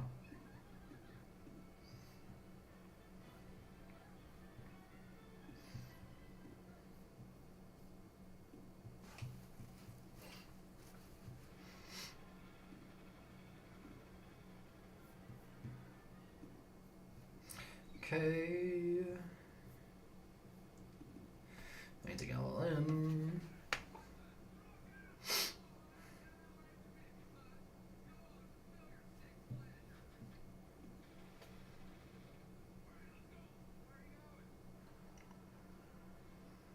Okay. We're doing it on the Mac now.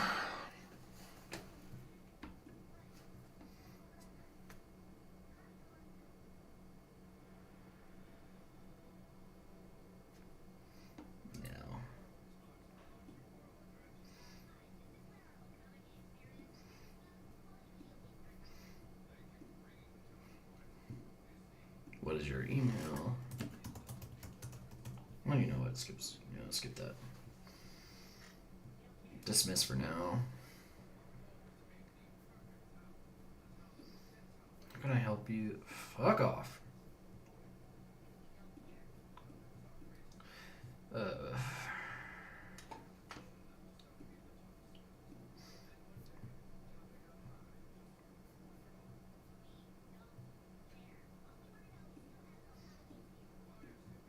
Oh yeah. Okay. Nope. Couldn't find it. HTTP.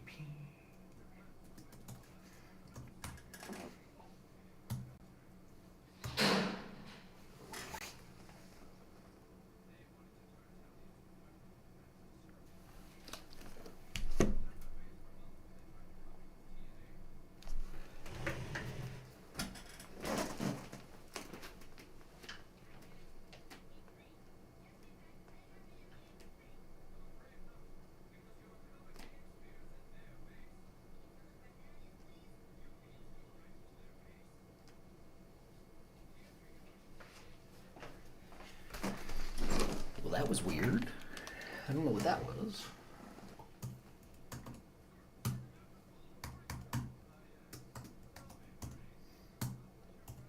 Okay. Allow.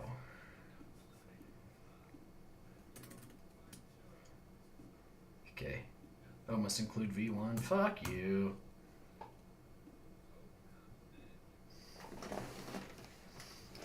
Let's do that. Okay, cool. Save changes. Failed to save URL must include V1. Oh shit. V1. Okay, cool.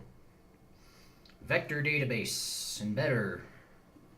No, not that. Let's use LM Studio.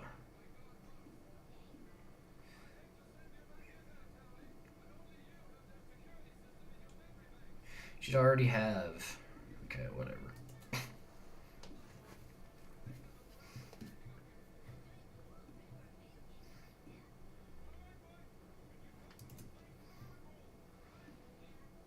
The embedder. Okay. Admin. There should be like a developer, yeah. Alrighty, give me 2 seconds, guys. I'm gonna go to the bathroom. I gotta go.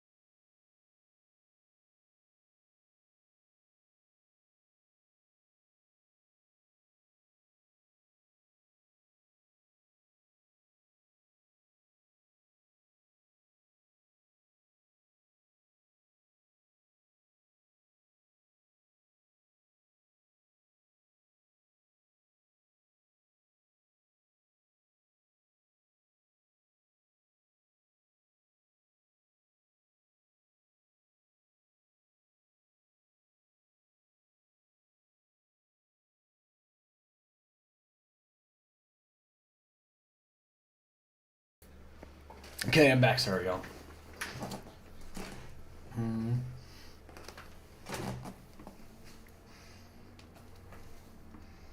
Browser 2. Browser.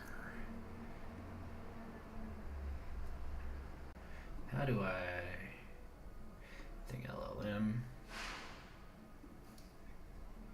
enable network discovery changes.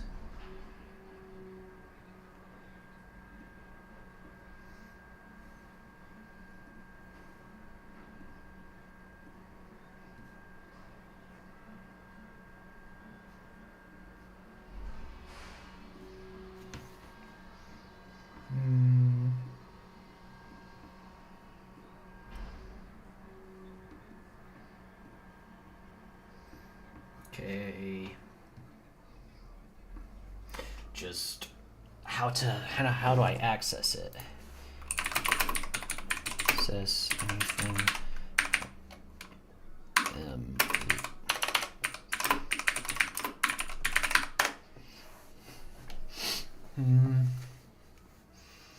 Bam, bam, bam, bam, bam, bam, bam. Is that really it? If I swear if I just go, okay, that'd be crazy.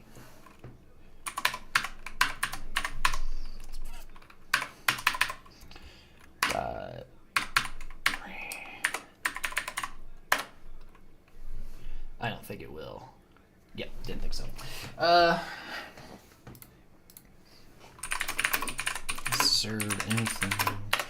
I'm on Docker to host on local network. Block. Fuck you. To your port your host machine. Deploy the Docker container.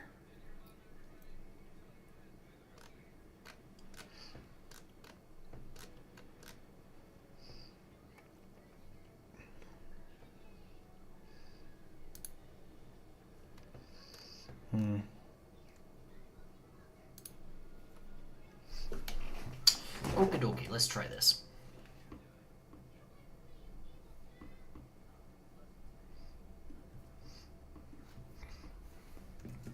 How to serve anything LLM on Docker to host locally Mac.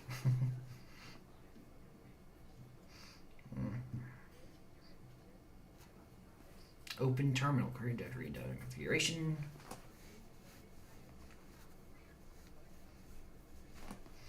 Okay.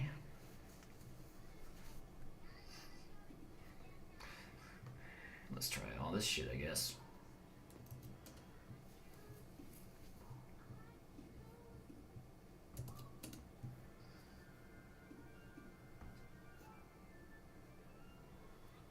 It's polling.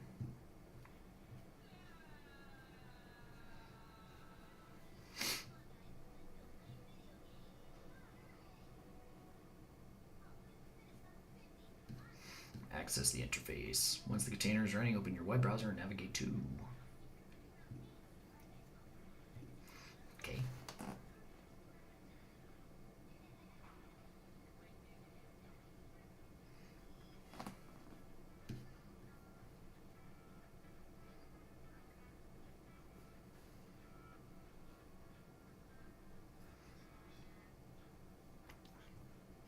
Okay, so now it says it should be hosting. Let's take a look.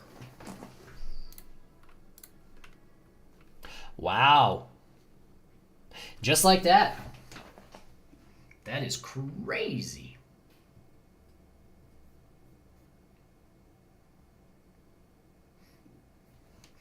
Now let's do it again.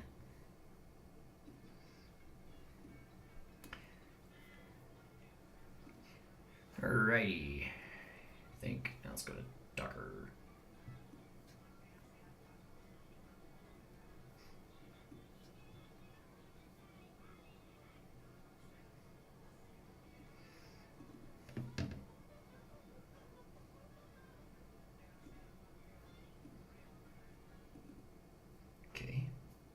Hey, why isn't Docker open?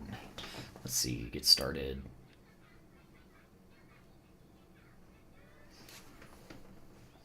Is Docker already running?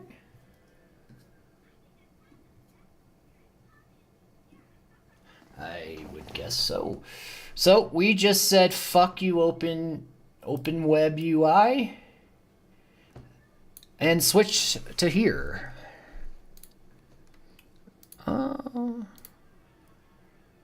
God damn it. Okay, I don't want to. 2 seconds. 1, 2.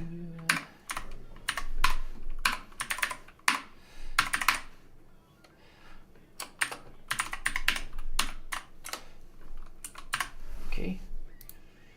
Cool. Cool beans.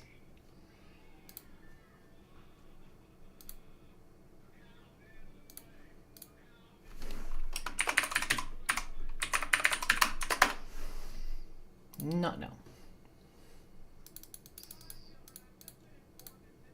No.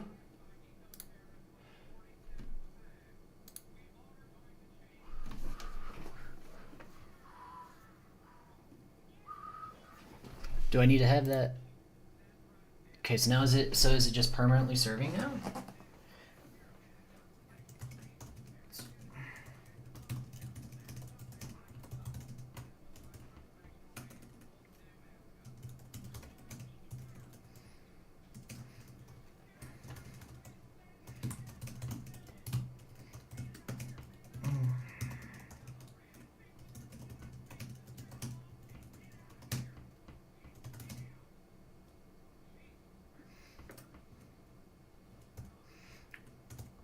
Is start up this server. Okay, so here we are. I don't know. This is the first time I've ever did a workspace.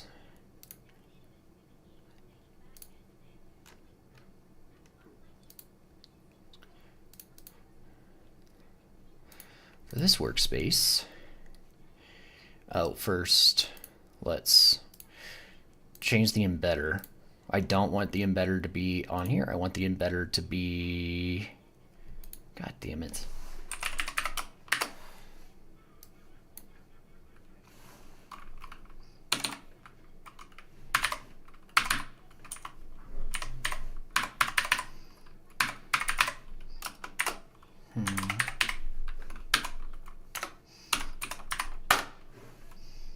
Okay. Embedding, beep. Gotcha, save changes. Okay.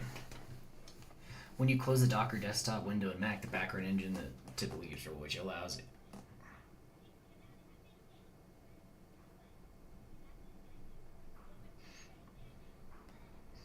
You need to configure both Docker and FBA, so Docker. Okay, I haven't done that.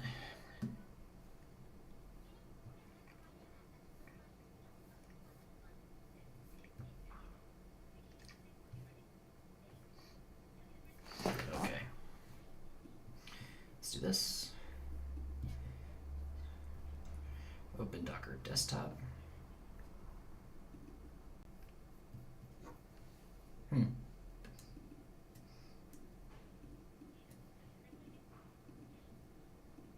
God damn it, man.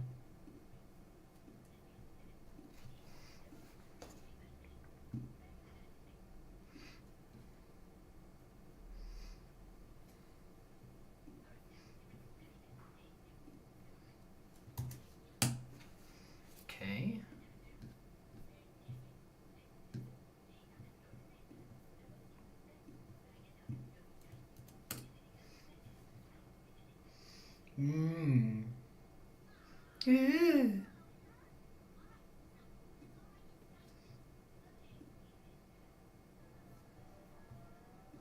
Activity monitor, she's up there. Okay, we're gonna close Docker because you're pissing me off. Quit. Quit. Quit. Quit.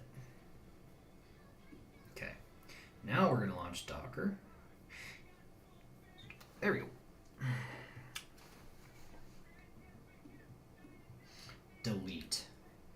Delete forever, you pieces of fuck.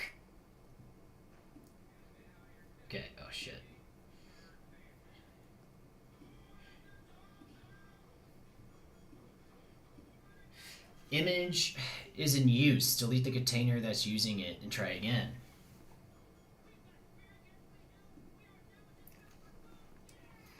Okay, container. Oh, it's right here.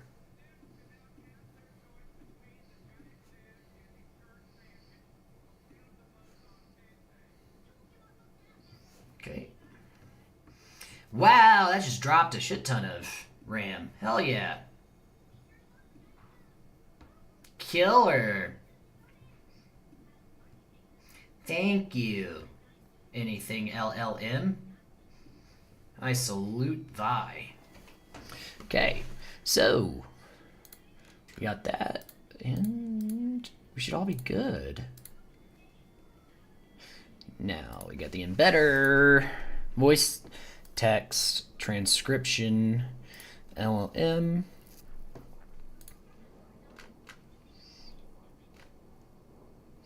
Let's just...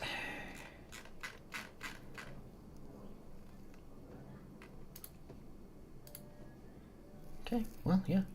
Alrighty. Now, let's go to our workspaces. Whoop. Neato. How can I help you? We're gonna change this.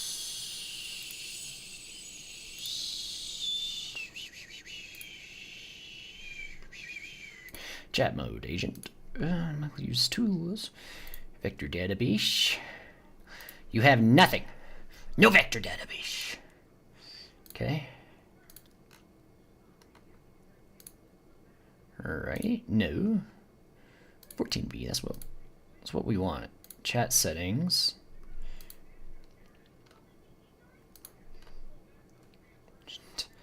Okay. Now we're gonna check.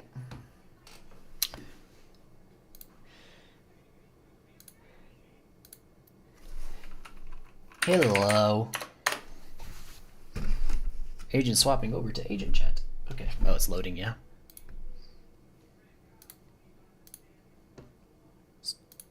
Agent skills. Oh, shit. I fucked up. Whoops.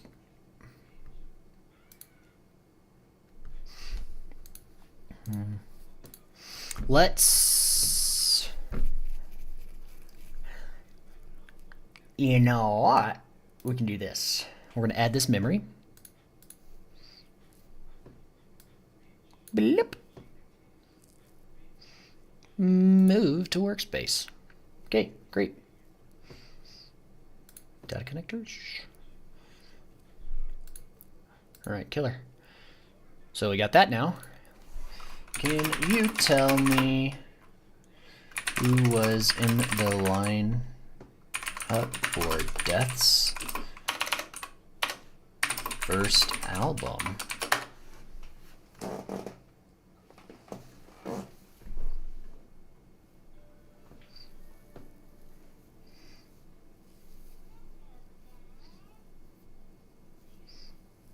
See what it does.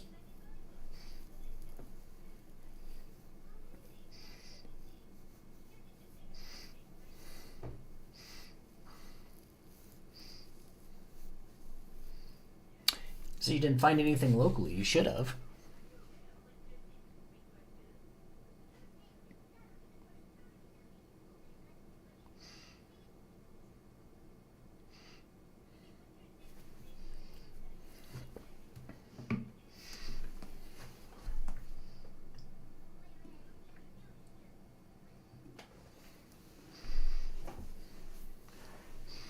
Dual call, web scraping.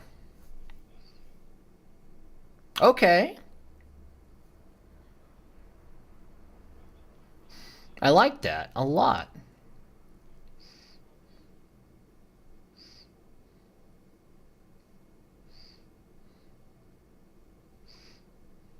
I wonder if there's a way to like customize this more.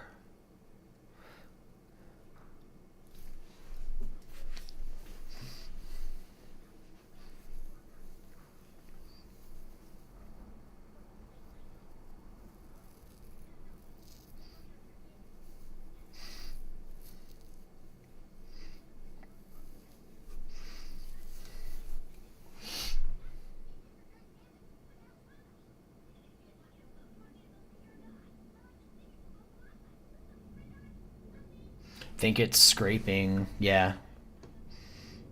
It's scraping the interwebs.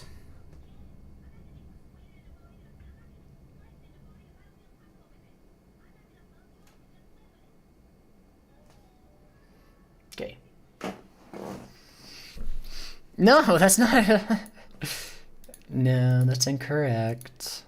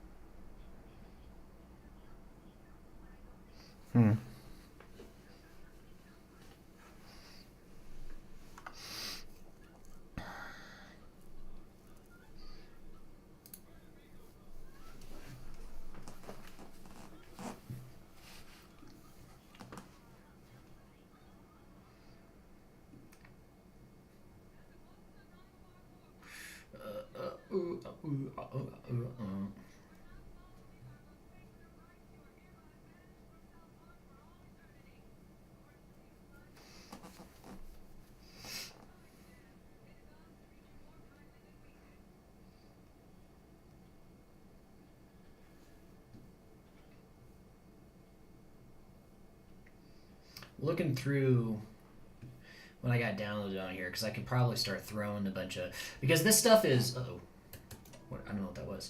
Oh, that was something that I didn't want to delete, so I'm happy I did that.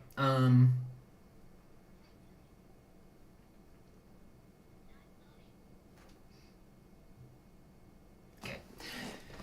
Line up. Nope. That's not right either. So let's do this. Oh, I don't have that. That's probably the reason why. Okay.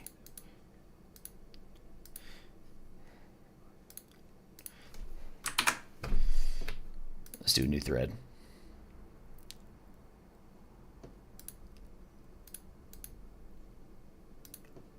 We'll show. Okay. Now it's got it in the memory, so. Swapping over to agent chat, type exit, okay? It's going to process the prompt, and now it should update and say, oh, here's my knowledge, I found it.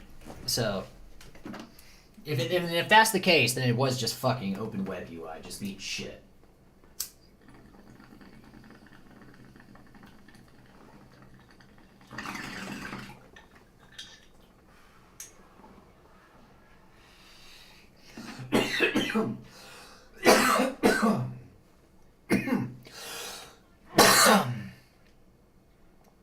Okay, I found one, a digital place of context.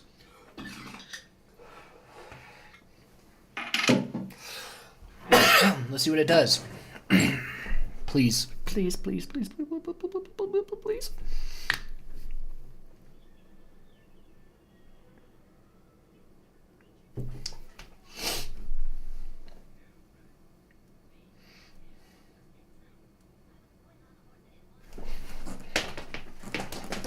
We did it! We did it! We did it! We got it done!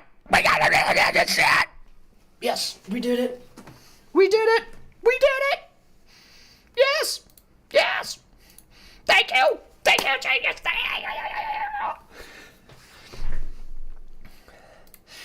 Okay, let's do another. Opus point 69B. This, just naming this to test or something. Okay, whatever. Let's go. Nope, we're gonna change this. MLX. Use this model. Memory. Move to workspace. Save and embed.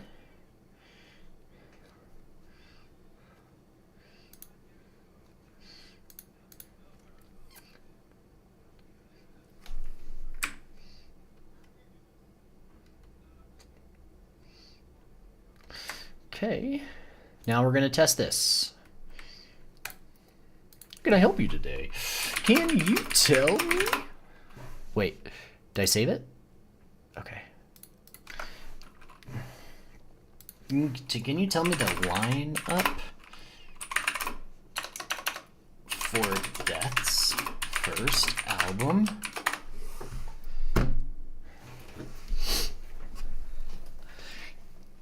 Yeah.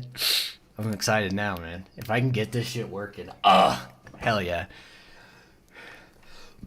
God damn it, man. Rag memory. Quick. Nice and fast.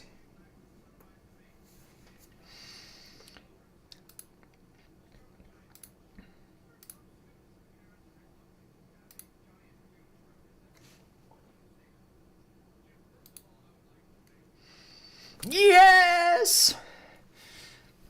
Good job! I'm so happy. Document creation. Okay. File access. Web search. So you got to go in here. Settings. Agent skills.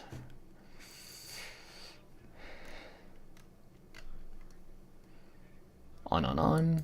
No. Document creation. Yes. Generate charts. Yep. Web search. Yep.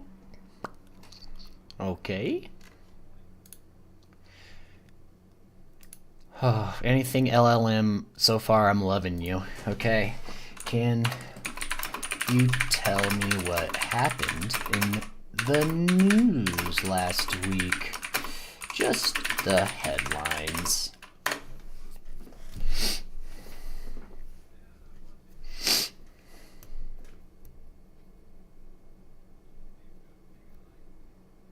Let's see.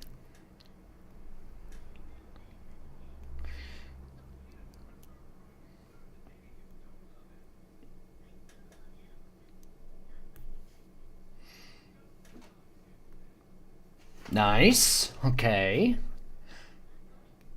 Using DuckDuckGo to search for. I love this. It's actually fucking working, unlike piece of shit Open Web UI.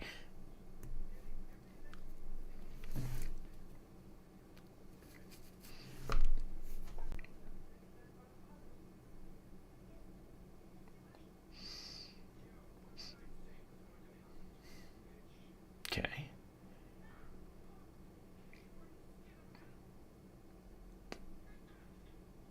Oh, I just need to give it more context. That's all. Chat history, vector database. On. Now how do I...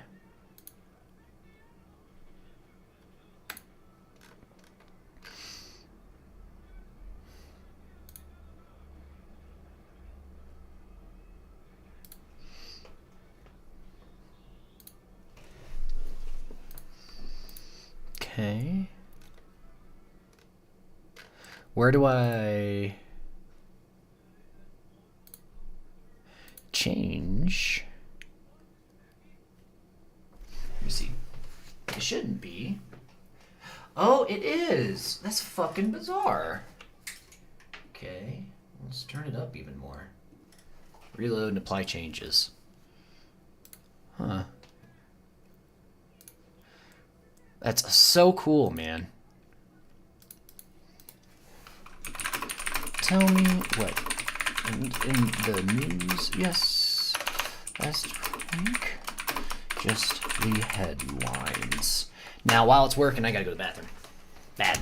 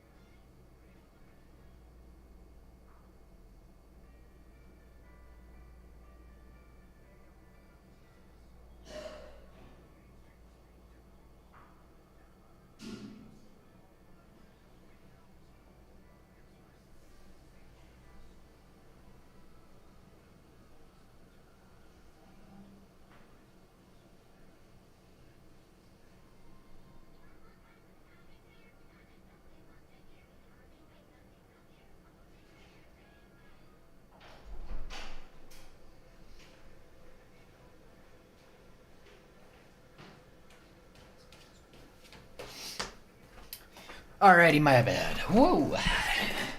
Don't have access to real-time news last week. My browsing results only show current headlines and major news sources. Yeah, that's what I was asking. Show me the headlines. Would you like to help me find? No, just show me the headlines from last week. Dumbass. So apparently, Quinn 3.627b, 2-bit, I guess is what they said. Is it 2-bit?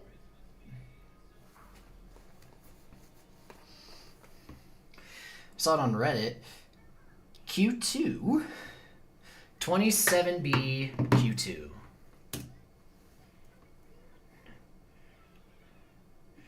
Yeah, see, this is 4-bit, so not that one. It's too large.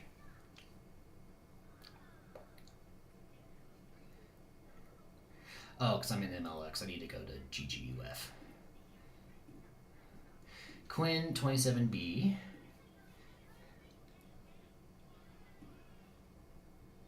Where?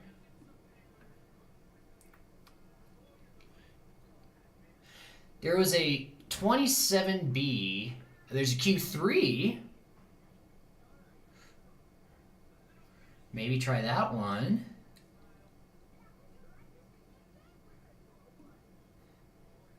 Q2. There it is. Cool.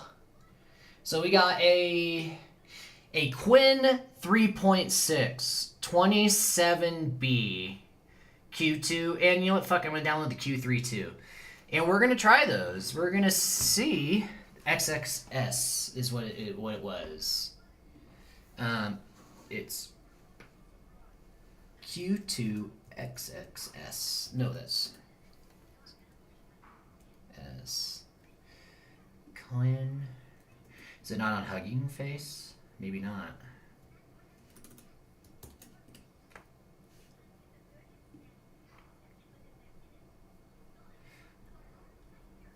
See all the different variations of it. But cool. Run a 27B. To use a 27B, that's sick, man. We'll see how it runs. We are just waiting for her to download right now, though. That is all. So, to retrack, we have said fuck Open Web UI. We have swatched over to anything LLM. No, to show that I found 10 results that I'm able to provide specific news headlines from last week because my browsing results only show current live news sources and general year-over summaries. News websites typically display the most recent stories today or this week, and I don't have access to archived content from a specific past week. To get the...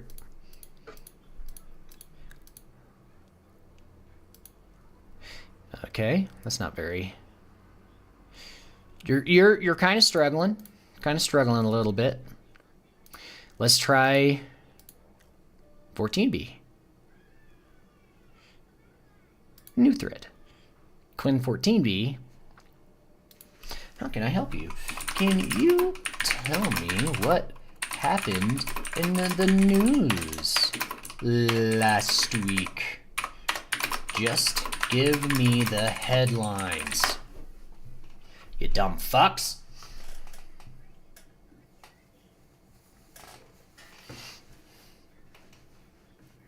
Let me see. So I don't know if I believe this, but supposedly, you know, I was using Quinn 3.59b, and supposedly what people said on Reddit is that it's just that 27b Q2 is like just as fast or some shit. It's around the same size.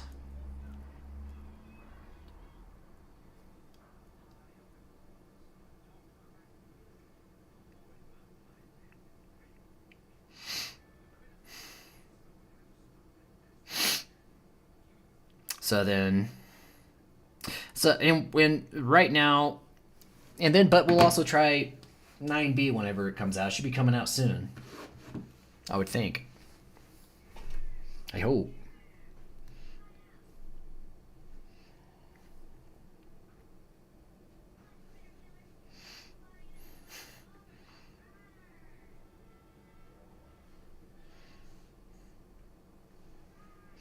I'm just looking at everything right now.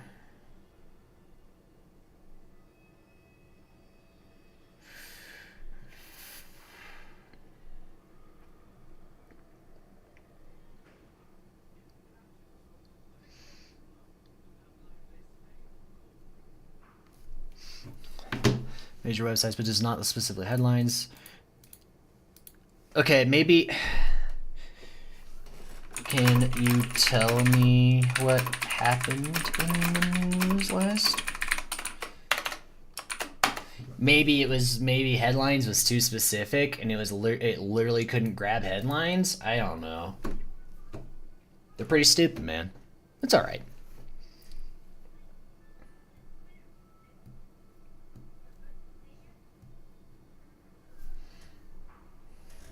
How to check how many tokens per second.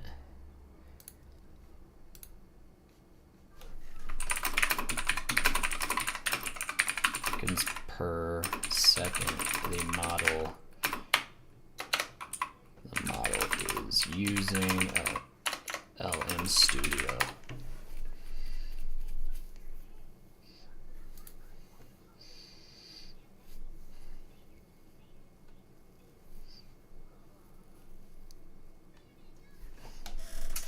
It doesn't say though.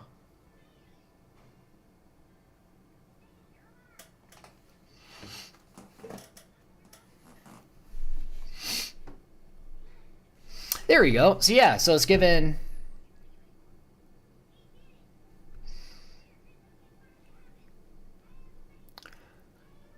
Oh. That's kind of outdated. You didn't use your web search. It's... Huh. Let's maybe like... I don't know.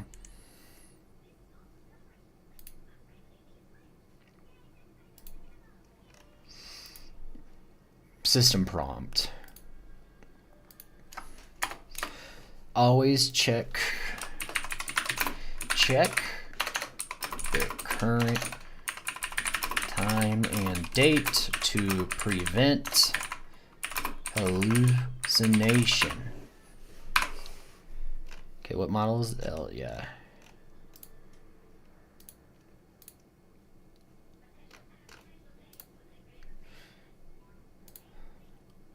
Okay.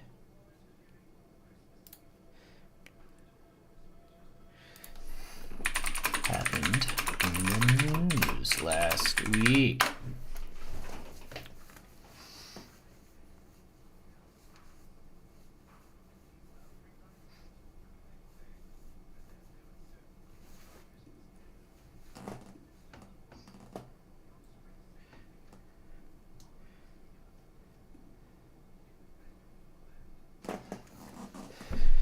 Let's see what it does here.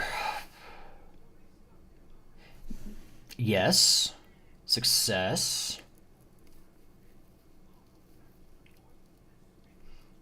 It looks like it just said 2025. Last week, 2025. Major news last week, 2025. That's just not 2025. It's not 2025. It's not 2025.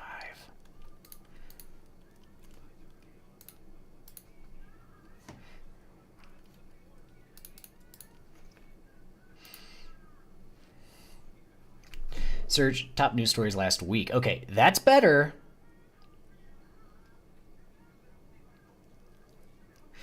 Not last week 2025, because it's not 2025.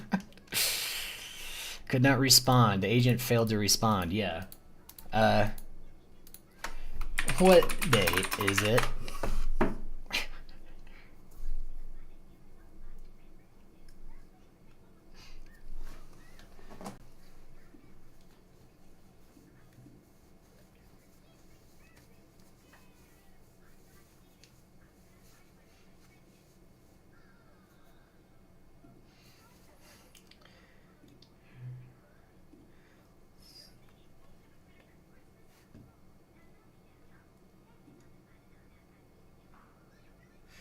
We'll see.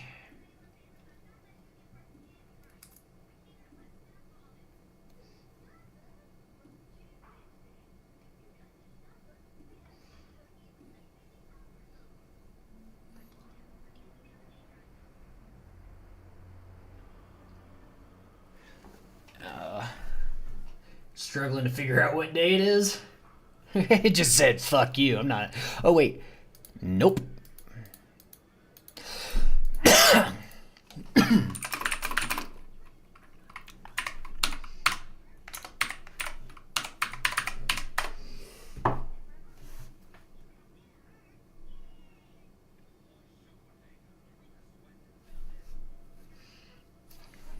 Is he going to answer?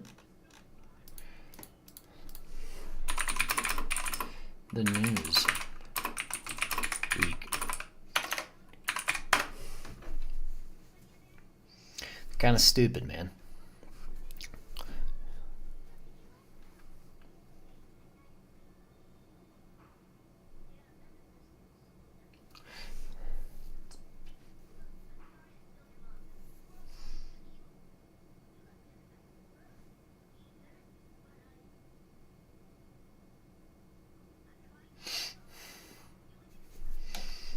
It's not okay. Middle East agencies fire the U.S. announced 3.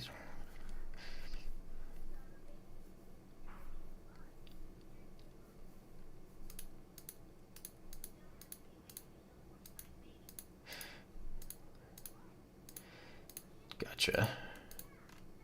Okay. Not bad.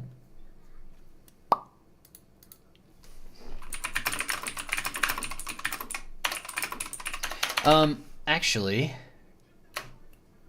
now, what I can do is what I was originally planning to do, and that's going to, I'm going to go on here, I'm going to go on to that same one.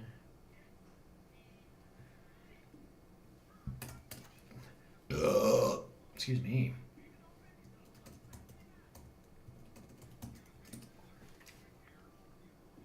Okay. Now, I'm going to feed it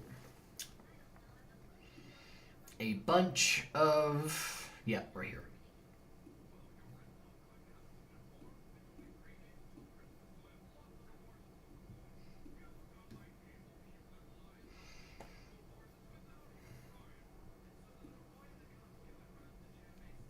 There we go.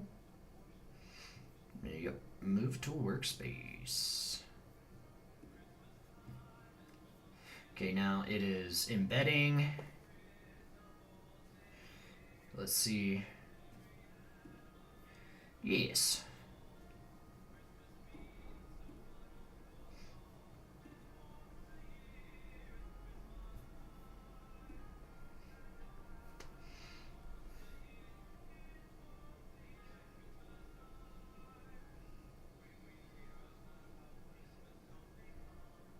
So now it's just updating. But so far, it's much better than just because it actually like has somewhat of a fucking memory. Unlike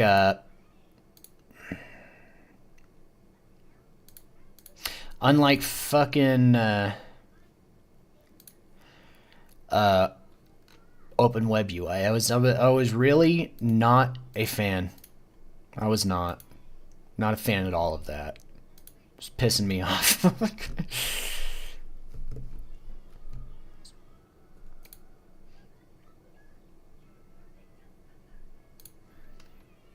Channels, Telegram.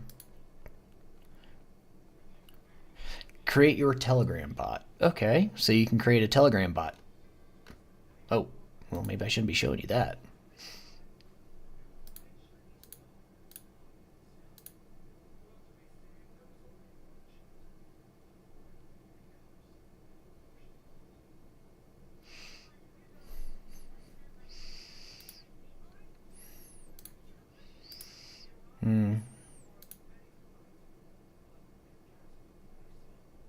System prompt variables are used to store configuration values unless...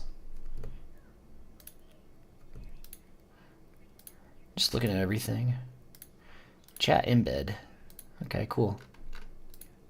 Admin workspace chats. So I can see everyone's chats.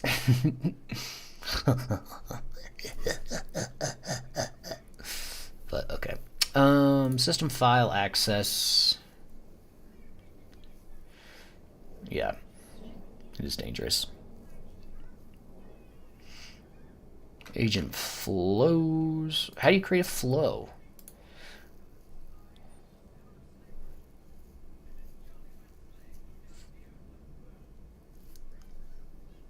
I don't know. I'm gonna have to look at that later. I don't know.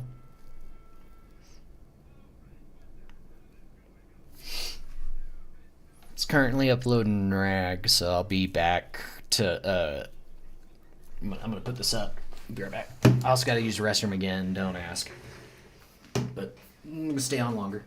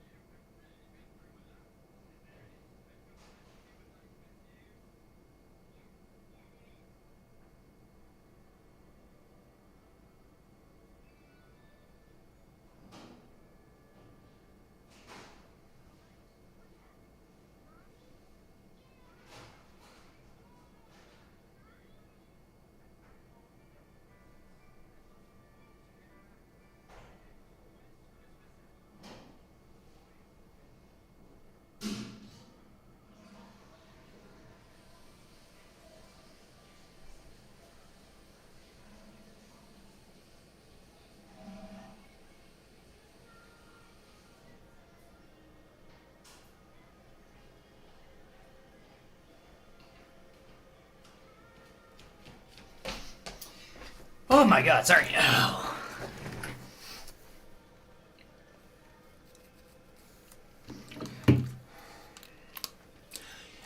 Alrighty. Now, I think I'm gonna turn down this light a little bit if I can. Yeah. How's that? Does it look good? That's two. There we go. Perfect.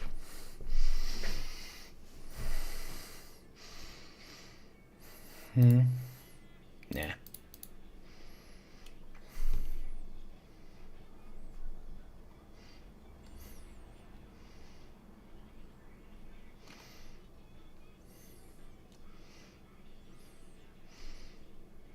Me.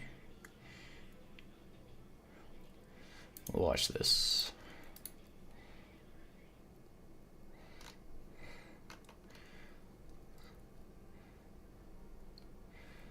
Recreating old school death metal effigy of the. That's pretty sick.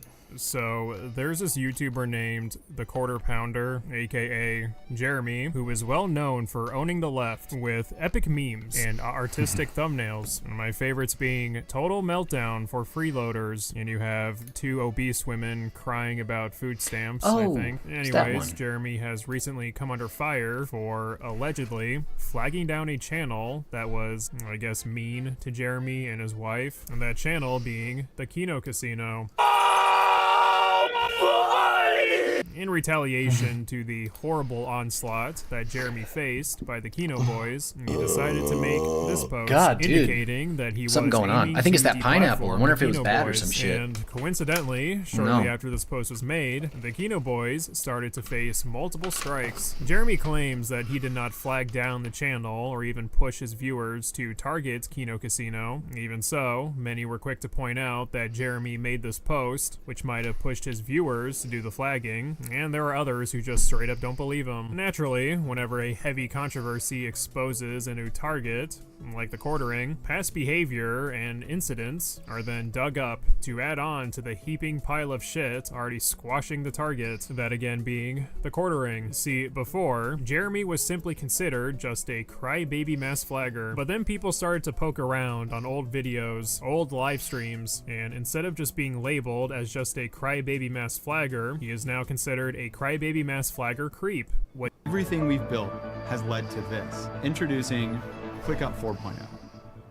What did pique my interest was an old live stream that Jeremy did a few years ago. Even this shit made me shrivel up, because instead of Jeremy being a weirdo online, he brings this same energy in a public setting and cranks up the creep meter by 10. Yeah, it would seem that Jeremy did an IRL stream at a Renaissance fair, you know, walking around talking with his live chat, but as he was doing so, he would also make, to put it lightly, questionable comments whenever he noticed a fair maiden passing by. And these fair maidens range from women wearing wench outfits to regular moms holding hands with their children. While many are rightfully disgusted by his behavior, Jeremy responded to the backlash and defended his creepo. I don't know if you can hear my. So it's that pineapple, and I have such a horrible ass diet that having anything like this it's my stuff. Weirdo behavior in public. What's his defense? I don't know, not well, good. Apparently everyone complaining about this is pearl clutching, and his comments directed at the women he passes by is nothing but normal banter. And apparently we are the terminally online weirdos for not IRL streaming at a Renaissance fair while recording random women. Wow, fucking got us. Anyways, I thought it'd be fun to take a look at this apparent damning video and determine if the quarter pounder with cheese truly is a creep, or if his behavior is considered, as Jeremy put it, just normal banter. Alright, let's start. Dear, must find a woman in chainmail bikini, get her done. If I did see a girl in a chainmail bikini, you know we would have got her on camera. Ugh. Oh my god, Diesel. It's so obvious that he's joking. Okay, here's the thing. Saying off-the-wall weird shit as a joke online can work because it is in a certain space where everyone can register comments like that as a joke. However, it is different when you're a grown man by yourself at a public event talking into your camera about how you want to film women wearing revealing clothing. In short, when looking at the context, Jeremy Jeremy comes across as a fucking weirdo. I wouldn't say this is creep behavior just yet. Definitely a weirdo, though. I mean, the worst reaction he'd probably get from me if I saw this smelly neckbeard in public, I'd probably turn to my husband and say, get a load of that guy. He kind of seems like a crazy nut. But then Jeremy starts to actually film random mother. Oh, I bumped the mic. What's up, gamers? When I was around 15 years old, for reasons I still don't quite understand, I started watching Seinfeld. I think I started watching the show more as a joke than anything. See, I grew up in probably the most irony-poisoned era of the internet. It was the age of deep-fried memes, the B emoji, the B movie, and for some reason watching a 20-year-old sitcom was the funniest thing I could imagine. I guess I just viewed Seinfeld as some unfunny relic of old network TV, the best they could do before Seth MacFarlane came in and single-handedly saved the industry. But after watching a few episodes in a semi-ironic, oh, isn't this kooky, isn't this funny sort of way, something strange happened. I kept watching. I watched an entire season, then another, then another. I found out that beyond the irony, I genuinely enjoyed the show. The writing was funny, show. The characters were endearing, and somehow the minutia of the lives of several 30-somethings in 90s New York City spoke to something deep inside of me, a 15-year-old living in modern-day Indiana. Before I knew it, I'd gone through all 180 episodes of the series and enjoyed just about every minute of it. Then I did it again. It's a great show. And again. Great background show. And again. Now, over 10 years later, I've seen every single episode of the show well over 100 times, and that is a very conservative estimate. I can find a Seinfeld quote for just about any occasion. Yes, even the one you're thinking of, you sick freak. I'm busting, Jerry, I'm busting! I can look at a screenshot of any given episode and work through my neural connections to find the episode that it's from. I'm like the Kwisatz Haderach of Seinfeld, where all my Andy donors at, where all my Pants. Oh, dudeheads dude, at. we're gonna rip on this guy. Yes. El 7 de mayo. ¡Ven aquí! El mes comienza con combate. Es hora del show. Compra tus entradas ahora. Mortal Kombat 2, 7 de mayo, solo en cines. Umbrella te lleva a vivir el mundial a flor de piel.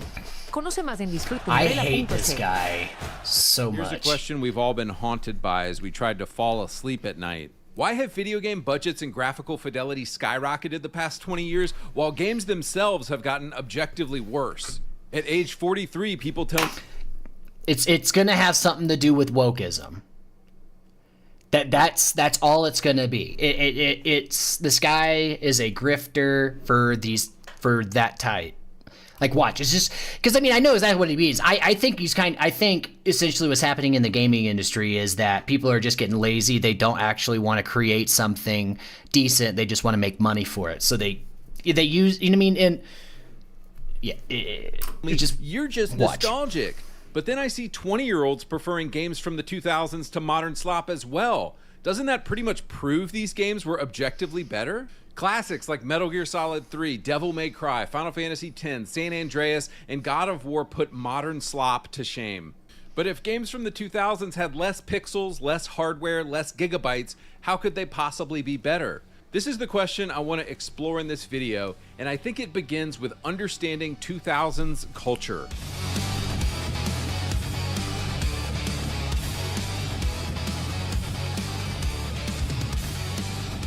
If I had to sum up the 2000s in one phrase, it would be, fuck your feelings. The 2000s was literally the opposite of our safe, overly sensitive 2025 culture today. Fear Factor threw people into pits of snakes. Jackass had people getting gored by What bulls did I and say? firing bottle rockets out of their buttholes. American Idol had Simon Cowell tearing people apart on stage. Gordon Ramsay was putting bread on fat women's heads and calling them idiot sandwiches. Tropic Thunder had Ben Stiller making fun of retards and Robert Downey Jr. in blackface saying, For 400 years, that word has kept us down.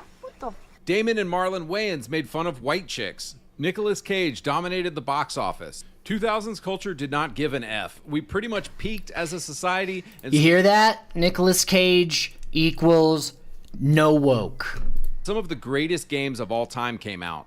Resident Evil 4. What makes this game so iconic is it's basically like playing a corny B-action movie from the 90s. You're saving the president's daughter, you're fighting a giant fish. Notice how none of this fucking shit has anything to do with wokeism or whatever that he's mentioning. All the good things in this game, in these games. Oh yeah, it was just like this and this and this. It has nothing to do with wokeism, but he's gonna turn it around on that.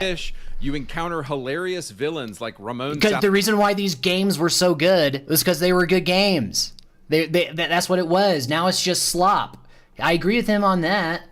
It is slop. It's slop right now because that's all. Because it's all about making money. It's not making good games. That's what happens in industries all the time. Salazar and Krauser. The entire Metallica. Like they're a perfect example. entire time, Leon is just flirting with hot women and delivering epic one-liners while doing backflips. The one word to describe this game is just fun. Although RE4 Remake is definitely better than most of the slop coming out these days, I feel like they took a bunch of the edgy stuff out and I will always prefer the original. Racing games. So I feel like the only racing games coming out these days are simulator type racing games, your Forzas, your Gran Turismos, with $10 trillion horse testicle shading, and honestly, I think they're boring as hell. If you're an old head like me, you remember when racing games were way edgier and funnier like Twisted Metal and Destruction Derby. What I really miss is when racing games prioritized fun over realism. Fun is always more important than realism, and I feel like modern racing games have forgotten this. What does that have anything to do with fucking wokeism? Burnout Revenge is a great example. This game is so insane and over the top. Each race you have a different objective, wreck the most cars, take out opponents, finish the track fastest. The game just prioritized fun and insanity and wrecks, and it didn't care about realism, man. It was just fun. Need for Speed Hot Pursuit is another game from this era. You can call in helicopters, fire EMP pulses at other cars, and lay down spike strips.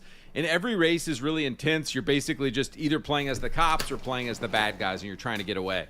Even all the way back on the original PlayStation, one of my favorite racing games of all time was Wipeout XL. It had this badass techno soundtrack, just awesome music, peak graphic design, weapons you could fire, and close races. It was really a different era of racing games. Well, I'm gonna get some more water. Give me a second.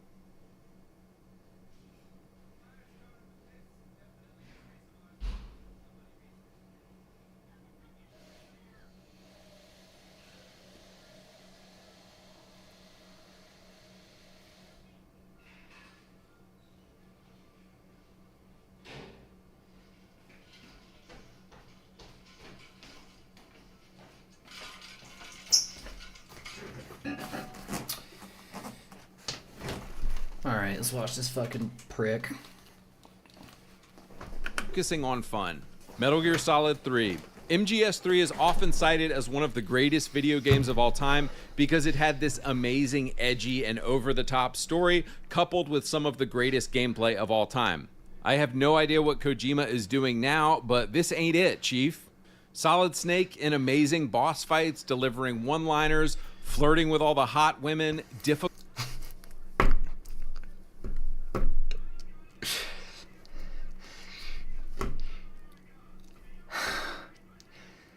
Flirting with all the, like that's what made it cool, was flirting with all the hot women. That's what did it. It wasn't it wasn't all the other things you just mentioned. It was the fact now that they don't flirt with hot women anymore. Difficult and hard as hell gameplay that really challenged you as a player. It was peak. Dead Rising 1 and 2.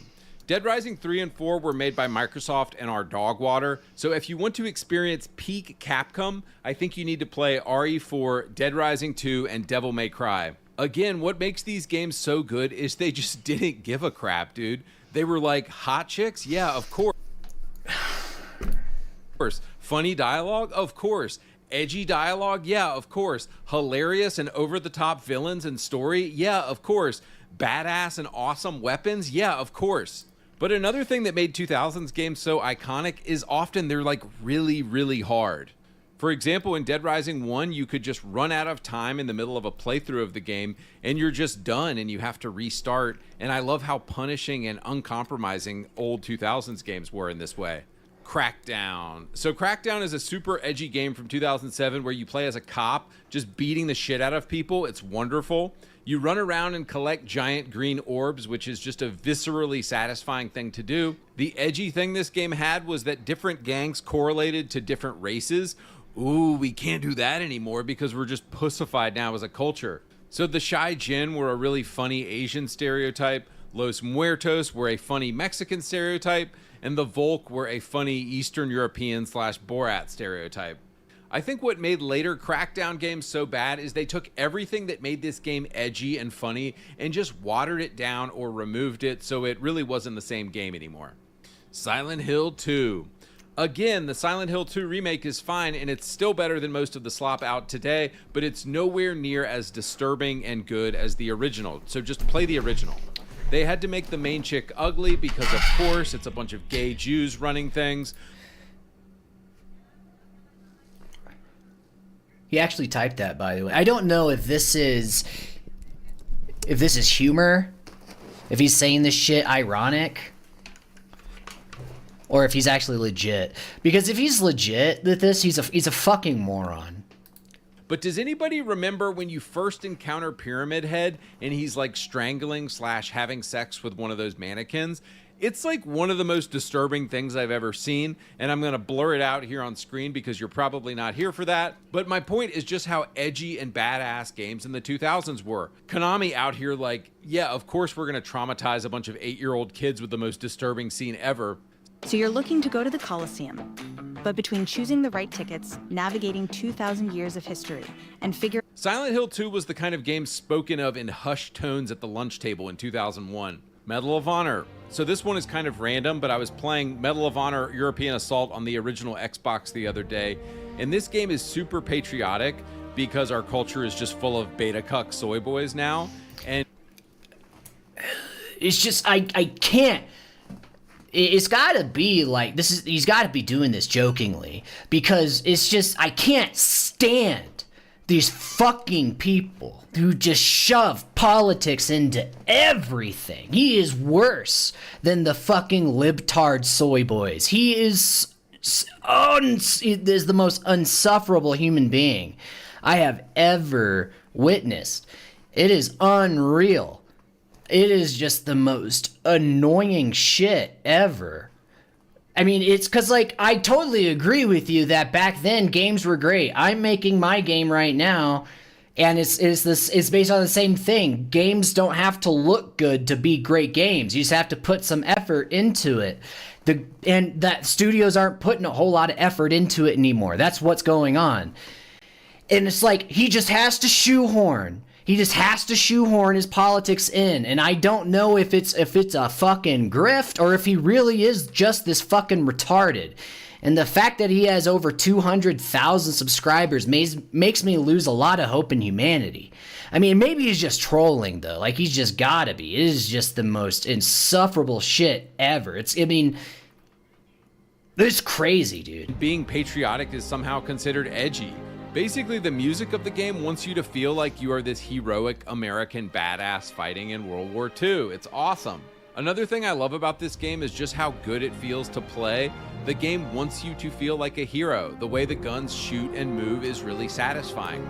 I know Medal of Honor got dominated by Call of Duty starting in 2007, but this 2005 game really shows you what I think is sort of peak Medal of Honor before it went down. San Andreas, Manhunt, and Bully. So we all know Rockstar is gay, woke, and soft now because of all the women working at the company.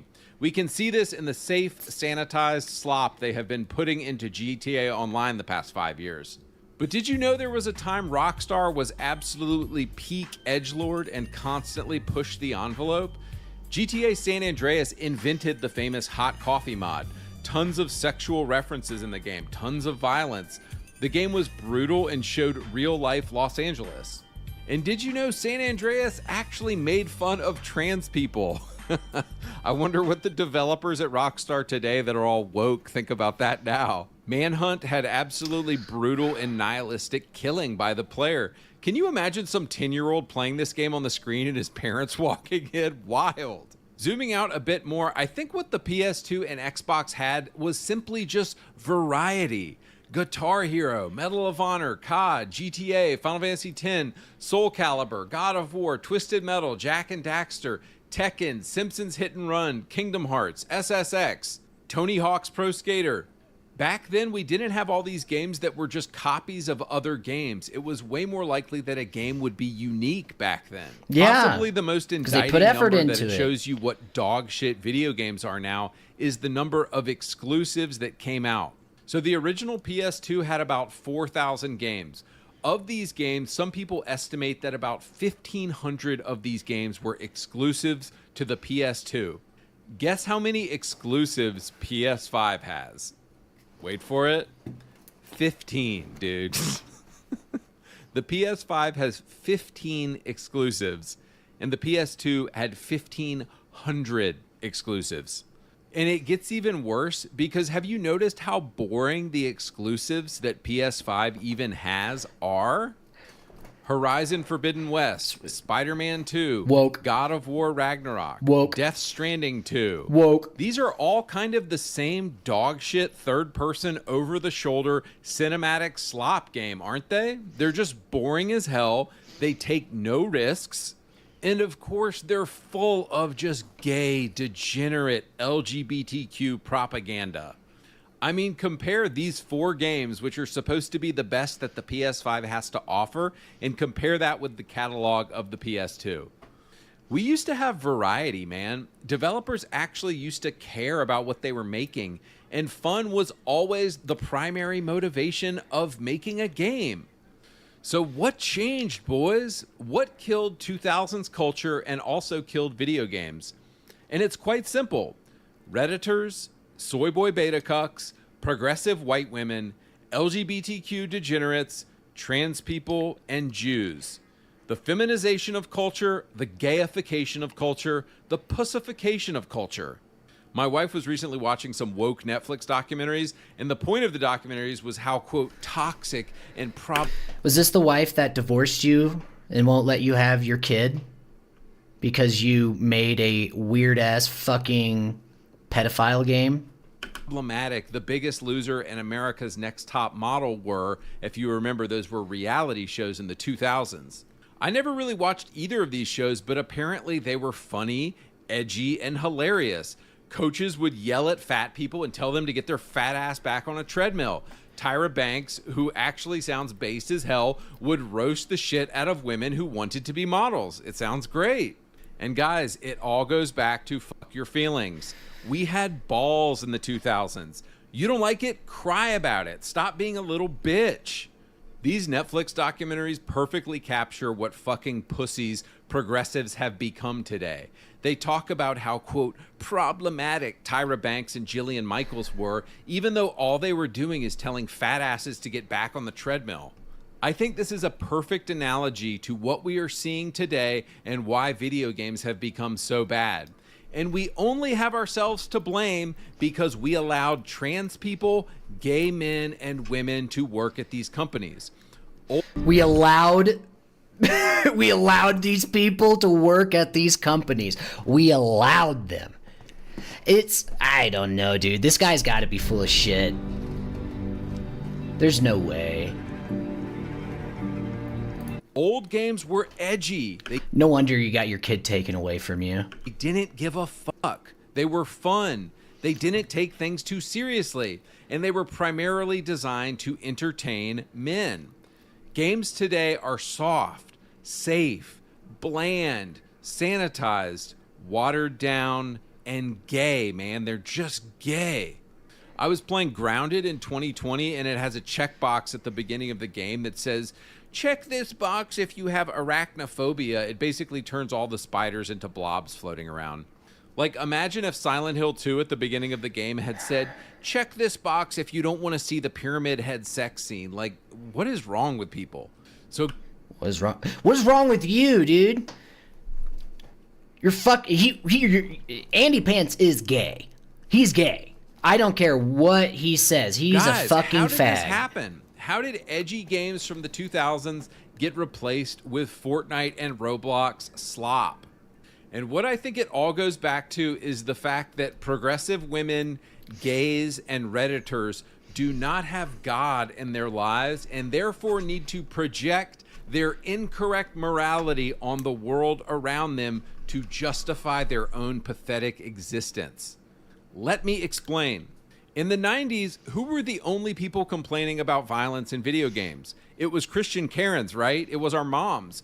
But today, who are the, quote, religious people of today? You! Him! Do you not see? He's talking exactly about him fucking self!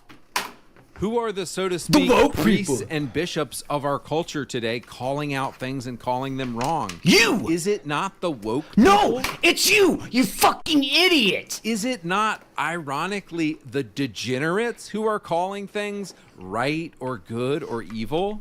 And do you guys see the irony here? And that's a problem. They call everything you do white supremacy, even though you're just a white guy who wants to live his life. They create words like toxic masculinity to make men feel bad about their God-given desires. They preach diversity, except when it's a bunch of fat, purple-haired white women in a room. No, they're fine. They don't need diversity. Have you This ever is thought rage to ask bait, this question? 100%. Why is it only the majority white countries that need diversity? Guys, I hope you see what I'm getting at here. Wokeness isn't just a cancer. It's not just a symptom of a mentally ill person who screeches whenever they see Trump. Wokeness is an alternate religion. It's an alternate faith. It elevates the gay black lesbian to the status of a demigod. And by the way, I know tons of black people who actively hate this woke shit and are tired of being used as pawns by white liberals. So guys, I guess what I'm saying is this. In the 2000s, entertainment was allowed to be edgy because we had free speech. We had a free market. Christians, for the most part, wanted entertainment to be fun and didn't feel the need to project our values onto culture. But what we've seen... This cocksucker, his entire fucking channel is about pushing that. Like, it's about, what'd he say? And didn't feel the need to project our values onto culture. Project your values? That's exactly what you're doing, you fuck stick. This has to be rage bait. Sure. But what we've seen since 2011 is the rise of literally Satan himself, the woke religion. It's a religion that feeds on the blood of young children as it sacrifices them down the garbage chute in the form of hundreds of thousands of abortions. These white progressive women doing this stuff, and they must be stopped. Reject the woke religion. Reject mind control. I'm a Christian, but I don't need to see my particular religious values. You don't need to see your particular religious values in video games. You just want to see it everywhere else in the fucking world, right? You don't want gay people, Redditors, who's a fuck, what? It's the most bizarre anti-Christian shit ever. This has to be rage bait. I mean, because if it's not rage bait, this type of rhetoric and talk that comes from people like Andy Pants it's horrific. It's dangerous. It is Satan. Like, I mean, it is crazy. Projected on every form of media around me. No, you just want it everywhere else. Gays and Jews and red. What do you think you doing right now? You don't want you dumb running fucking all idiot. the media I consume. I'm tired God, of diversity. Dumb I'm tired of the obsession moron. with multiculturalism. I'm tired of the hatred of white people. Moron. White I people hate created the internet. It's Toilets, gotta be rage modern bait. plumbing, and Western society itself. These are our culture. Why is every other race allowed to have a culture except for white people? So bringing this all back to video games, guys, let me tell you how we get back to the 2000s. We do it by this. Number one, make art and stop caring about what people think about it. Number 2, what do you call St. Patrick's Day? What do you call St. Patrick's Day? If that's not white culture. What do you call Kraft mac and cheese? Huh? What do you call PB&J on Wonder Bread? Shake and bake chicken? Sitting here saying that white people don't have culture? Bitch. You don't have culture. Do you and stop looking to other people for affirmation. This is what the 2000s was all about. Just make something, man. Make what you want and forget about the repercussions. Forget about what people are going to say. Just do it, man. Reject pussification. Reject gayification. Dude, our culture has become so fucking soft, man. The irony of this is that Andy Pants is the softest, gayest, biggest pussy there is. People like him are the stain of the world. Be as edgy as you want, and it's not his politics or his views, because I mean there's some things I agree with. You know, I don't like the radicals. I don't like radicals on anywhere. I'm not a fence sitter. I'm against the radicals. Anyone who's crazy. I'm against people like Andy Pants. That's what's so goddamn funny, is that he's sitting here saying this shit and unironically is literally calling out his own fucking behavior. He's projecting his own fucking behavior onto other groups of people. Okay, I understand your distaste for those fucking tanky type annoying pieces of shit. They're the same as MAGA. They're dumb. But this is just so, oh my god, it is so that's why it has, I've said it so many times, it has to be rage bait. He has to be doing this on purpose, because it would be terrifying if someone as fucking stupid as this actually exists. Let the chips fall where they may. All right, I'm out. For 400 years. God.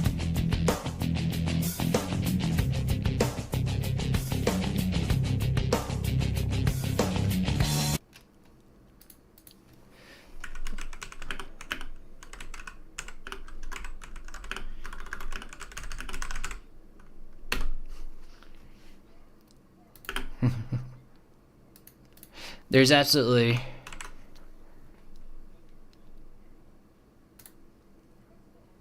it's just crazy, and it's not like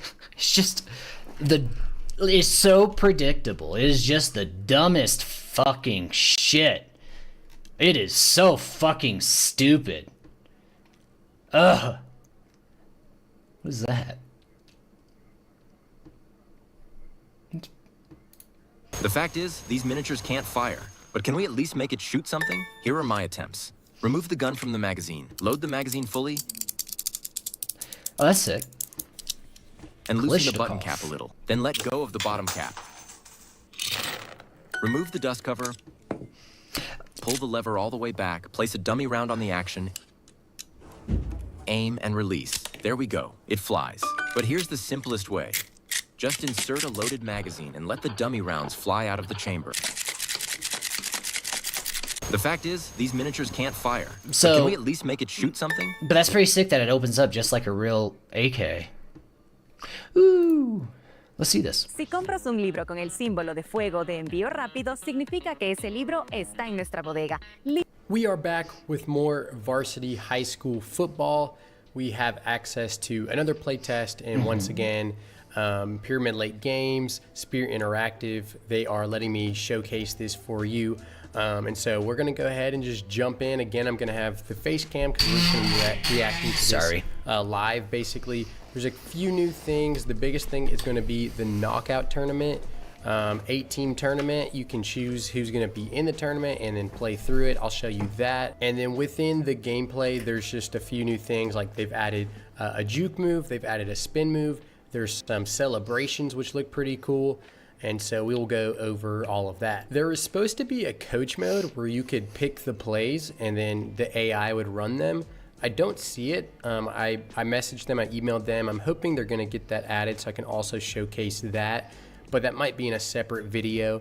But the big thing, like I said, is that knockout tournament. And as always, this is a work in progress. This is an early build version of the game. So there's definitely bugs. There's things they have removed from the game.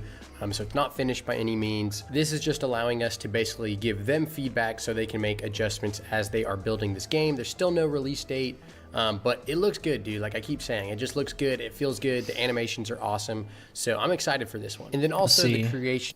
You could do. There's immersive. Let's want to see the gameplay. There it is. So here's all right. So we have the Yellow Jackets versus the Roaring Lions. So we are on offense first. I honestly don't know if I'll play this whole game. Oh, I definitely won't. It's so long. It's very easy to cheese it. But I wanted to show. Damn, you see how that's one of the new jukes. It looks good. And here, this is a new camera angle they didn't have before. He's doing the gritty. Spin the football, then hits the gritty, dude. Again, the animations, it just looks so good. And we have a replay. It'll look really cool too when there's fans in the stadiums. So again, just like the other playtest, we can play defense. It's still just significantly slower on defense, and you can't change players. So defense is not the most fun currently in the playtest. Obviously it'll get better, but you can see it I don't know why it's just a little slower than offense. Looks like my player's kind of moving in slow motion. Yeah, some FPS drops. And dude, our defense is locked down. And since it's 7-on-7, this is, I think, basically 4th down. Oh, really? It's 7-on-7 they do. Ooh. And yeah, turnover on downs. So let's get back on offense here. I didn't pick a play. Some cool looking. Dude, this is the craziest shit. This Vanna syndrome. Have you heard this? So supposedly, Russia has some fucking mini microwave dish machine that can straight up just fucking, it'll give you a concussion. It's crazy. The people who fucking were wearing tinfoil hats were right. Tonight, we have details of a classified U.S. intelligence mission that has obtained a previously unknown weapon that may finally unlock a mystery. This is crazy. Since Vanna at least syndrome. 2016, U.S. diplomats, spies, and military officers have suffered crippling brain injuries. They've told of being hit by an overwhelming force, damaging their vision, hearing, sense of balance, and cognition. But the government has doubted their stories. They've been called delusional. Well, now 60 Minutes has learned that a weapon that can inflict these injuries was obtained overseas and secretly tested on animals on a U.S. military base. Wow. We've investigated this mystery for 9 years. This is our 4th story, called Targeting Americans. Despite official government doubt, we never stopped reporting because of the haunting stories we heard, like this. It's crazy shit. Work is being Let me give me a second. I'm gonna. My files are in this app. My chat's in this app. Projects in that app. Oh wow! You're really working your apps off, Daniel. You need ClickUp. ClickUp is the AI-powered work platform that unifies your entire team and all your tools together. Got my in one MacBook. place. I wanted to check. Like that. No. Oh, let me go into Very full first screen. incident occurred in August of 2020. Yeah, this and shit is what it crazy. Like this, this is nuts, dude. It's literally like a microwave fucking machine. It is the most bizarre. Ooh, okay. So now we got some. Hold on. Okay, cool. So we got RAG. We got some RAG installed. I'm gonna go ahead and minimize this real quick, and then I'm gonna pull this up, give her a refresh.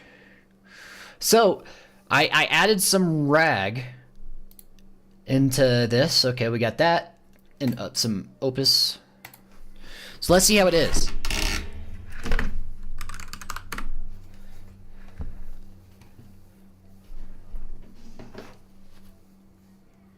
No shit.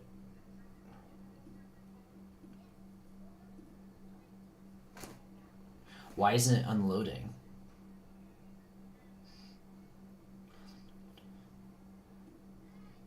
Well, that's not good. It's not unloading.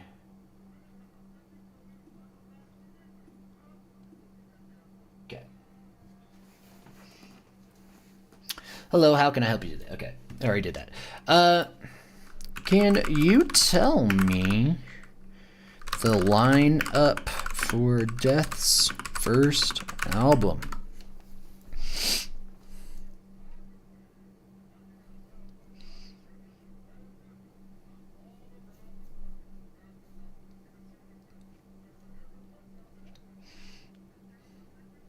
Okay. Let's see. Scraping content.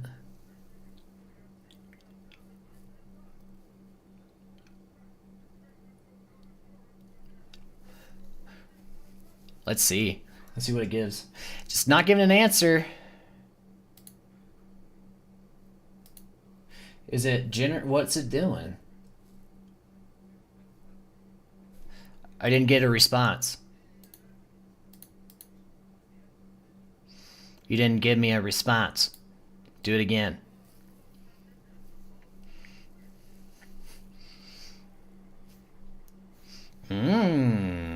Okay, okay. We'll see. Give me a response.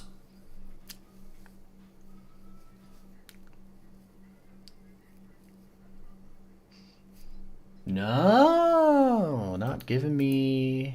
You're not giving me the response. You didn't put a response.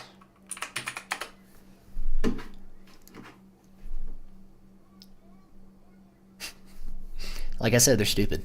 Kind of stupid.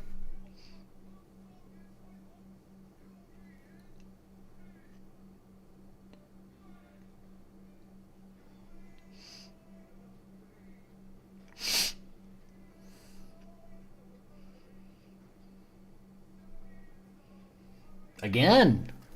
Okay, so anything else? The guy who made it told me there's something in it. Vector database. Yeah, okay. Accuracy optimized. Okay. Now let's go back. Hello. Let's do a new one. No, not that. A new thread, I mean. Okay. Now we're gonna go. Can you tell me the lineup for Death's first album?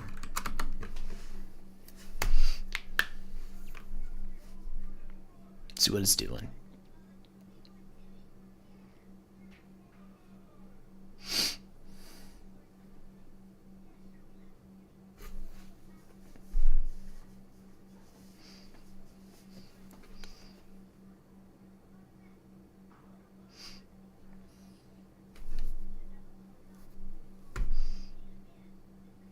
Okay, he performed all instruments. Okay, who was the drummer?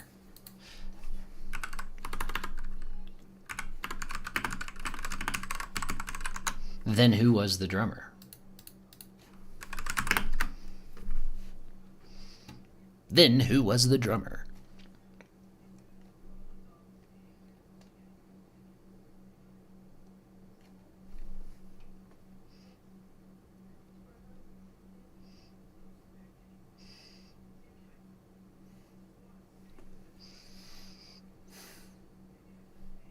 Again.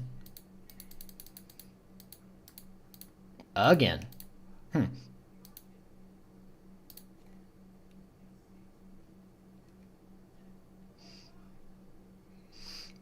Let's try another model. Let's do Quinn 0.6 27B Q2, which is crazy that they quantized it that much. So let's pull up, yeah. Quinn's 27, this is Q3. This is Q2, I believe. Let's make sure it's got native tool calling set up too. Chat settings.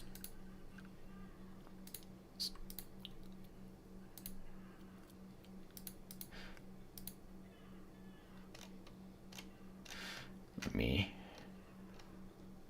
Okay. Nope. Update configure agent skills. Rag on. Okay. It's universal. So, new thread. Hello. Let's see if this just crashes.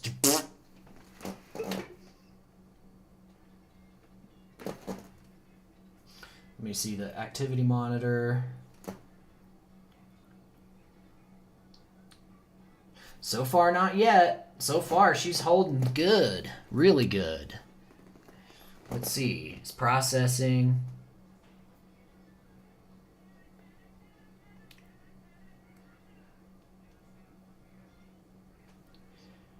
Let's see.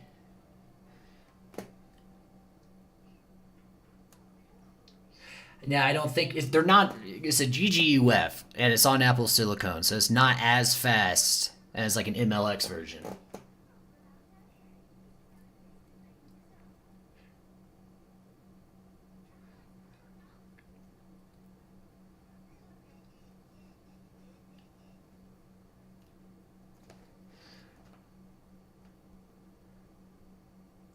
Okay, it's not. We're floating right at 17, you know. Okay, how can I help you today? Can you tell me the lineup for Death's first album? Now let's see. Don't hallucinate shit. Use the internet if you need to.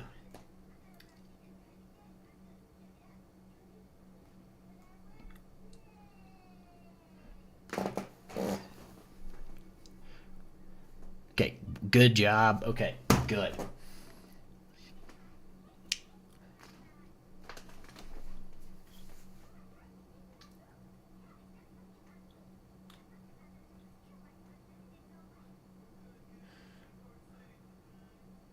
Come on, come on. See what we got. Let's see what we got.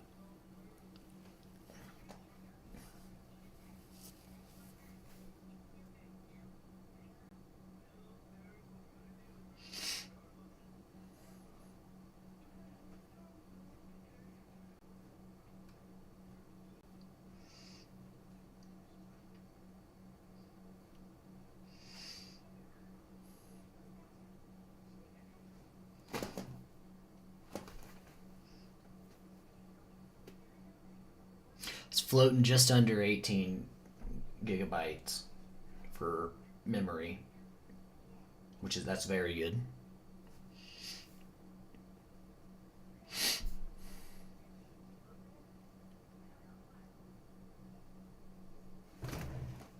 Let me see.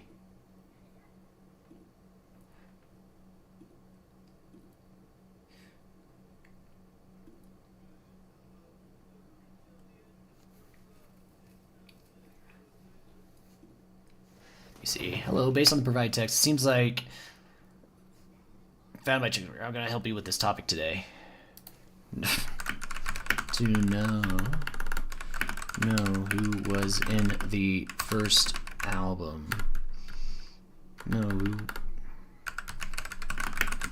First album.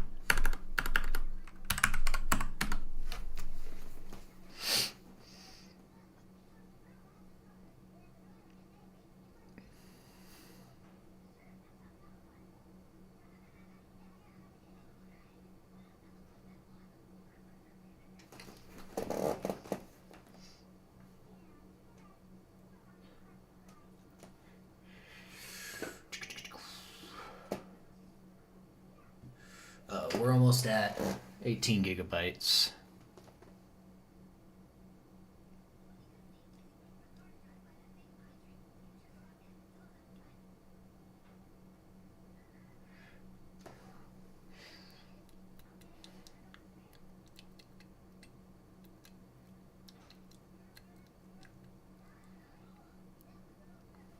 I don't know.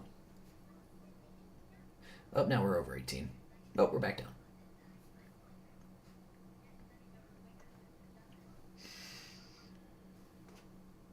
That's the answer?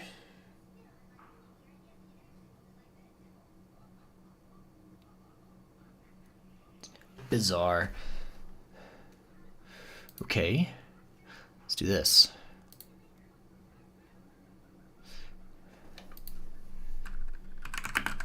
Tell me who...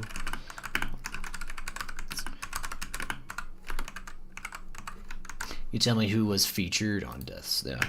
Featured. Now swap the agent. Let's see how Quinn 314B is.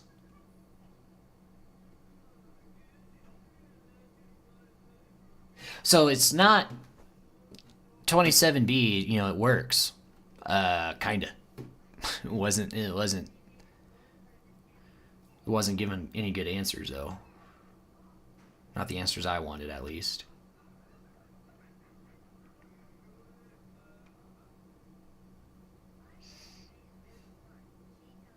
Okay, but I don't need this anymore. I'm gonna go put this up, and then I'll be right back. I gotta go to the bathroom again.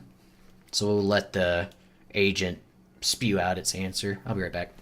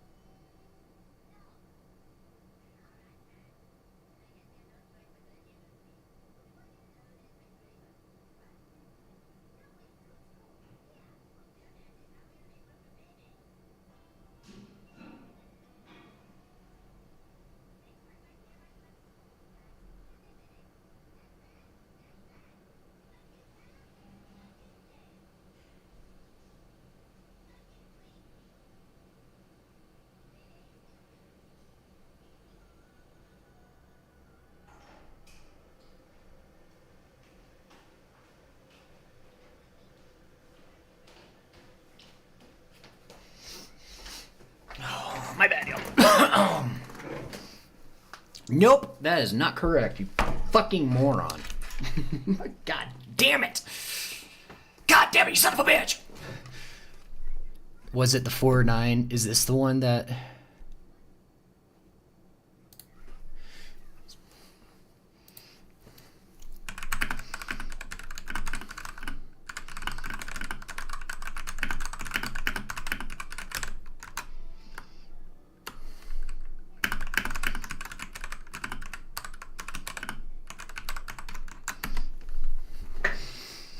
Come on, you motherfucker. Please, for the love of God.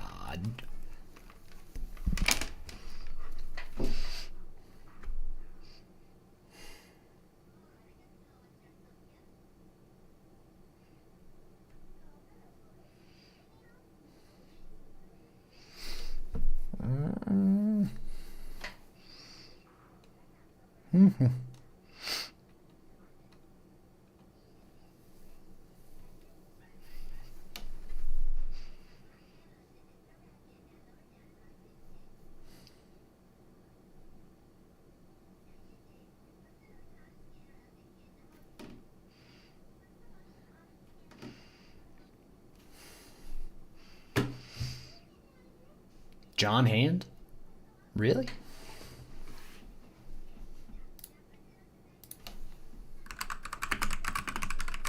Was he in there?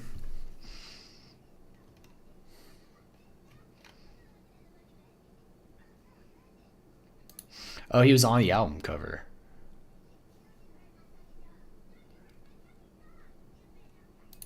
Past bands. Yeah. Oh, damn. Okay, great answer. Okay, good job.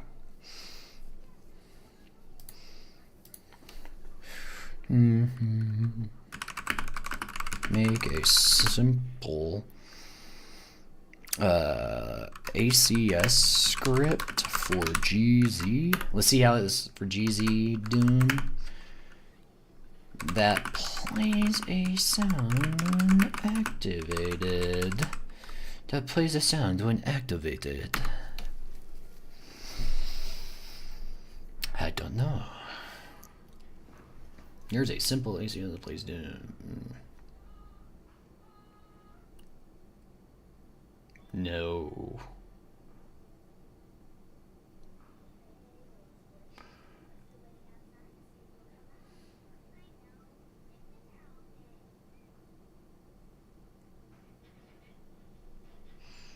No. That is not correct. Unfortunately. Unfortunately, that is not correct. Oh, I don't have a stop button. Oh, that sucks. He's just gonna keep going. Oh, fuck. For a can you make a simple ACS? That's not simple, my guy. And none of this is right. What are you doing? What are you doing? Stop. You just keep going. You're just going. Keep going. Keep it up. Go for it. Why not? You're still going. Okay. Alrighty then. Okay.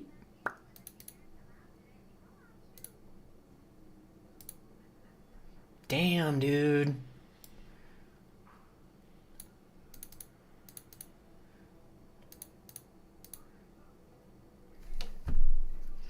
Yo, stop. Look at this shit. What are you doing? Stop.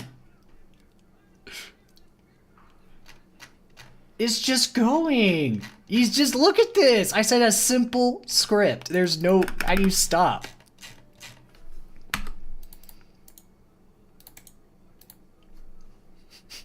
Did I start a new thread?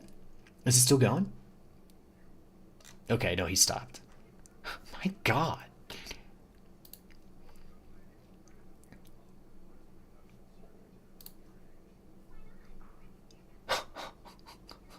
What the fuck was that all about? Okay, what's next? Let's do a new workspace. Well, first let's see what other models there are.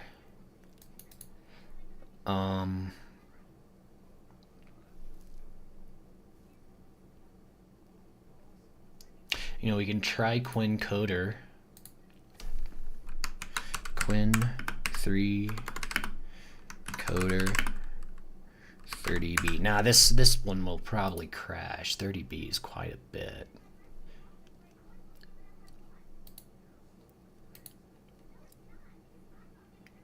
I have 14B2. See, I got quite a bit.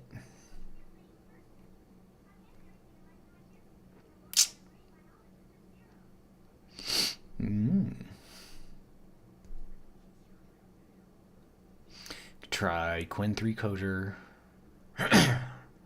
No, let's do the no.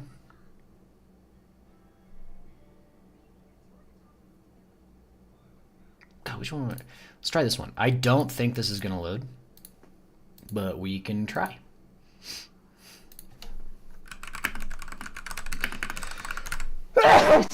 Excuse me. Wish that came earlier when I needed it, huh?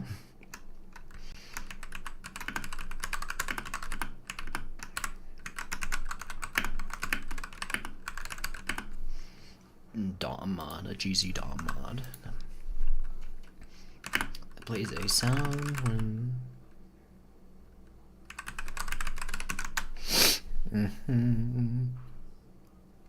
Tools, let's make sure. Agent skills.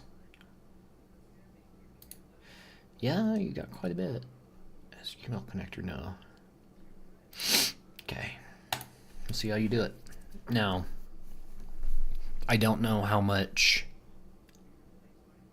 It may not do shit. Yeah. There it is. It's too big. It's too big.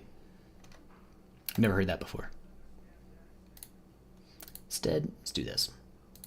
Try the 27B. This is 27B Q3. See what this does.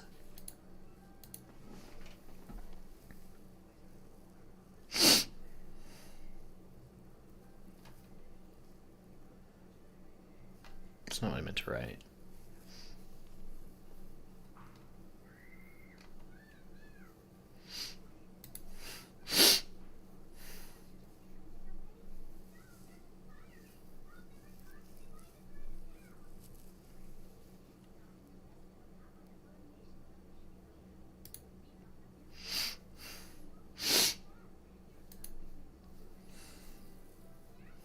It's gonna take a minute.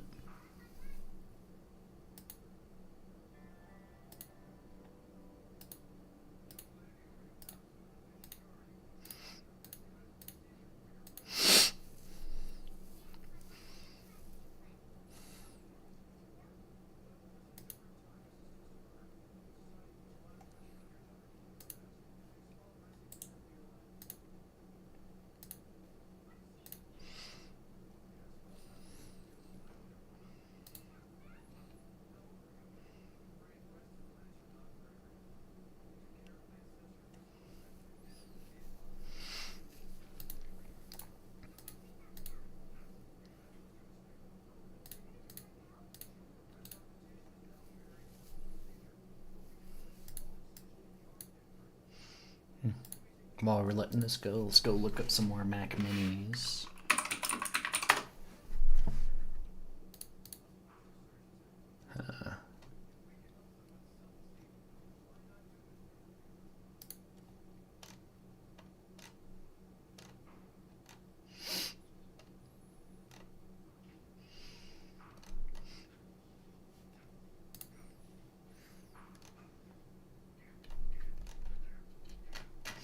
You know, someone's gonna come up with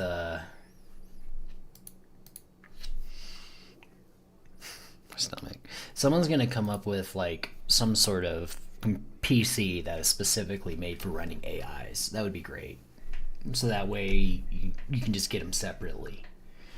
Because right now, man, my God, it's pretty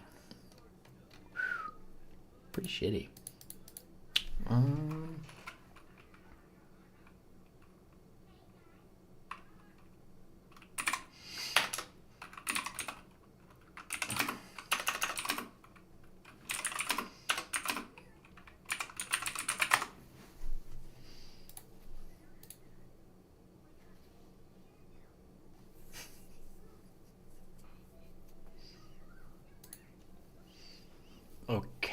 It's going slow.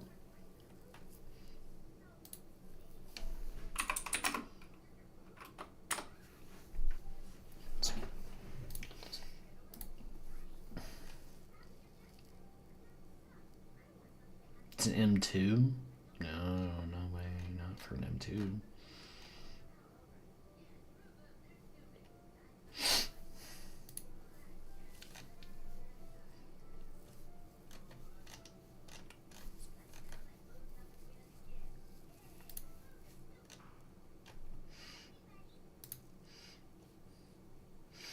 Is it going to give an answer? We'll see.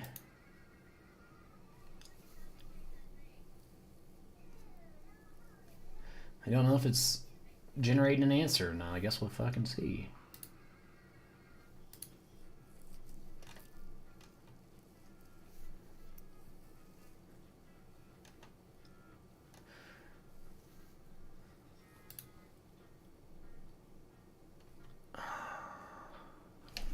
I don't know.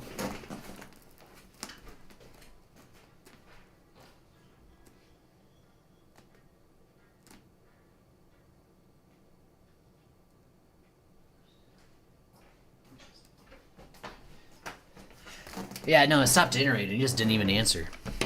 Let's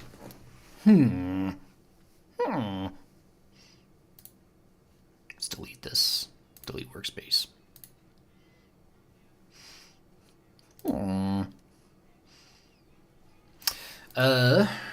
Can you write a simple ACS script that plays a sound when activated in a Z-Doom mod? We'll see how that guy does.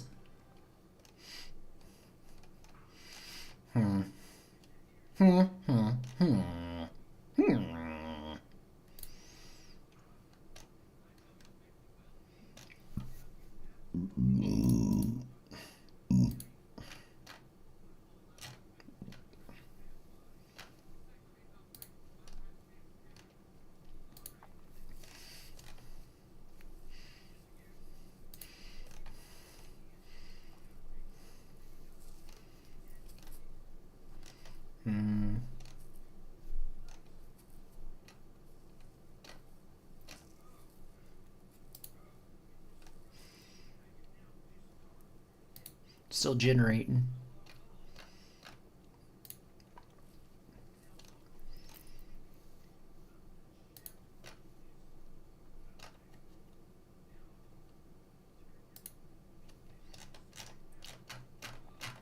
Wow, there ain't shit.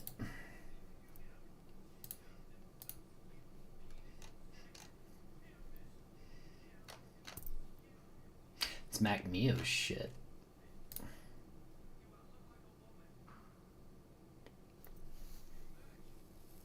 Swapping over to agent chat. Type text has it execute agent. It has it still not. I wonder what it's doing.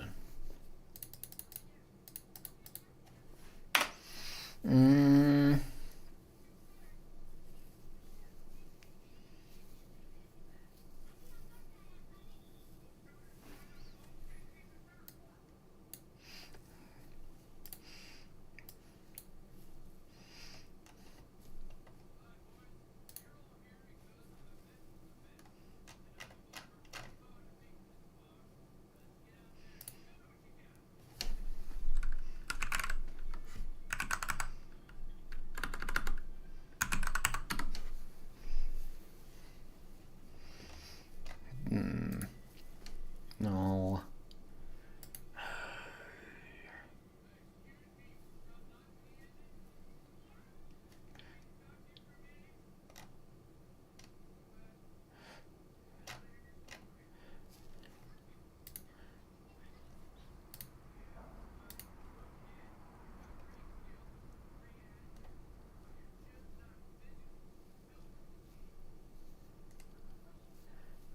Closer to the truth than fiction.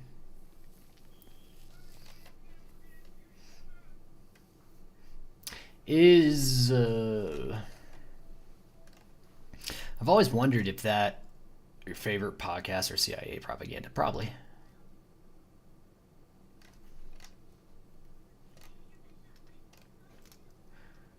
Rescuing the Soviets after they attacked you?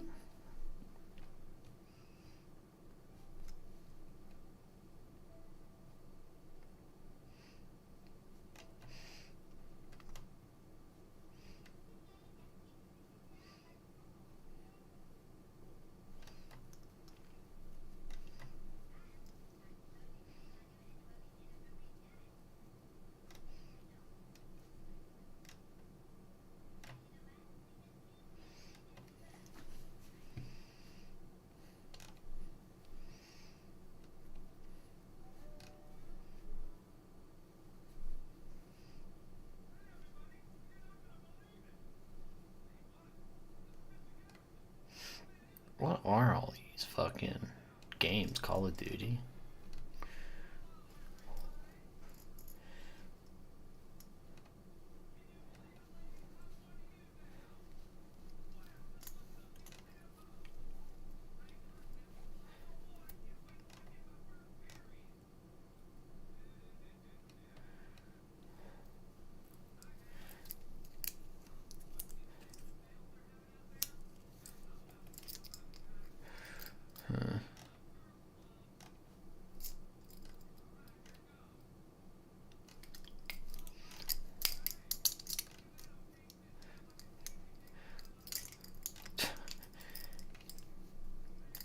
Being in the band sucks. I agree. Being in the band does suck. It is just like, because you're in the band specifically for a reason, and everyone else in the band isn't in the band for that reason.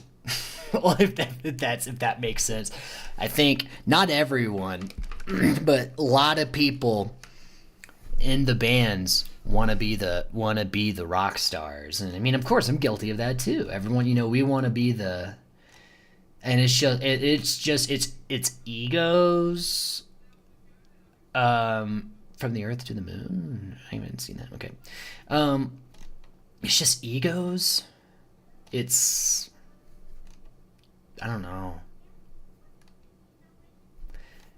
It sucked. I hated it. I was in one once, and it's like, you know what? I don't think I'll... And I thought about getting back into it again, but now it's just like... Can I prove that games went... Whoa, yes. Oh, God. I genuinely... Don't show me that shit. He just pisses me off. He's a fucking tool. Definition of a douchebag.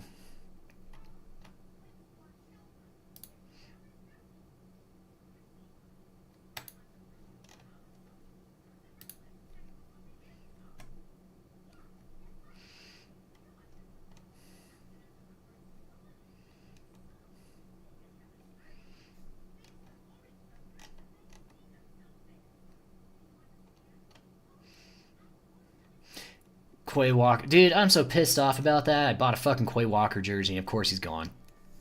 You fucking went to the Raiders. Motherfucker. I don't get why he left.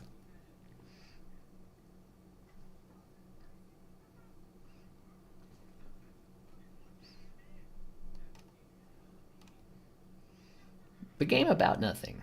Okay, well, we were watching this. This is the most relaxing game in 2025.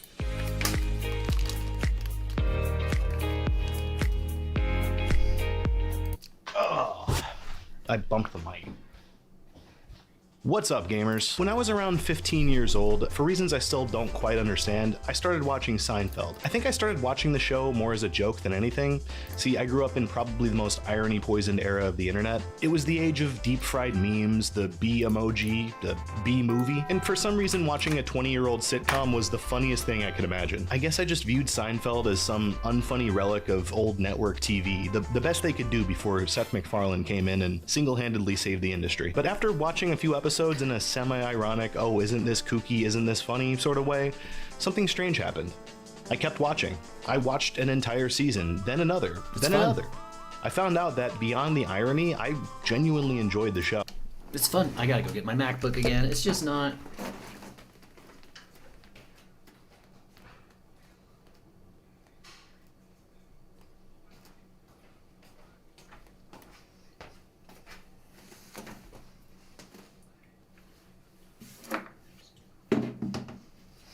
have to. Don't get started.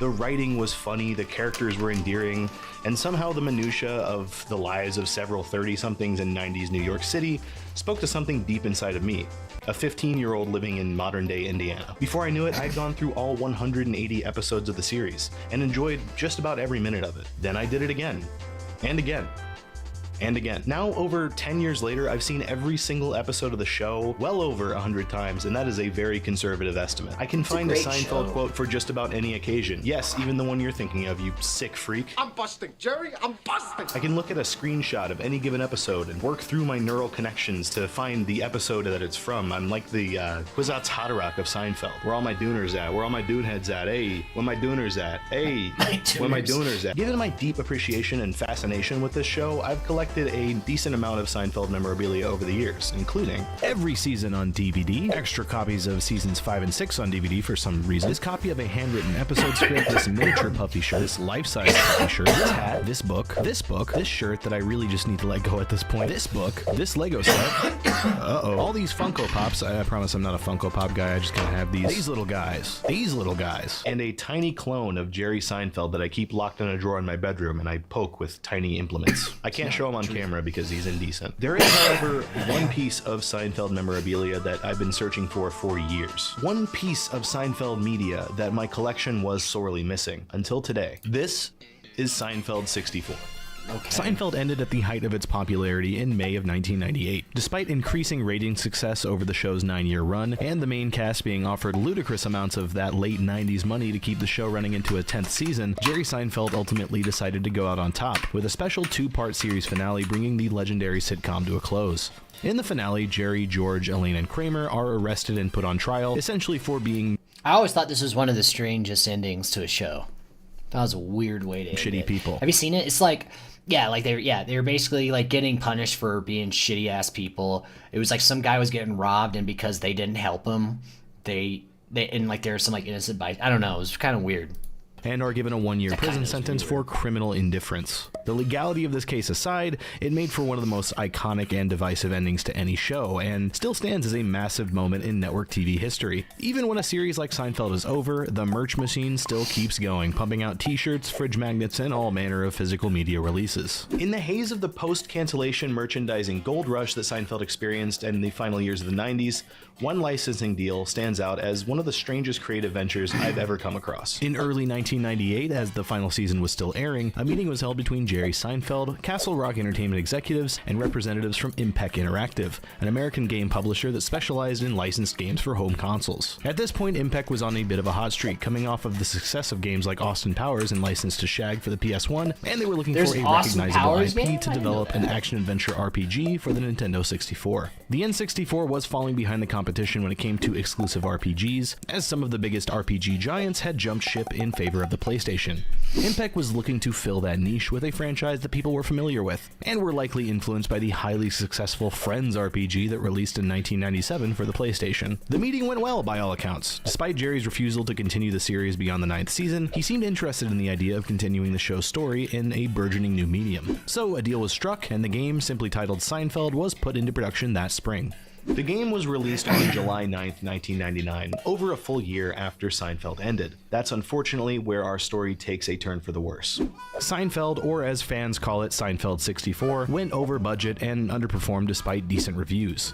This, paired with the financial failures of several other Impact Interactive productions released in the meantime, led to Impact's untimely bankruptcy and subsequent demise in September 1999. It's for this very reason that Seinfeld 64 is such a rare collector's item to this day. The game's publisher went defunct a mere 2 months into the game's life on store shelves, meaning that this game's original pressing is all we have, and copies of the original N64 game go for ridiculous prices online. I doubt Nintendo is about to put this game on Nintendo Switch Online anytime soon, and I would never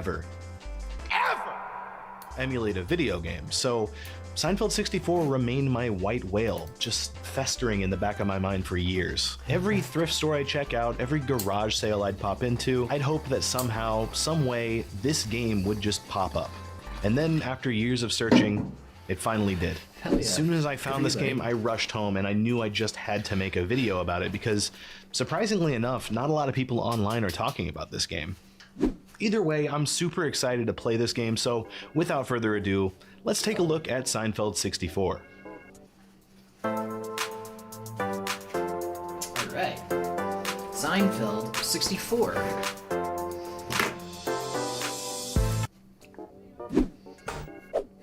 The game opens up pretty much right where the series left off, with Jerry, George, Elaine, and Kramer being escorted to their holding cell after their trial in the series finale. After a few familiar lines from Jerry, we get a time skip, bringing us a year into the future, right back in New York City, with the gang having served their time in prison. That's right, Seinfeld 64 is a direct sequel to Seinfeld, picking up roughly a year after the series ended. This game is effectively an interactive 10th season of the show, which is kinda crazy. In fact, this game is made up of several episodes, which are structured like actual episodes of the show, bouncing between different plots and playable characters. From what I can tell, the game has 4 playable characters. You got Jerry, George, Elaine, and Kramer, and they each have their own gameplay sections in each episode. It is absolutely bonkers that Seinfeld had a direct sequel, and it just happens to be an action-adventure RPG for the Nintendo 64. After arriving back in New York, the gang make their way to their local haunt, Monk's Cafe, decompressing after a year of incarceration. Oh! Yeah, I should also note that this game has a laugh track. After basically every single joke, you get a bit of canned laughter from the digital studio audience. This might not be everyone's cup of tea, and I can imagine this would get pretty grating after a while, but I think it's pretty charming. I should also note that this game does not have voice acting, instead relying on dialogue boxes to convey the character writing. I don't know if this was due to hardware limitations or if they just couldn't get the original cast to agree to return. Either way, it is a bit of a bummer, as part of the comedy of Seinfeld relied on its hilarious comedic performances. Again, a bit of a bummer, but this also leads to some uncanny and borderline haunting moments, so that kind of makes up for it. Following this short introduction at Monk's, we get our first playable section of the game, where we're put in the shoes of Jerry Seinfeld. You know, the comedian who dated a 17-year-old when he was almost 40. Anyway, we're given control of Jerry, and we get the mission objective: go home. Straight and to the point, I like it. As Jerry, we can walk around Monk's and interact with the cafe's patrons, who have some interesting things to say. He said it!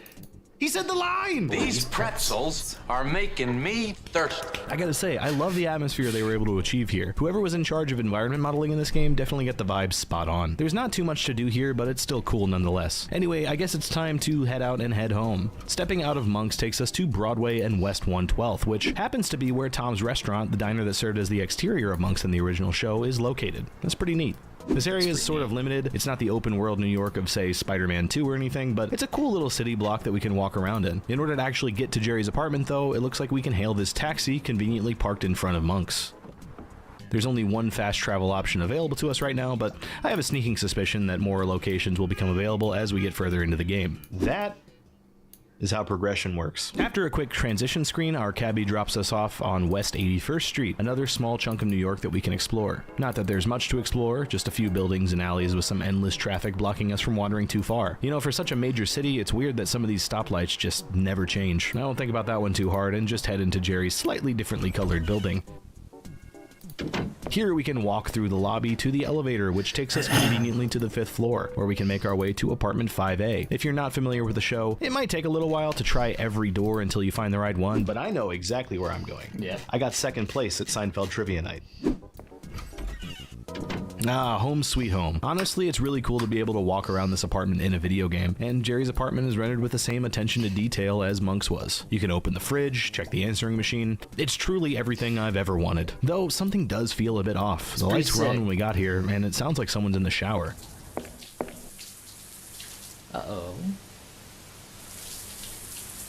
Someone's in your house.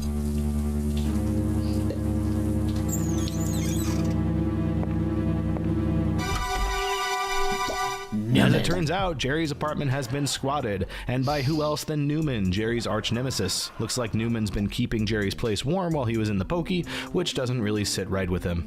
To make matters worse, Newman is subletting his own apartment and has been living it up in Jerry's apartment for free in the time since the trial.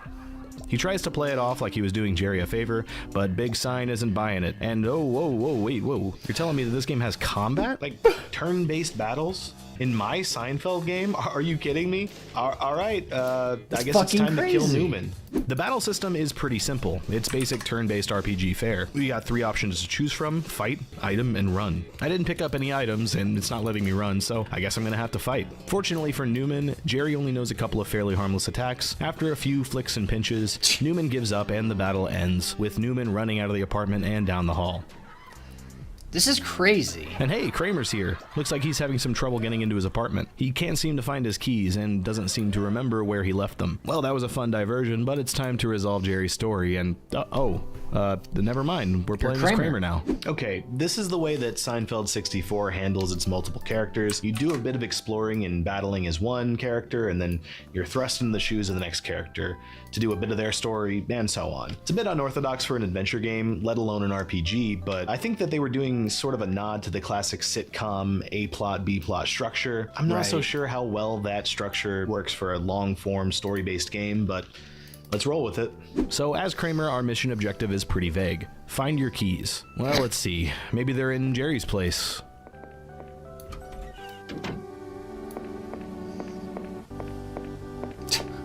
He looks pretty short to be Kramer. Nope, not here. Not here either. Huh. I guess we could try Newman. He and Kramer are pretty close. Walking down the hall to the east wing, we can see that Newman is stuck outside of his own apartment, still wrapped in Jerry's towel. We learn that Newman doesn't have Kramer's spare key, but also that Mike Moffat is living in Newman's apartment. If you're a Seinfeld historian such as myself, you'd remember Mike from such classic episodes as the parking space from season 3 and the Susie from season 8. That's a fun little Easter egg. We'll see if it comes up again later. In any case, Kramer is still keyless, and we really have no choice but to venture back out in the city and look for clues. Gotta blow. Shoot. Gotta blow. What the fuck?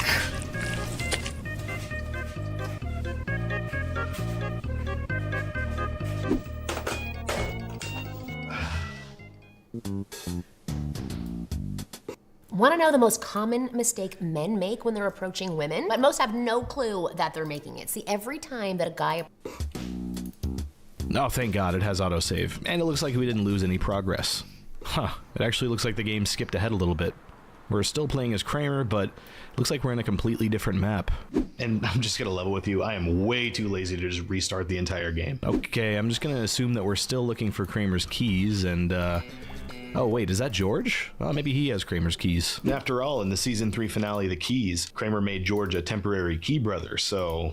Oh my God, bro. Oh, hell no. Okay, never mind. It looks like George doesn't have Kramer's keys either, but we do find out that George is here to try to get his job back at Kruger Industrial Smoothing. And, oh, now we're playing as George. I honestly have no idea what we missed while playing as Kramer. I really don't know how much of his segment we missed after the game crashed, but alas. We have a new mission objective to get George's job back. Should be easy enough. All we gotta do is take the elevator upstairs and... Oop, sorry. Huh, this floor is completely empty. Is this even the right building? While talking to this cleaning lady, George finds out that Kruger went out of business after he went to prison, which is surprisingly believable. Okay, so what do I do now? I'm serious, the game just leaves you to figure out what to do next. I mean, there's not necessarily anything wrong with giving the player the tools to figure out your game for themselves, but I got nothing. Well, as my great-grandma used to say, when all else fails, dick around until you figure out what you're supposed to do in the Seinfeld game for Nintendo 64. After some trial and error, I figured out that I needed to go back downstairs, go back outside, and take the taxi to Jerry's apartment. Of course, it's so obvious now. All I had to do was take the elevator downstairs, go outside, take the taxi to Jerry's apartment. It's a strategy as old as time. I mean, as he often did on the show, George consults Jerry about his job situation, just like in the classic Season 2 episode, The Revenge. Am I right, people? I almost passed out. Jerry fills George in on his own problem. Newman and Jerry are practically roommates, and Mike needs to find a more affordable apartment so Newman can move back into his old place. So Jerry can finally have his apartment all to himself again. It's enough to make your head spin, but at this point, we're really just concerned with figuring out a job for George. Jerry does mention that Mike has been working as a forklift operator at a warehouse by the docks, and with that lead, the game leaves George's future in our hands once again. At least now we have a decent idea of what to do next, and we're off to the East Wing. Lucky for George, Mike's home, and despite their past, he says he'll put a good word in with his foreman, and with that, the game fades to black and sends us to J. Peterman headquarters, which means we're switching over to Elaine, who is currently having a one-on-one meeting with the man himself. Peterman is concerned with Elaine's status as an ex-con, but allows her to come back to work on the condition that she maintains good behavior. Elaine's not thrilled with this treatment, to say the least, and it's clear that her year in the can gave her something of a reputation. After this cutscene, we're given our next mission objective. It feels to me like the writers of this game just couldn't figure out anything to do with Elaine here, so they gave us some busy work. We have to collect pages for the catalog from Elaine's coworkers. To be fair to the developers, this does give us more of an idea of how the other Peterman employees view Elaine after her stint in prison. Some of the NPCs are scared, some are disrespectful, and once we collect the last page, it turns out that we need to collect one more page from Marge. I don't think this is a character from the original series, at least I don't remember a Marge. Maybe it's Marge Simpson. Ooh, it could be Marge Simpson. Do you think it's Marge Simpson? After a few minutes of searching every last corner of this goddamn floor, I found Marge, and no, unfortunately, she's not Marge Simpson. Marge is actually a very tall and very built lady who has a slightly different attitude about Elaine post-prison. She insists that if Elaine wants her page, she's gonna have to pry it from her cold, dead hands. And we've got another battle. You know, for an RPG, there are precious few battles so far. I do wonder if that'll ramp up as we go along. Regardless, this fight is pretty unique. If we retaliate in any way, J. Peterman shows up and fires Elaine on the spot, leading to a game over. So the only viable strategy for this fight is to try and run away, and even then you're forced to retry the fight. With Marge still standing and no recourse we can take as the player, we're kind of stuck between a rock and a hard, woman. No matter how many times you approach Marge for her page, it always leads to an unbeatable fight. Maybe I just need to let Marge hit me enough times to... Damn it, the game crashed again? Looks like we're gonna need to bring out the big guns.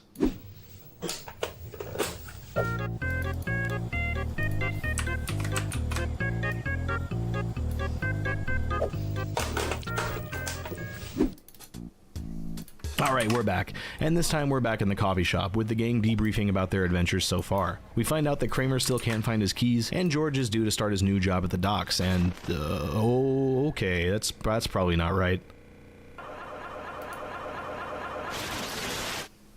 I'm really sorry, guys, this cartridge...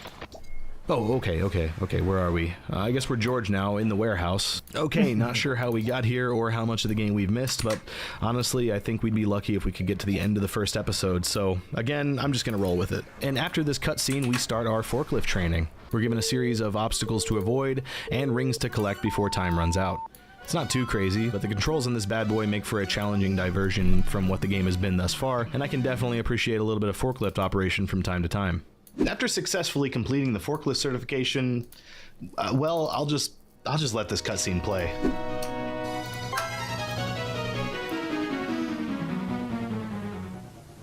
What?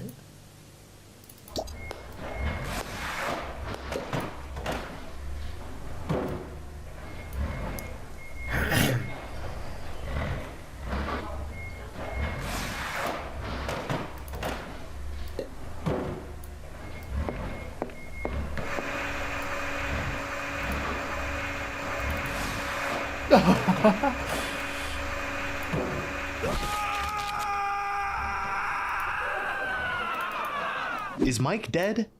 Did George just kill Mike? After that doozy of a cutscene, that's what I'm reading off the script. That was a doozy of a cutscene. Who writes this stuff? My light fucking turned off. Oh no! We cut back to Jerry's apartment and we get the ending of the episode. With Mike in the hospital, Newman is able to move back into his own place, and good old Marge gets pinched for tax fraud. A lucky break for Elaine to be sure, but Kramer is still locked out of his apartment.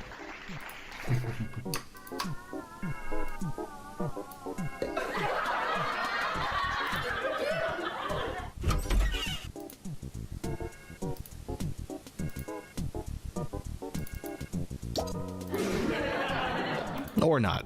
All's well that ends well, I suppose.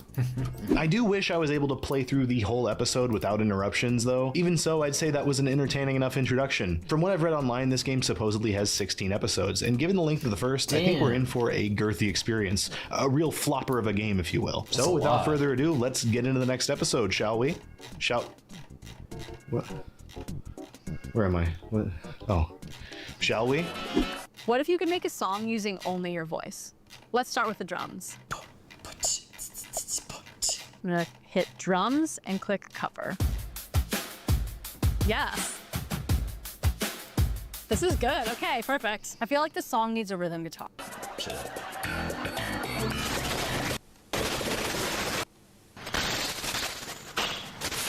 Oh, wow. Oh, those were the days, weren't they? Nothing fucking working.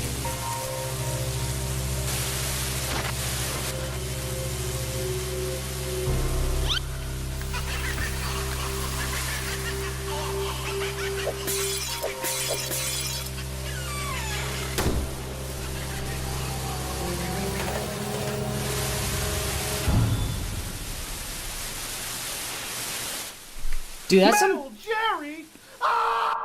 That's some good. That's really good. That's really good animation. Look at that. Once you hear Metal Jerry, get out of my house, get out of my house. I'm Metal Jerry, I'm Metal Jerry, I'm Metal Jerry, whoa! Neener, Neener, I'm Metal Jerry! A gun. Metal Jerry, you're fired.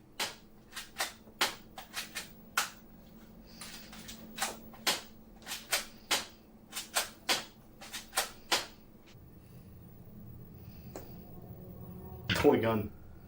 Classic toy gun bit. This is a toy gun. Fuck you, I'm Metal Jerry. I'm gonna make a mess around this place. I'm gonna make a mess in your house. Fuck you, I'm impressed by that animation, honestly, man. That is some really good animation. You know, even if it was a real gun. Hi, yo, how you doing? Oh, I'm good. How are you? Thanks for checking out. Metal, making him impervious to bullets.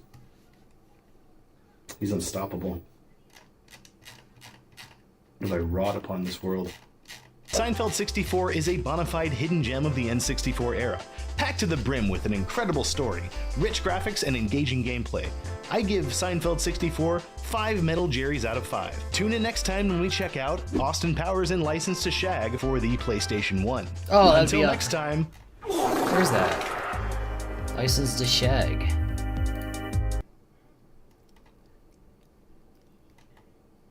Oh. Okay. Not yet.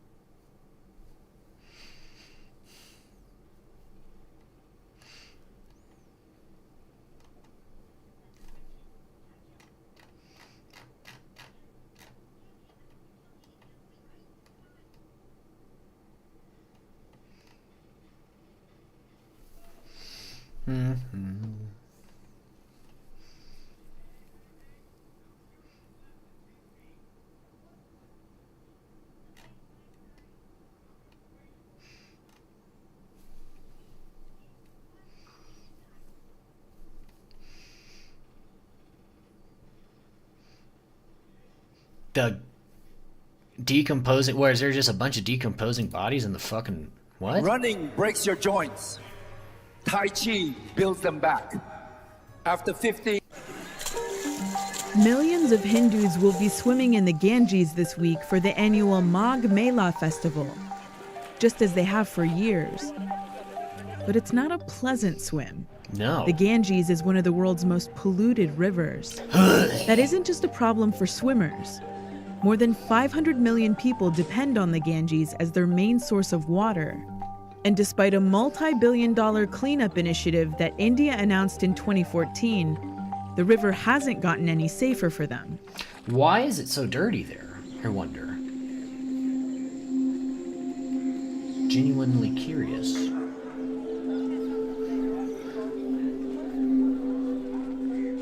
We have come to see the beautiful Ganga here, to experience its warmth that is giving it to us.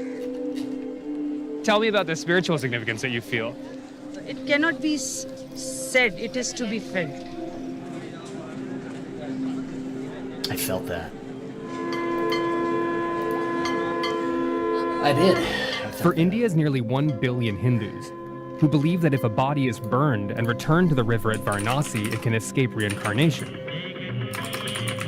The Ganges is one of the most sacred places on Earth, but it's also one of the most polluted.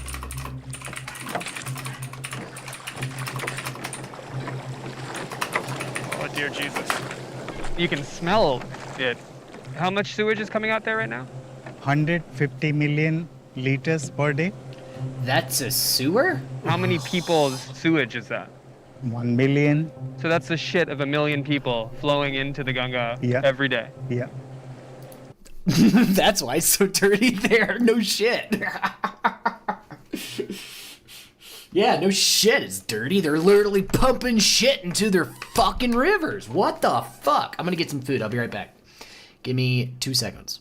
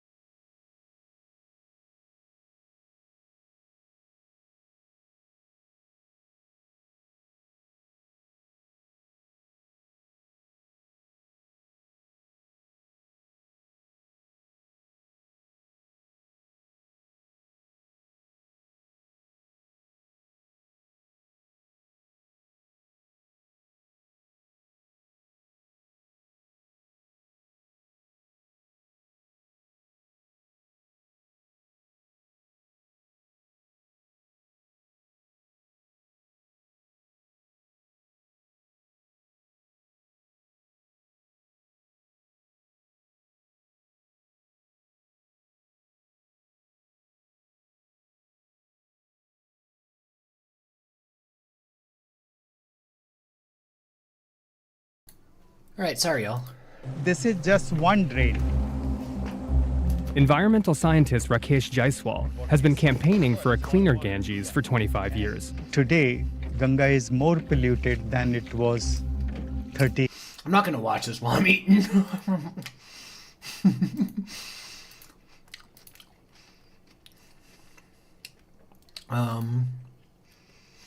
Rooted values. Busca Libre es la librería online en español número 1 del mundo. Estamos presentes en 11 países y tenemos un catálogo de más de 5 millones de libros. The arbiter of morality itself. I find it hilarious that Hassan goes, I'm not going to sit here and blame destiny. Only a horrible person would do that. 2 seconds later, a guy from their community did this and they're blaming me for it. Oh my god. You guys just attempted an assassination. Somebody from your community just did it. And you're blaming me, innocent old Hassan. Innocent little communist. Innocent little dictator supporter. The most innocent dog shocker in the entire world. Look, guys. He retweeted some vague shit. He's definitely a Destiny fan. I don't know, Hassan. It really seems like you're trying to blame them. Also, let me just explain why he's not explicitly pushing for Destiny to be arrested and put in prison for inciting violence. Because he knows that right after him, Hassan is basically up next, right? They are basically in this together despite being mortal enemies. That is the only reason why he's not being explicit with it. Do not fall for this bullshit of, oh my god, he's just moral, he's just virtuous, he just wants to stand by his principles. He would never associate the creator with something their community does. No, Hassan, you just know you're on the chopping block. In fact, you're first in line, I feel like. So then he continues his rant saying that the shooter was such a centrist, a mainstream liberal. Basically, all the people that he's been screaming at all this time, all the regular liberals who want to cancel him, he's saying that this shooter comes from their community. He's basically saying, oh, the liberals are ruining the country, but I, Hassan, am the savior of the liberals, right? I am the leftist, the lefty flank, the socialist savior of humanity itself. Okay, they're throwing everything at this guy for sure, because if he actually had all the guns, if he actually pre-planned it, like, this is pretty clear-cut, open and shut case, right? An attempted assassination, an attempted political assassination. It's just not, you know. He obviously had TDS and an incurable disease transmitted through the Hassan broadcast. Yeah, it's really funny that he's the suspect is not a fan of mine, as a matter of fact. He was a blue sky liberal, was the type of blue sky liberal who hates me because they think I'm like pro Adolf Putler. Yeah, if you scroll down, this dude is not a fan of you, lol. Yeah, this is his account. He's pro NATO. I'm anti NATO. Not that it matters. Look. This is his account. Yeah, I spent a lot of time in countries where graft and grifting are the norm, and I assure you, it is truly immense cost to prevent that from taking hold in our society. You do not want to live in that kind of society. I think that we should simply run on prosecuting the rich for their crimes instead of creating a low-trust society. He was in the liberal, right-wing liberal contingency of Hassan is a malignant force on American politics. Look, guys, he was a right-wing liberal, a centrist Democrat. I swear, it wasn't a Hassan fan. I find this hilarious. Like, he is desperately trying to shift the blame. Like, nobody's even saying it's a Hassan fan, but he knows that everybody's just targeting him. People are generally, you know, just going after Hassan, not because of this, but because of his general sort of rhetoric, you know, threatening to murder his opponents, telling his fans to, you know, K. Rick Scott, etc., etc. Like, we know that this specific incident isn't connected to you, but we know that you also generally sort of foment this type of violence. But Hassan obviously intentionally misunderstands and tries to say that, oh, they're trying to tie this shooter specifically to me, right? When it's a symptom of like a broader sort of general culture that you're inspiring, where assassinations are okay, breaking the law is perfectly fine, stealing is okay,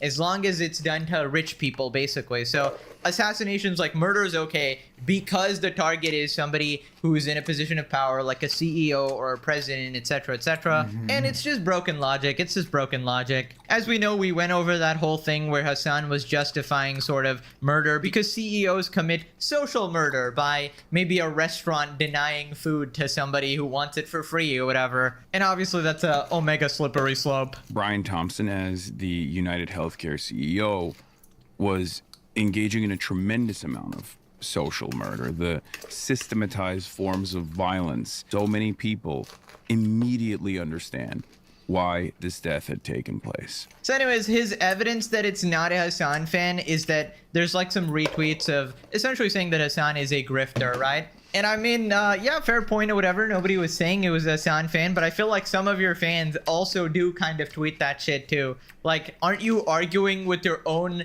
like 50-month subscribers every day who try to disagree with you and say something that's slightly different and then you crash out at them? But yeah, I mean, this whole situation is just really convenient for him because now he has an excuse to say that actually, I'm not the radical, right? It's the centrist liberals that are the radicals. We leftists, who are quite literally on the furthest fucking left possible, we're actually the peaceful people. We only talk about murder. We don't actually do it, of course. We only talk about buying explosive ordnance mechanisms from China. We don't actually do it, of course. We only spam hearts for terrorists and, you know, encourage this shit. But we don't actually do it, of course. Yet. Then for some bizarre reason, Hassan cannot stop himself and he insists that he actually really agrees with the shooter on a lot of points. And he comes up with possibly the greatest phrase of all time, woke terrorism. But the thing is, or the suspect, the shooter, the suspect, whatever you want to call him. Like, there are also plenty of things that he said that I also agree with. You know what I mean? It's not like he's not like a rabid anti-communist either. He's just like a regular lib. And it's important to understand that a regular liberal with decent credentials, like that was a mechanical engineer that did a internship at NASA, when that guy is the one who's planning out an assassination on the president and the entire cabinet, you have to understand that. You have to interpret that as a sign of the times. It's clear that that is a valid point. That is someone of that stature with those credentials doing that. That is a sign of, because if you look at his history, same shit happened in France. There is so much instability and chaos in people's lives that you got motherfuckers who are mechanical engineers doing this shit. It's not just like people with antisocial personality disorder with like no prospects for a future. You got people taking matters in their own hands that have a future, you know? Because Luigi Mangione also was like talking about previous attempts on how he would target like the United Healthcare CEO or a healthcare CEO in general. And he said like, oh, I don't want to actually do a bomb, like an improvised explosive device, because like it will kill too many random people. This is in line with the same mentality. Again, another STEM lord, allegedly, by the way, Luigi Mangione, allegedly, looking to be more precise, somewhat of a woke terrorism, an instance of woke terrorism again. Ladies and gentlemen, you heard it here first. It was simply a case of woke terrorism. I mean, Hassan really invents the best fucking phrases I've ever heard in my life. So you see the terrorist attack. It was simply woke. It was done with woke motives in mind. You see, woke terrorism, actual fucking comedy. Everything is woke now. It wasn't a regular terrorist. It was a woke one, because the woke one is actually really virtuous and moral. Like, they didn't want to kill the bystanders. They only wanted to kill the evil people in the administration, the evil government. But also the shooter, I'm pretty sure, said that they would kill anybody who that like got in the way as well, which basically means that they weren't like a woke terrorist or whatever. They were just a psychopath, mentally ill freak, like all of these shooters are. But I love this fucking desperate attempt to sort of humanize the terrorists and the shooters, be like, you know, they might have been a terrorist, but, you know, in some sense, they were actually woke. They were actually really woke, right? They cared about the people. They didn't want to hurt bystanders. And the best part, Hassan actually agrees with him on a lot of things. Amazing. You just really felt the need to point that out, right? So then a chatter asked Hassan that if the shooter was actually a Hassan fan, would Hassan flee the country? Would Hassan finally, for the love of God, finally leave America, right? He is 100p big time anti-communist. Based on Iowa predicting Kamala wins all swing states and at least 3 red states. Retweeted by Midas Lodge. Breaking: Taylor Swift endorses VP Kamala Harris. Scott Jennings is blaming you on CNN right now? Buddy, this guy... With Revoicer, you can generate as many voiceovers as you want with only 3 clicks. Yes, you heard me right. hated me. This guy hated my ass, it seems. Oh my lord. Scott Jennings can chirp all day, every day. This guy is not one of mine at all. If he turned out to be a Hassan Abiy hit, would you have left the country? No, of course not, because that's not how things work. Like, these people will try their very best to be like, oh, Hassan is a violent radical. He's dangerous rhetoric. But like okay, at the end of the day, we still haven't reached a point where, you know, the administration, it might get there, but we're not currently there where the administration would be like, oh, your clips out of context are actually invitations for violence. Like, in a court of law, stuff like that is totally protected.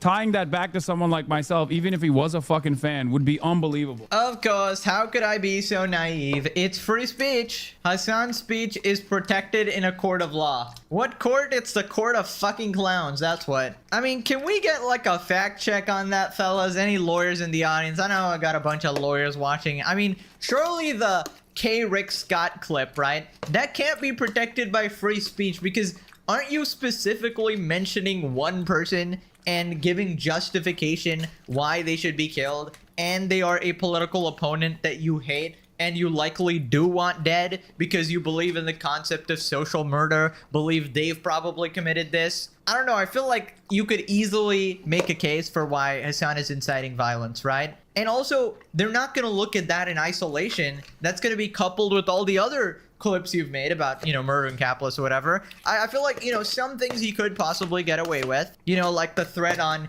Ethan's wife or whatever, because, you know, he cloaked it in like, well, I'm actually talking about the Palestinian resistance or your favorite podcaster's wife, which, you know, reasonably could not be Ethan's wife. Obviously he's talking about Ethan, but like some fucking sleazy lawyer could probably defend him, right? But I really feel like the Rick Scott clip that's a tough one. That's a tough one, I will say. If you cared about Medicare fraud or Medicaid fraud, you would kill Rick Scott. Also, how hilarious is it that the chatter is instantly thinking of ways to save Hassan once he inevitably gets caught? Because even they realize that, yes, somebody in Hassan's chat is probably going to commit an act of terrorism, right? They understand this, and this is like a given for them. They're like, okay, Hassan, so when that actually happens, what are you going to do about it, right? We need to save you, obviously. Save the Messiah, save the leader here. So they're telling him to flee the country. And I feel like that's one of the only ways ever to get Hassan to leave America voluntarily, right? But I feel like that might be the one case in which Hassan is sort of remotely patriotic. I know he's like a coward piece of shit and he probably wouldn't go to prison or whatever, obviously. Like, he'll tell all these other people to go to prison, but he wouldn't go there himself. But like, he's also kind of obsessed with staying in America, so I don't know, I hope he's delusional enough to think that his like fan base will break him out or something and he just chooses to take the sentence. But yeah, between the options of like deport him, arrest him, or just have him run away by himself right after, you know, one of his fans gets caught doing terrorism, I feel like the arrest him option is definitely the best, because once you deport him, he would just infect the rest of the world. Like, he's not gonna stop streaming. Like, a bunch of people are still gonna be watching him, right? He's just gonna start streaming in another country. And worst case scenario, he might even come over to where I'm at, bro. Although I feel like he'd be instantly arrested here, let's be honest, all right? You're not really allowed to fucking glaze terrorists here, at least I don't think so. Never tried that, obviously, but yeah, I feel like the free speech defense only really works in America, right? Back in the Hassan comment section, I don't know why I do this to myself. I will not be rage baited by the news. Left-wing groups.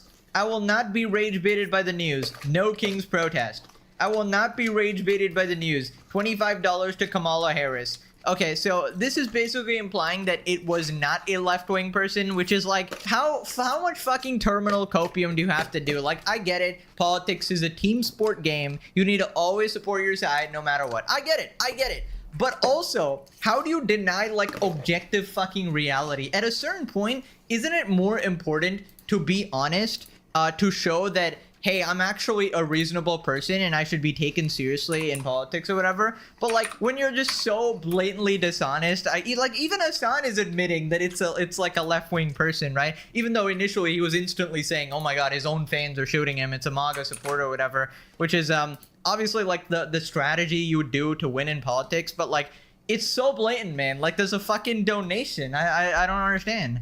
I mean, these were the same people who were saying the person with the trans boyfriend was actually just a radical right-winger, obviously. Just unbelievable dishonesty. Chat, is this a recession indicator? Who is more likely to try and shoot the president? A leftist who understands historical materialism as an explanatory framework for how we got here. Oh my fucking god. Can we read this line again? A leftist who understands historical materialism as an explanatory framework for how we got here. This is such a fucking pseudo-intellectual, regarded Hassan fan. I can instantly tell, like, even if this wasn't in like a Hassan Piker comment section, anyone who talks like this with like, oh my god, I'm using big words, I'm so smart, shut the fuck up. Okay, so what they're saying, who's more likely to shoot the president, a leftist or a liberal who thinks everyone is fine until 2016 when Trump cast a spell to ruin the country and everything will magically be better once he's gone?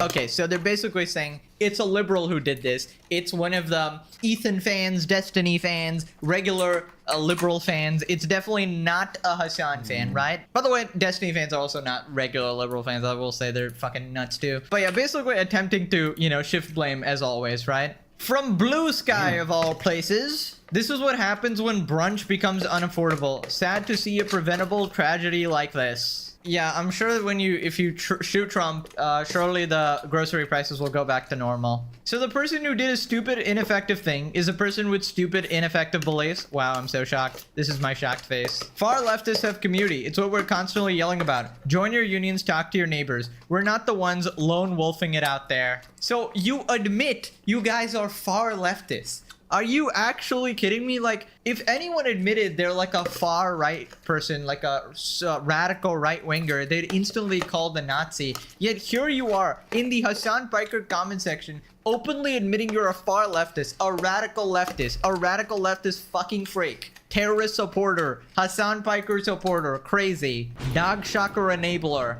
Assassinate me one time, shame on you. Assassinate me twice, can't put the blame on you. What does this even mean? Secret Services shot all 5 bullets in the ceiling like they do at the range, but this is a trick that forces the adversary to take all their clothes off and lay on the ground. He had to surrender and absolutely not use any of the weapons he bought. Checks out. Another false flag comment? Are we seeing another false flag comment after Hassan literally admitted even he tried to quell his fucking idiotic fan base and tried to make them stop believing the lies? Even they won't go for it. You need to be lucky every single time. We just need to be lucky one. Right, so this is again referring to assassinate Trump. So this is in support for the assassination. Hilarious to think that Hassan is too radical, but also try to murder the president. Do you do English, man? Do you do English? Do you how do English? He's a teacher and yet 0 of his students have posted anything on social media. Like, come the fuck on. Another false flag comment? I don't know what the implication is. Like, they really want me to understand what they're saying. What do you mean? Like, students would be posting about their teachers? Some people don't give a fuck about their teacher. I certainly didn't about a lot of my teachers. Weakest false flag ever. We're still with this shit? Hilarious that they try to do everything to explain or shame the would-be assassin, but don't address why they're... Put this up.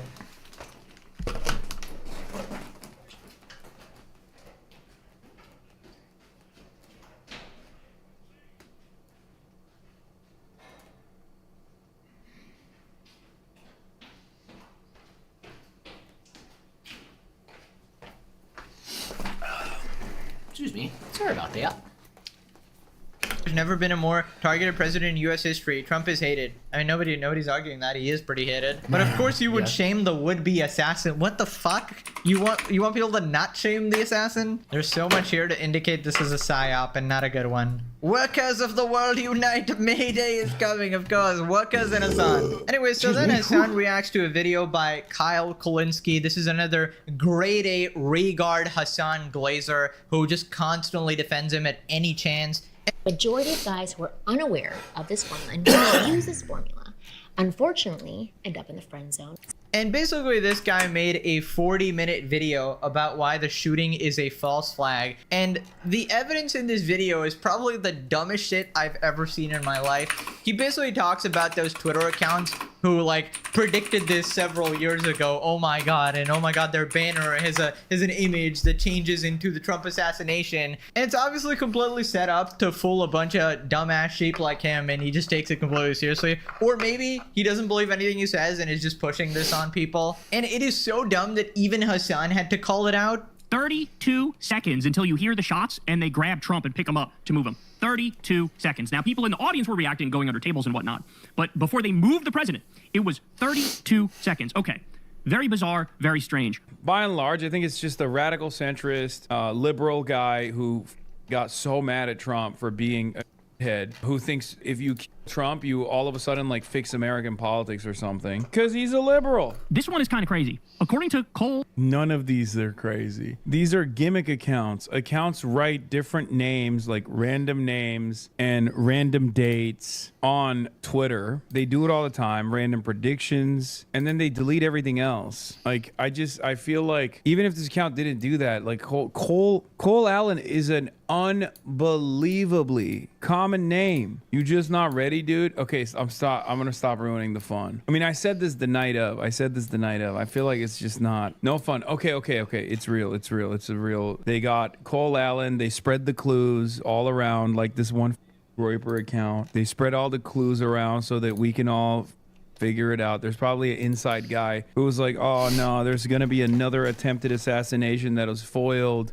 years later, so I should just put this government agent who we tapped into 4 years ago, let's just put his name out there on this random anonymous Groyper profile. We don't even need to get into this, but then you also have, do you see the banner for this Twitter thing here? Apparently, if you take this and you adjust it in one of the editing programs, it looks like sort of like a modern art piece, but it really is a picture of the Trump shooting.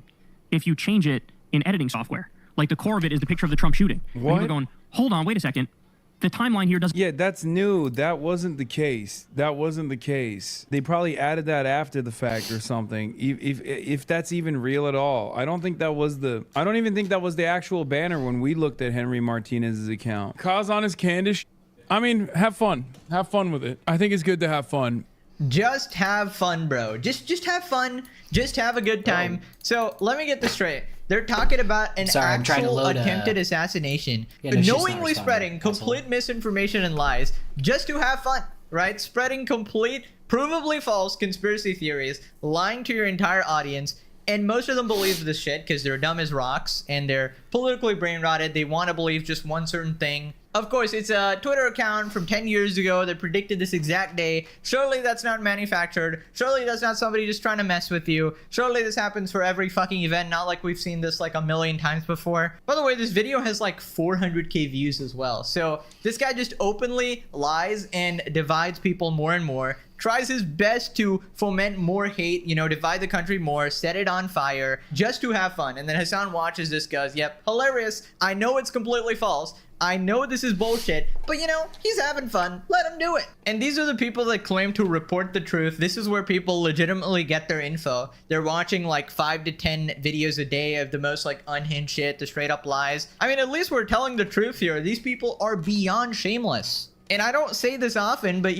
respect to Hassan for somewhat calling this out. Although he's not going to push back at all because, he knows that this is very useful to his like side and his politics or whatever. But I find it hilarious. He points out to his audience, hey guys, this is most likely bullshit.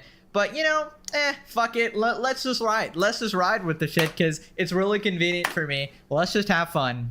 And it's like a real serious political event as well. And it's like, this is how they're reporting the story by lying about it. I totally stand Kyle and Hassan being the dynamic duo of online leftism. Oh my yuck. Hollywood-ass assassination attempt. Joe Rogan of the left reacting to the Alex Jones of the left. Calling Hassan the Joe Rogan of the left is so insane. Dark woke is back, baby. This is the cringy statement known to man. Moving on to Hassan crashing out at YouTubers Abba and Preach for making a video calling him out for calling gamers loser incels. I don't think wanting to be a dad is weird. Oh my god, do you guys not have any other fucking content? Jesus Christ, get off my dick, bro. Holy shit. How many more years of this like reluctantly attacking Hassan and then agreeing with his fucking primary focus reluctantly 2 years after the fact are we gonna do over and over again? No, they're not.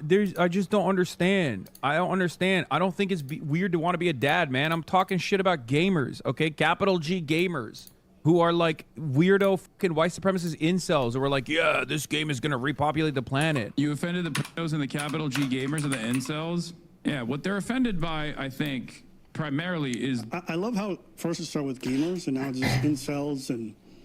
Yeah, dude, you got me. I was actually fucking attacking every gamer on the planet. Like, man, this is low budget bullshit. I don't even want to fucking entertain it, okay? Again, I can't explain this to you guys enough. I got fucking government ops, okay? I got the entire propaganda apparatus of the nation state of Israel inside of my fucking asshole. I got like 55 different articles being written about me on a daily fucking basis on Fox News. I'm sorry. I'm not gonna have to. I don't want to have a back and forth with Abba and fucking Preach, okay, over what they misunderstood about my take. Where it's like, bro, this guy, he's got the entire nation state of Israel after him, guys. It's in his walls. It's underneath his skin. It's up his butt. Israel everywhere. He has 55 articles written about him every day. Some may or may not be glazing his chest as. He doesn't have time for small time fries. Small fries. Like Abba and Preach, but he does have time for slop tubers, does have time for Asmongold. Bro, Hassan always tries to act like he's above all of this, you know. He's not there to spend his time on petty internet drama while spending 90% of his time literally crashing out about this stuff. And I don't know why he's acting like, oh my god, he's got places to be, things to do. Bro, you spend all of your time on Twitter. We can literally see it. Don't act like you gotta be somewhere, man. Hassan goes, I'm busy, bro. I don't have time for this. I don't have time to play Pragmata like you fucking loser incel. I gotta read some tweets. I gotta get cucked by more men. Hell yeah. Bro, you had a dumbass take. I don't know why he wouldn't just like admit it, be like, hey, you know, I probably shouldn't have said that. I probably worded it wrong. I probably, you know, was a little salty or whatever. But he always does this. He doubles down and then he wonders why the hell are people still harping on him. This shit has been going on for like several days now. Oh, I guess he's backtracking to incels now. This is your brain when you're struggling to focus. And this is your brain when you're in the zone. But getting... You know? Yeah, I am, dude. You fucking caught me. I got so embarrassed that I was shitting on every gamer, every man actually, every man that wants to be a father. I was shitting on them and you caught me because you're fucking brilliant. God forbid you misunderstood the original take that I was making. God forbid. That's never a perspective with any of these guys, okay? No one on the internet ever does this thing where they're like, hold on, let me see what he means. No, I've already been established as a fucking villain for a lot of these dudes, okay? For a lot of these dudes. And it does so well on the algorithm that they just go, yeah, I'm a professional misunderstander of the point that he's making. God forbid you fucking agree with me, you know? You only agree with me maybe 2 years after the fact, you know?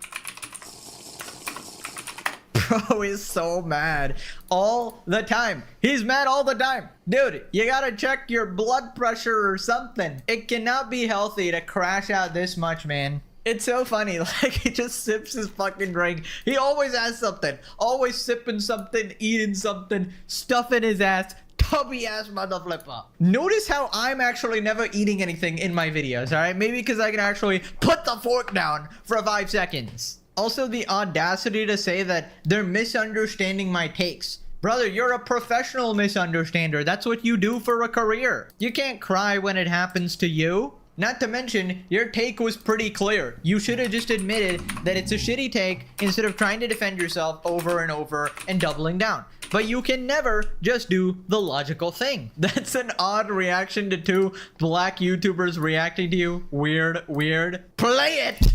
I don't give a fuck what black people care about. Oh, black people care about this. Black people care about that. Like, shut the fuck up. You don't understand black people. Shut the fuck up. I'm sorry. It's just too funny. It's just too funny. Classic Hassan Cycle has a horrendous take, claims it was out of context or misunderstanding, never clarifies position, cries about it, says it doesn't matter because of Israel. It really had literally all of that. Never ask Hassan to address anything because he has more important things. He has to capture the moon. He has to fight the entire nation state of Israel. His evolution into a lolcow has to be studied. We are studying it actively. I have a fucking PhD in this shit. If Hassan wants to stop taking him out of context, then maybe you should wise up and stop making sweeping generalized statements. All it takes is the most minor pushback and he'll cry and shit himself like a child. This is the guy meant to save young men. Bro, if you're a young man watching him, you're literally gonna turn out to be a terrorist.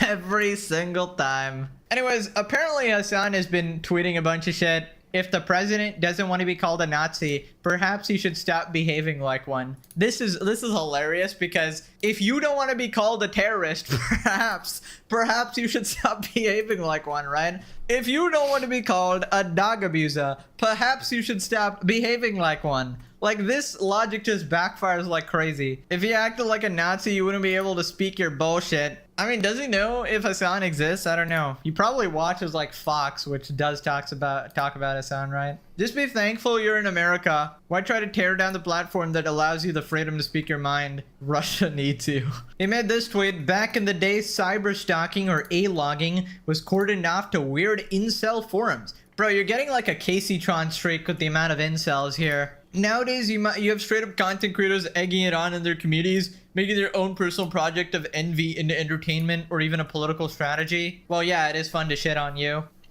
You're literally a Candace Owens fan, you should shit this one out. You watch Bad Empanada docs everyone involved with Progressive Victory on stream. To live audience, please shut the fuck up. Spider-Man meme. You literally doxed an entire group of people. Whatever you say, Slick, the great leader Hassan. Off to free the peons from capitalism. Back in the day, terrorist supporters were arrested. Their connection grows. Oh, goated animation. Remember when Hassan read deranged schizo posts from Destiny's actual stalkers on his stream? Now click this video to start your gratitude journal, guys. Great practice. Today, I'm grateful for the like.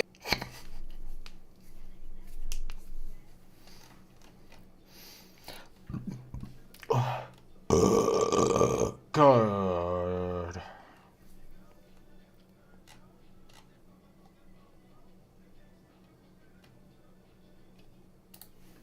I just created a $47 ebook in 3 minutes flat using AI. Time me while I do it again. Already in Designer, interface is loading. Watch how fast this is. Clicking Word. Comedy movies have been dead for the past decade, which is especially depressing because Hollywood stopped making funny movies when we needed them the most. The past 10 years have been some of the most chaotic and divided times in modern history. Politics taking over literally everything, cost of living skyrocketing, and people spending hours online doom scrolling an infinite feed of bad news. If there was ever a time we needed to collectively sit in a theater and just laugh at something stupid, it's now. But it wasn't always like this. During the 90s and early 2000s, we were getting multiple hilarious comedy films each year. I bet you forgot how stacked the year 2004 was. Anchorman, White Chicks, Dodgeball, Mean Girls, Napoleon Dynamite, all in the same year. If we got one movie as funny as any of these in the past 5 years, we would be grateful. But this isn't even just an opinion. The data doesn't lie. 2016 was the official point of no return for comedy films. In that year, comedies made up about 12% of the domestic box office and pulled in $1.1 billion. Just 1 year later, their share was nearly cut in half to 7%, with gross revenue dropping to $790 million, making it the single biggest one-year collapse on record. After that, it was all downhill. 2022 was particularly abysmal, with the entire genre of... What is this?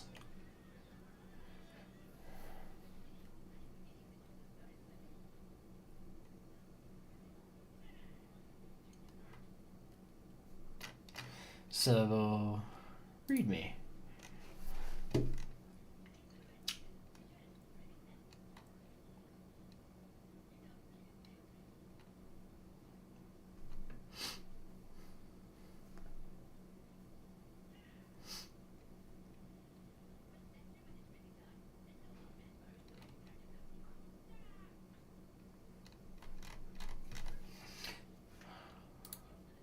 Huh.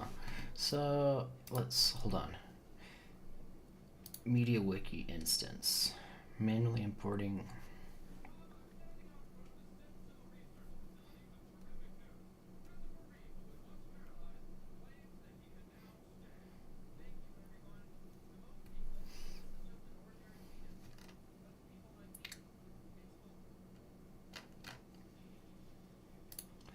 The backup can be imported into a local MediaWiki instance. What's a MediaWiki instance? It's a self-hosted wiki platform powered by PHP and database.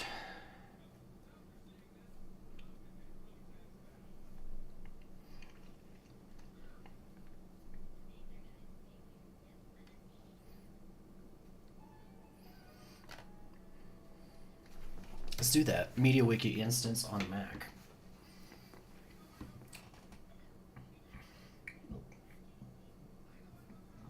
Excuse me.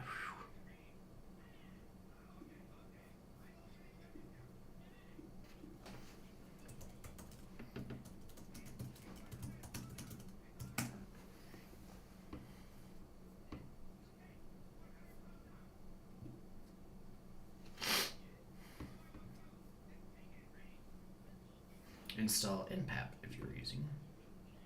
The fuck is Npap?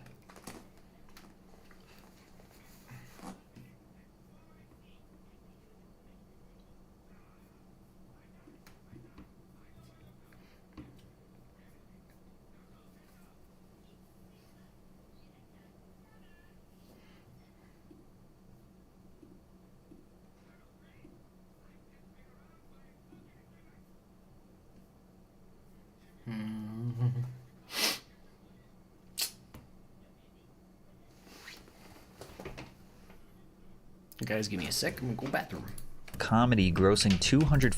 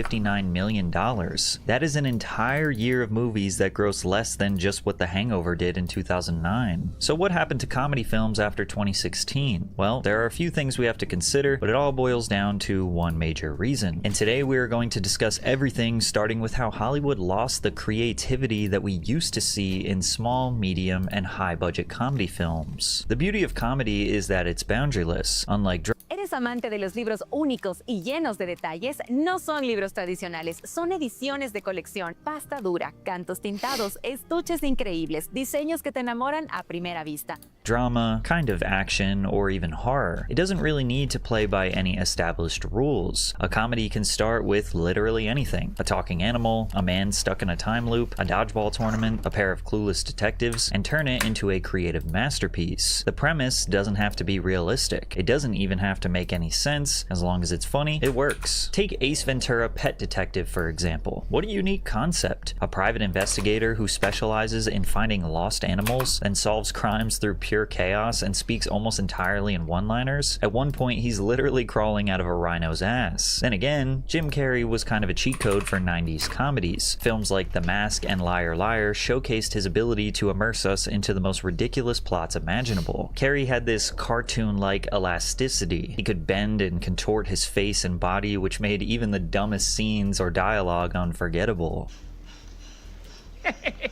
Or what about Dumb and Dumber, which is literally just a movie about two dumbasses? You go straight ahead and you make the left over the bridge.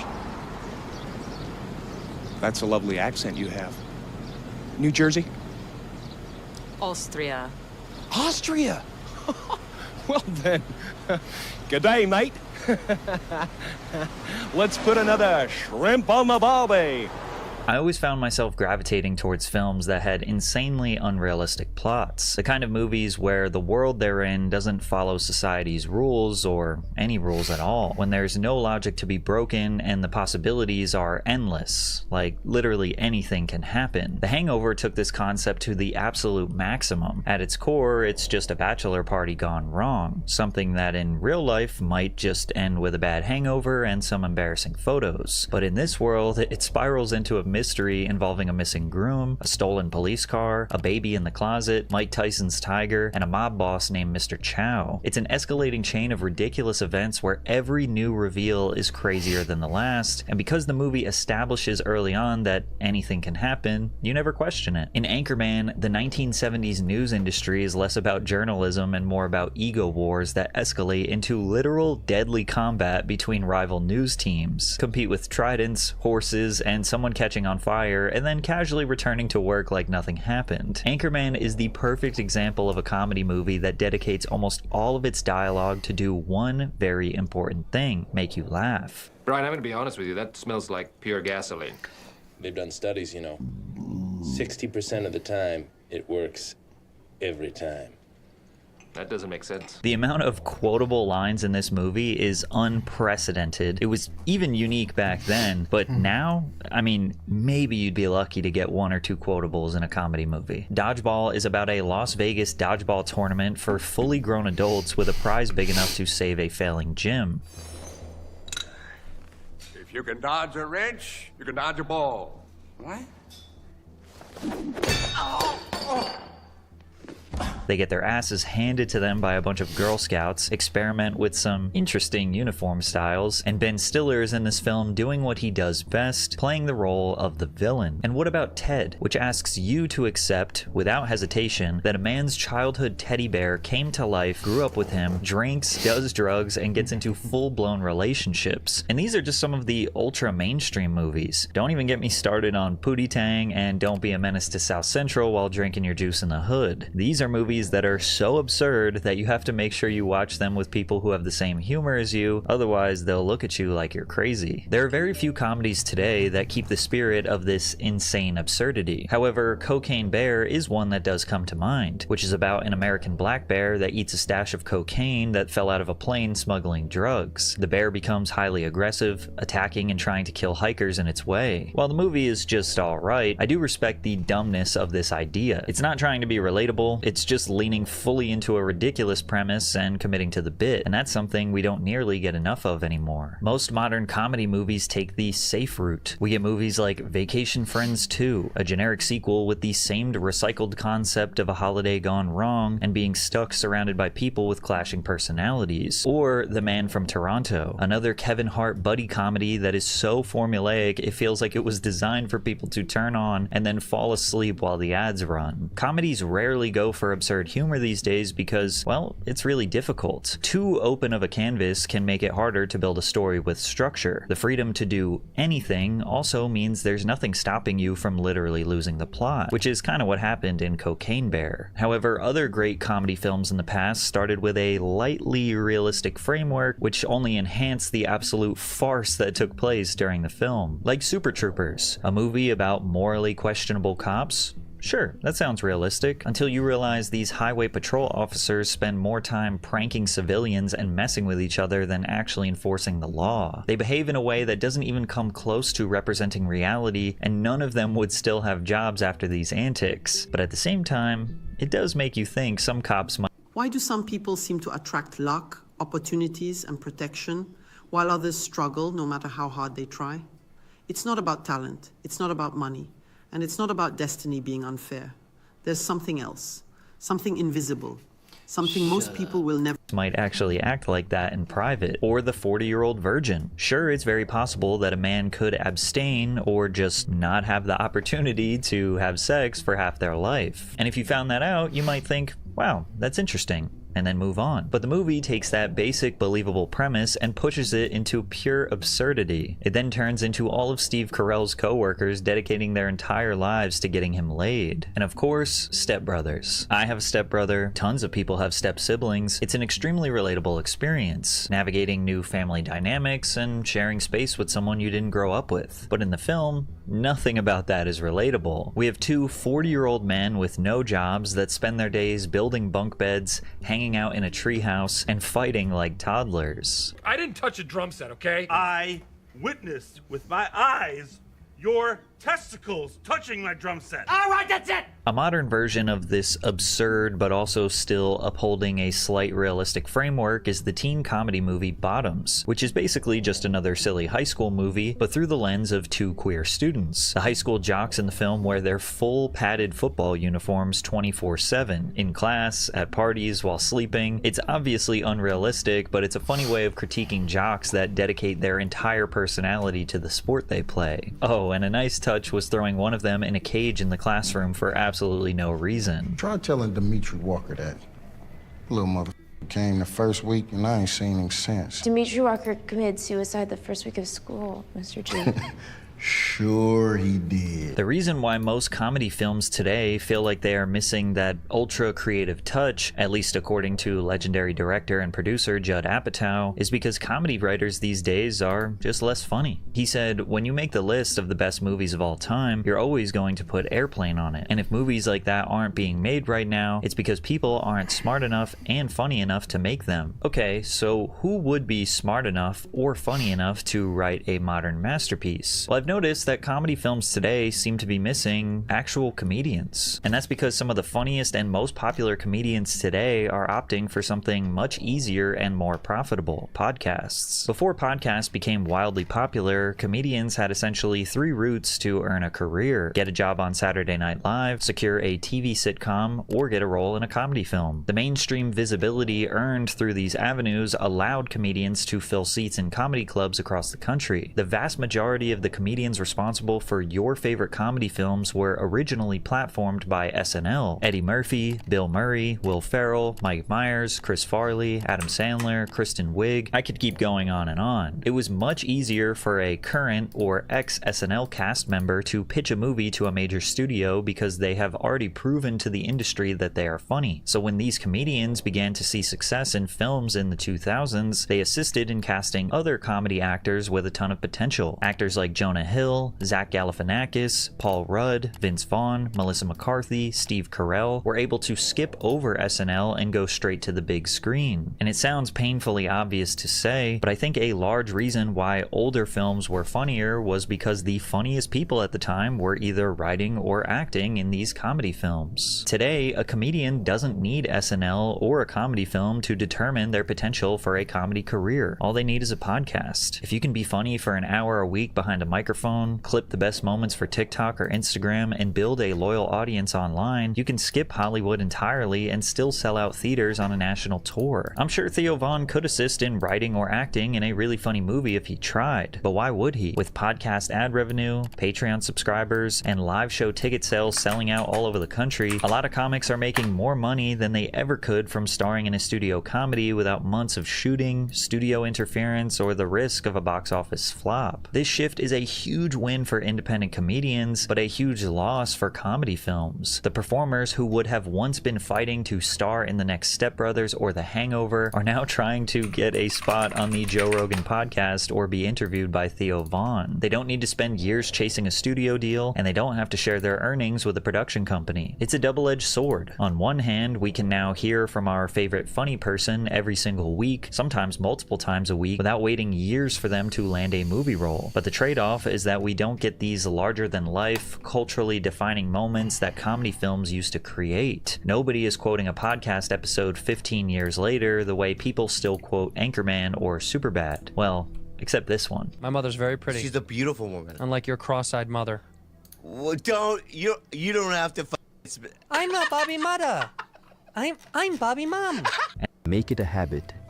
7 minutes of Tai Chi every morning, all the way for 1 month. In 1 week, you'll feel better. In 2 weeks, And another big reason behind the decline of comedy films, as predictable as it is, I know, but we have to talk about cancel culture, because there are some components of this that make it a real factor. I think it goes without saying that most jokes these days receive backlash when they touch on political or social issues, but comedians have incorporated political undertones in their work for decades. Stand-up legends like Richard Pryor and George Carlin have long pushed boundaries and tackled sensitive topics like race, war, religion, gender, and government policies. The biggest difference is that in earlier eras, their controversial material was more likely to be seen as a part of their artistic persona rather than something to be taken literally. The same thing went for comedy movies. People generally understood that jokes were just jokes, with no intention of doing any actual harm. Then again, societal norms just simply change, and a lot of people today feel that making jokes or making light of very sensitive issues or topics is just not okay. We should not be joking about these things. The 1981 comedy movie Porky's involves male characters spying on naked female students. This was then treated as harmless fun, but now recognized as harassment. The 1984 comedy Revenge of the Nerds includes a disturbing scene where a character disguises himself to trick a woman into sex, something that would now be recognized as grape, not humor. The 1994 film Ace Ventura: Pet Detective has been widely criticized in recent years for the way it mocks a trans woman. The 2001 comedy Shallow Hal centers on the idea that an overweight woman is only seen as attractive through hypnosis, promoting harmful stereotypes. 2007's Norbit has been criticized for its offensive portrayal of black women. The character Rasputia is depicted as an aggressive, loud, violent, hypersexual, and domineering woman. And there's even a scene in Step Brothers that makes unapologetic jokes about white supremacy and Nazism. Chances are, if you rewatched any comedy film you loved in the past, you'll find a joke that either aged poorly or maybe you just don't think it's funny anymore. That's normal. And it may seem like these jokes or premises were okay in the past and people didn't care as much, but that's not necessarily the case either. They just did not have the platform to express their opinions. Social media has given literally anyone and everyone a platform to express immediate feedback and criticism, and this is a blessing and a curse. I and many other YouTubers literally benefit from this modern social media media climate. We have no superiors that are controlling our opinions, deciding who we can and can't criticize. But then again, I am also providing depth, research, and nuance to the videos that I'm putting out. I'm also not trying to say any actor or movie should be canceled, deplatformed, or lose sponsorship or business opportunities. Also, if you look at the positives, the exact opposite can happen. A movie or comedian that is overlooked by the mainstream or considered problematic could actually be really funny, and there will be online praise for it. A telltale sign is when the tomato meter from expert critics is super low, but the popcorn meter, which is fan reviews, is high. However, as we know, most of the problems don't come from people giving genuine nuanced criticism, but rather those who get their fix by causing outrage. Someone can straight up sit in a theater on the night of release and live tweet how funny a movie is. You'll see zero effort Twitter rage baiters go viral with vague tweets like, "I can't believe y'all think this is funny," or "this is problematic," which seems easy to ignore, but it will genuinely make someone think, "Damn, I guess I shouldn't go see this movie," or "Am I a bad person Hi there, for how are thinking you this is doing? funny?" Hello, And because how's social it going? media rewards outrage, this can snowball into proof that the comedian, actor, or producer is a terrible person who is somehow unworthy of ever working again. People will read critical tweets with hundreds of thousands of likes, and they might disagree with what the people are saying, but because it has so much engagement and so many likes, it makes people change their opinions, change their minds. Maybe this isn't funny. Maybe I shouldn't think this is funny. And before you know it, there is an all-out online war over what was meant to be a joke. You got this whole other wave where, like, now you have these people who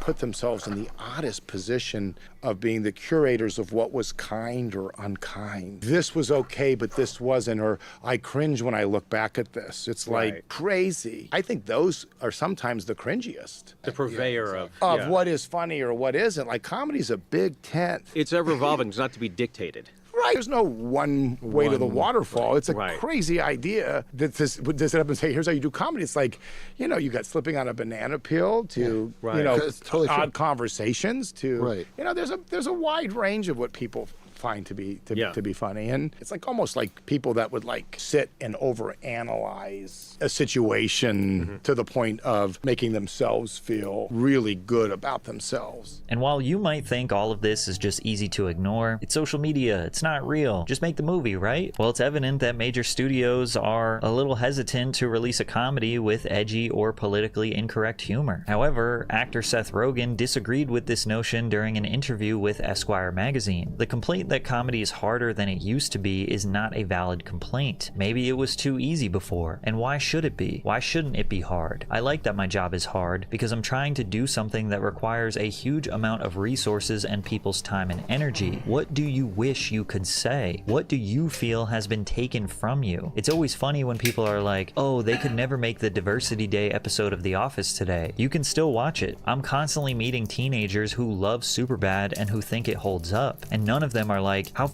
dare you have said that? And Seth does make some great points here. Studios can still make whatever they want. There's nothing stopping them, and it's not objectively harder to be funny today. It just seems like they are not being honest about what they actually think is funny, which is why these comedy movies come out with, are you constantly being called the nice guy by women that you're attracted to? Like, they genuinely boring or sanitized humor. The reason why Superbad holds up is because it was honest about the way many teenage boys think and speak. They are rude, crass, always thinking about sex, insulting each other constantly, distracted in school, thinking about the weekends, and living life like they are invincible. You just get out of here and we'll talk about this later. Evan, we're down 2 points. Calm down, Greg. It's soccer. It's soccer. You, man. Hey, Greg, why don't you go pick your pants again? That was like 8 years ago. People don't forget. They call each other gay, sometimes even using the F slur, even though that would widely be considered homophobic and a cancelable offense these days. I don't know. It's really messed up. Super gay. The way they behave and talk is shocking and inappropriate, but that's what makes it funny because it is somewhat of a snapshot of reality, with the exception that, like, just the average teenage boy is not that funny. Now, you might think this is problematic behavior, and maybe it is. So maybe the film is just not for you. But then take it one step further. They say a film like this is platforming and promoting this disgusting behavior. We are idolizing these morally bankrupt teenage boys, which will justify their bad behavior and maybe even inspire them to act in such a way. And hey, that could also be true too. But regardless of how you feel, the movie is good because it is honest. They went for it and they doubled down on it, even though it was politically incorrect. A modern version of Superbad wouldn't ever be made because they would be too afraid to offend anyone while providing a somewhat realistic depiction of a teenage boy who is gross and reckless with his words. And even if they did, they would probably add some tertiary character who steps in and tries to correct their behavior or be the voice of reason. Then again, the fear of being canceled is so apparent that studios seem to not even try to make a true comedy anymore. Some of the most highly rated comedy films in the 2020s aren't exactly praised for their straight up funny premises and jokes. Take Don't Look Up, for example. Sure, it has funny moments, but it's a satire about a planet-killing comet that's clearly a metaphor for climate change, media distraction, and problematic politics, setting up the planet for failure. Do these comments look like they are for a comedy movie? I always respect a movie that has the balls to actually show the world ending. Every disaster movie starts with the government ignoring a scientist. We really did have everything, didn't we? Damn, that made me cry. You know what other comedies are extremely popular in the 2020s? Free Guy, Guardians of the Galaxy 3, Dungeons & Dragons: Honor Among Thieves. Do you notice anything different about these comedy movies? They are superhero movies. And don't get me wrong, they're entertaining, they're fun, but they're not comedies in the traditional sense. We get a lot of these films that are action first with humor as a seasoning, but ultimately, much like every other industry, the true reason why comedy films are not being made like they used to is because of, you guessed it, money. When it comes to movie theater ticket sales and financial performance, comedies have always been risky. While genres like adventure and action can have more of an expected success due to built-in spectacle, global appeal, and merchandising potential, comedies rely almost entirely on the jokes landing. What one person finds hilarious, another might find confusing, offensive, or simply unfunny. Jokes often rely on shared knowledge, references, or social commentary that might not translate across different cultures or age groups. A comedy scene that relies on American pop culture might fall flat for an international audience unfamiliar with these references. And on top of that, there's typically no giant CGI battle or billion-dollar franchise name to fall back on if the audience isn't laughing. Now, back in the day, plenty of comedies were huge financial successes. Meet the Fockers, The Waterboy, Wedding Crashers, 22 Jump Street, all grossing hundreds of millions of dollars in the worldwide box office, whereas others that are still considered good or cult classics underperformed in the box office. Adam Sandler's Billy Madison only grossed $26 million at the box office. Dazed and Confused only earned $8 million. Grandma's Boy, $6 million. And this was at a time when people were still actively going to the theaters. Our last peak in movie theater ticket sales was in 2002 when 1.5 billion tickets were sold. And although these films technically made more money than their budget, film budgets typically refer to production costs only. Marketing and distribution costs, also known as P&A, print and advertising, are handled separately, and these marketing costs can be in the tens of millions. However, where these films made their real money was in DVD sales, also another thing of the past. DVDs, rentals, and cable syndication were the lifeline for comedies that didn't crush it in the theaters. A movie like Billy Madison might have been considered a moderate performer at the box office, but once it hit Blockbuster shelves and played on Comedy Central every other weekend, it became a cultural staple. Those secondary markets gave studios the confidence to take a chance on mid-budget comedies because even if they didn't make their money back in the theaters, there was a high probability the film would eventually find its audience later. That safety net is now gone. Ticket sales are down. Physical media sales have plummeted. Rentals are practically extinct. And while streaming might seem like a replacement, it doesn't generate anywhere near the same revenue for studios. Once a comedy film drops on Netflix or Hulu, the studio gets its licensing fee and that's it. There's no long tail of DVD sales trickling in for years, no late night TV reruns keeping the movie in circulation. There is no second life. Judd Apatow confirmed this when he said, "After the last writer's strike, it felt like the studios decided not to develop movies. They used to buy a lot of scripts, and they had big teams of people giving notes, and they worked for years with people in collaboration on those scripts. I feel like the studios don't buy as many scripts now. Today, every comedy has to either perform in theaters that are half empty, or immediately crush on streaming, or it's a total loss. So basically, comedy films just can't work in the modern era. Comedians are choosing podcasting and stand-up over film. The toxicity of cancel culture puts comedy films at risk to cause uproar, either immediately or years from now when people just decide the jokes are problematic. And combine that with no multiple streams of revenue to make back the investment, comedy films are a huge risk that most major studios simply aren't willing to take anymore. So you're just gonna have to find something else to laugh at.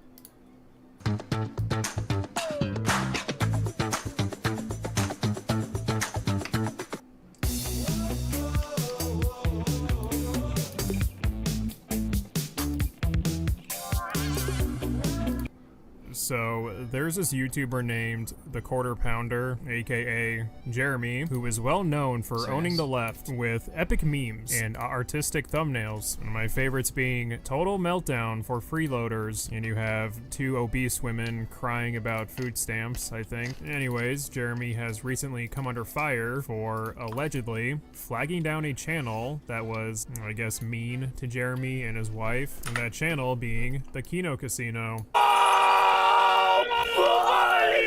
In retaliation to the horrible onslaught that Jeremy faced by the Kino boys, he decided to make this post. It's like the third time I think I've watched that. Oh, yeah. Years ago.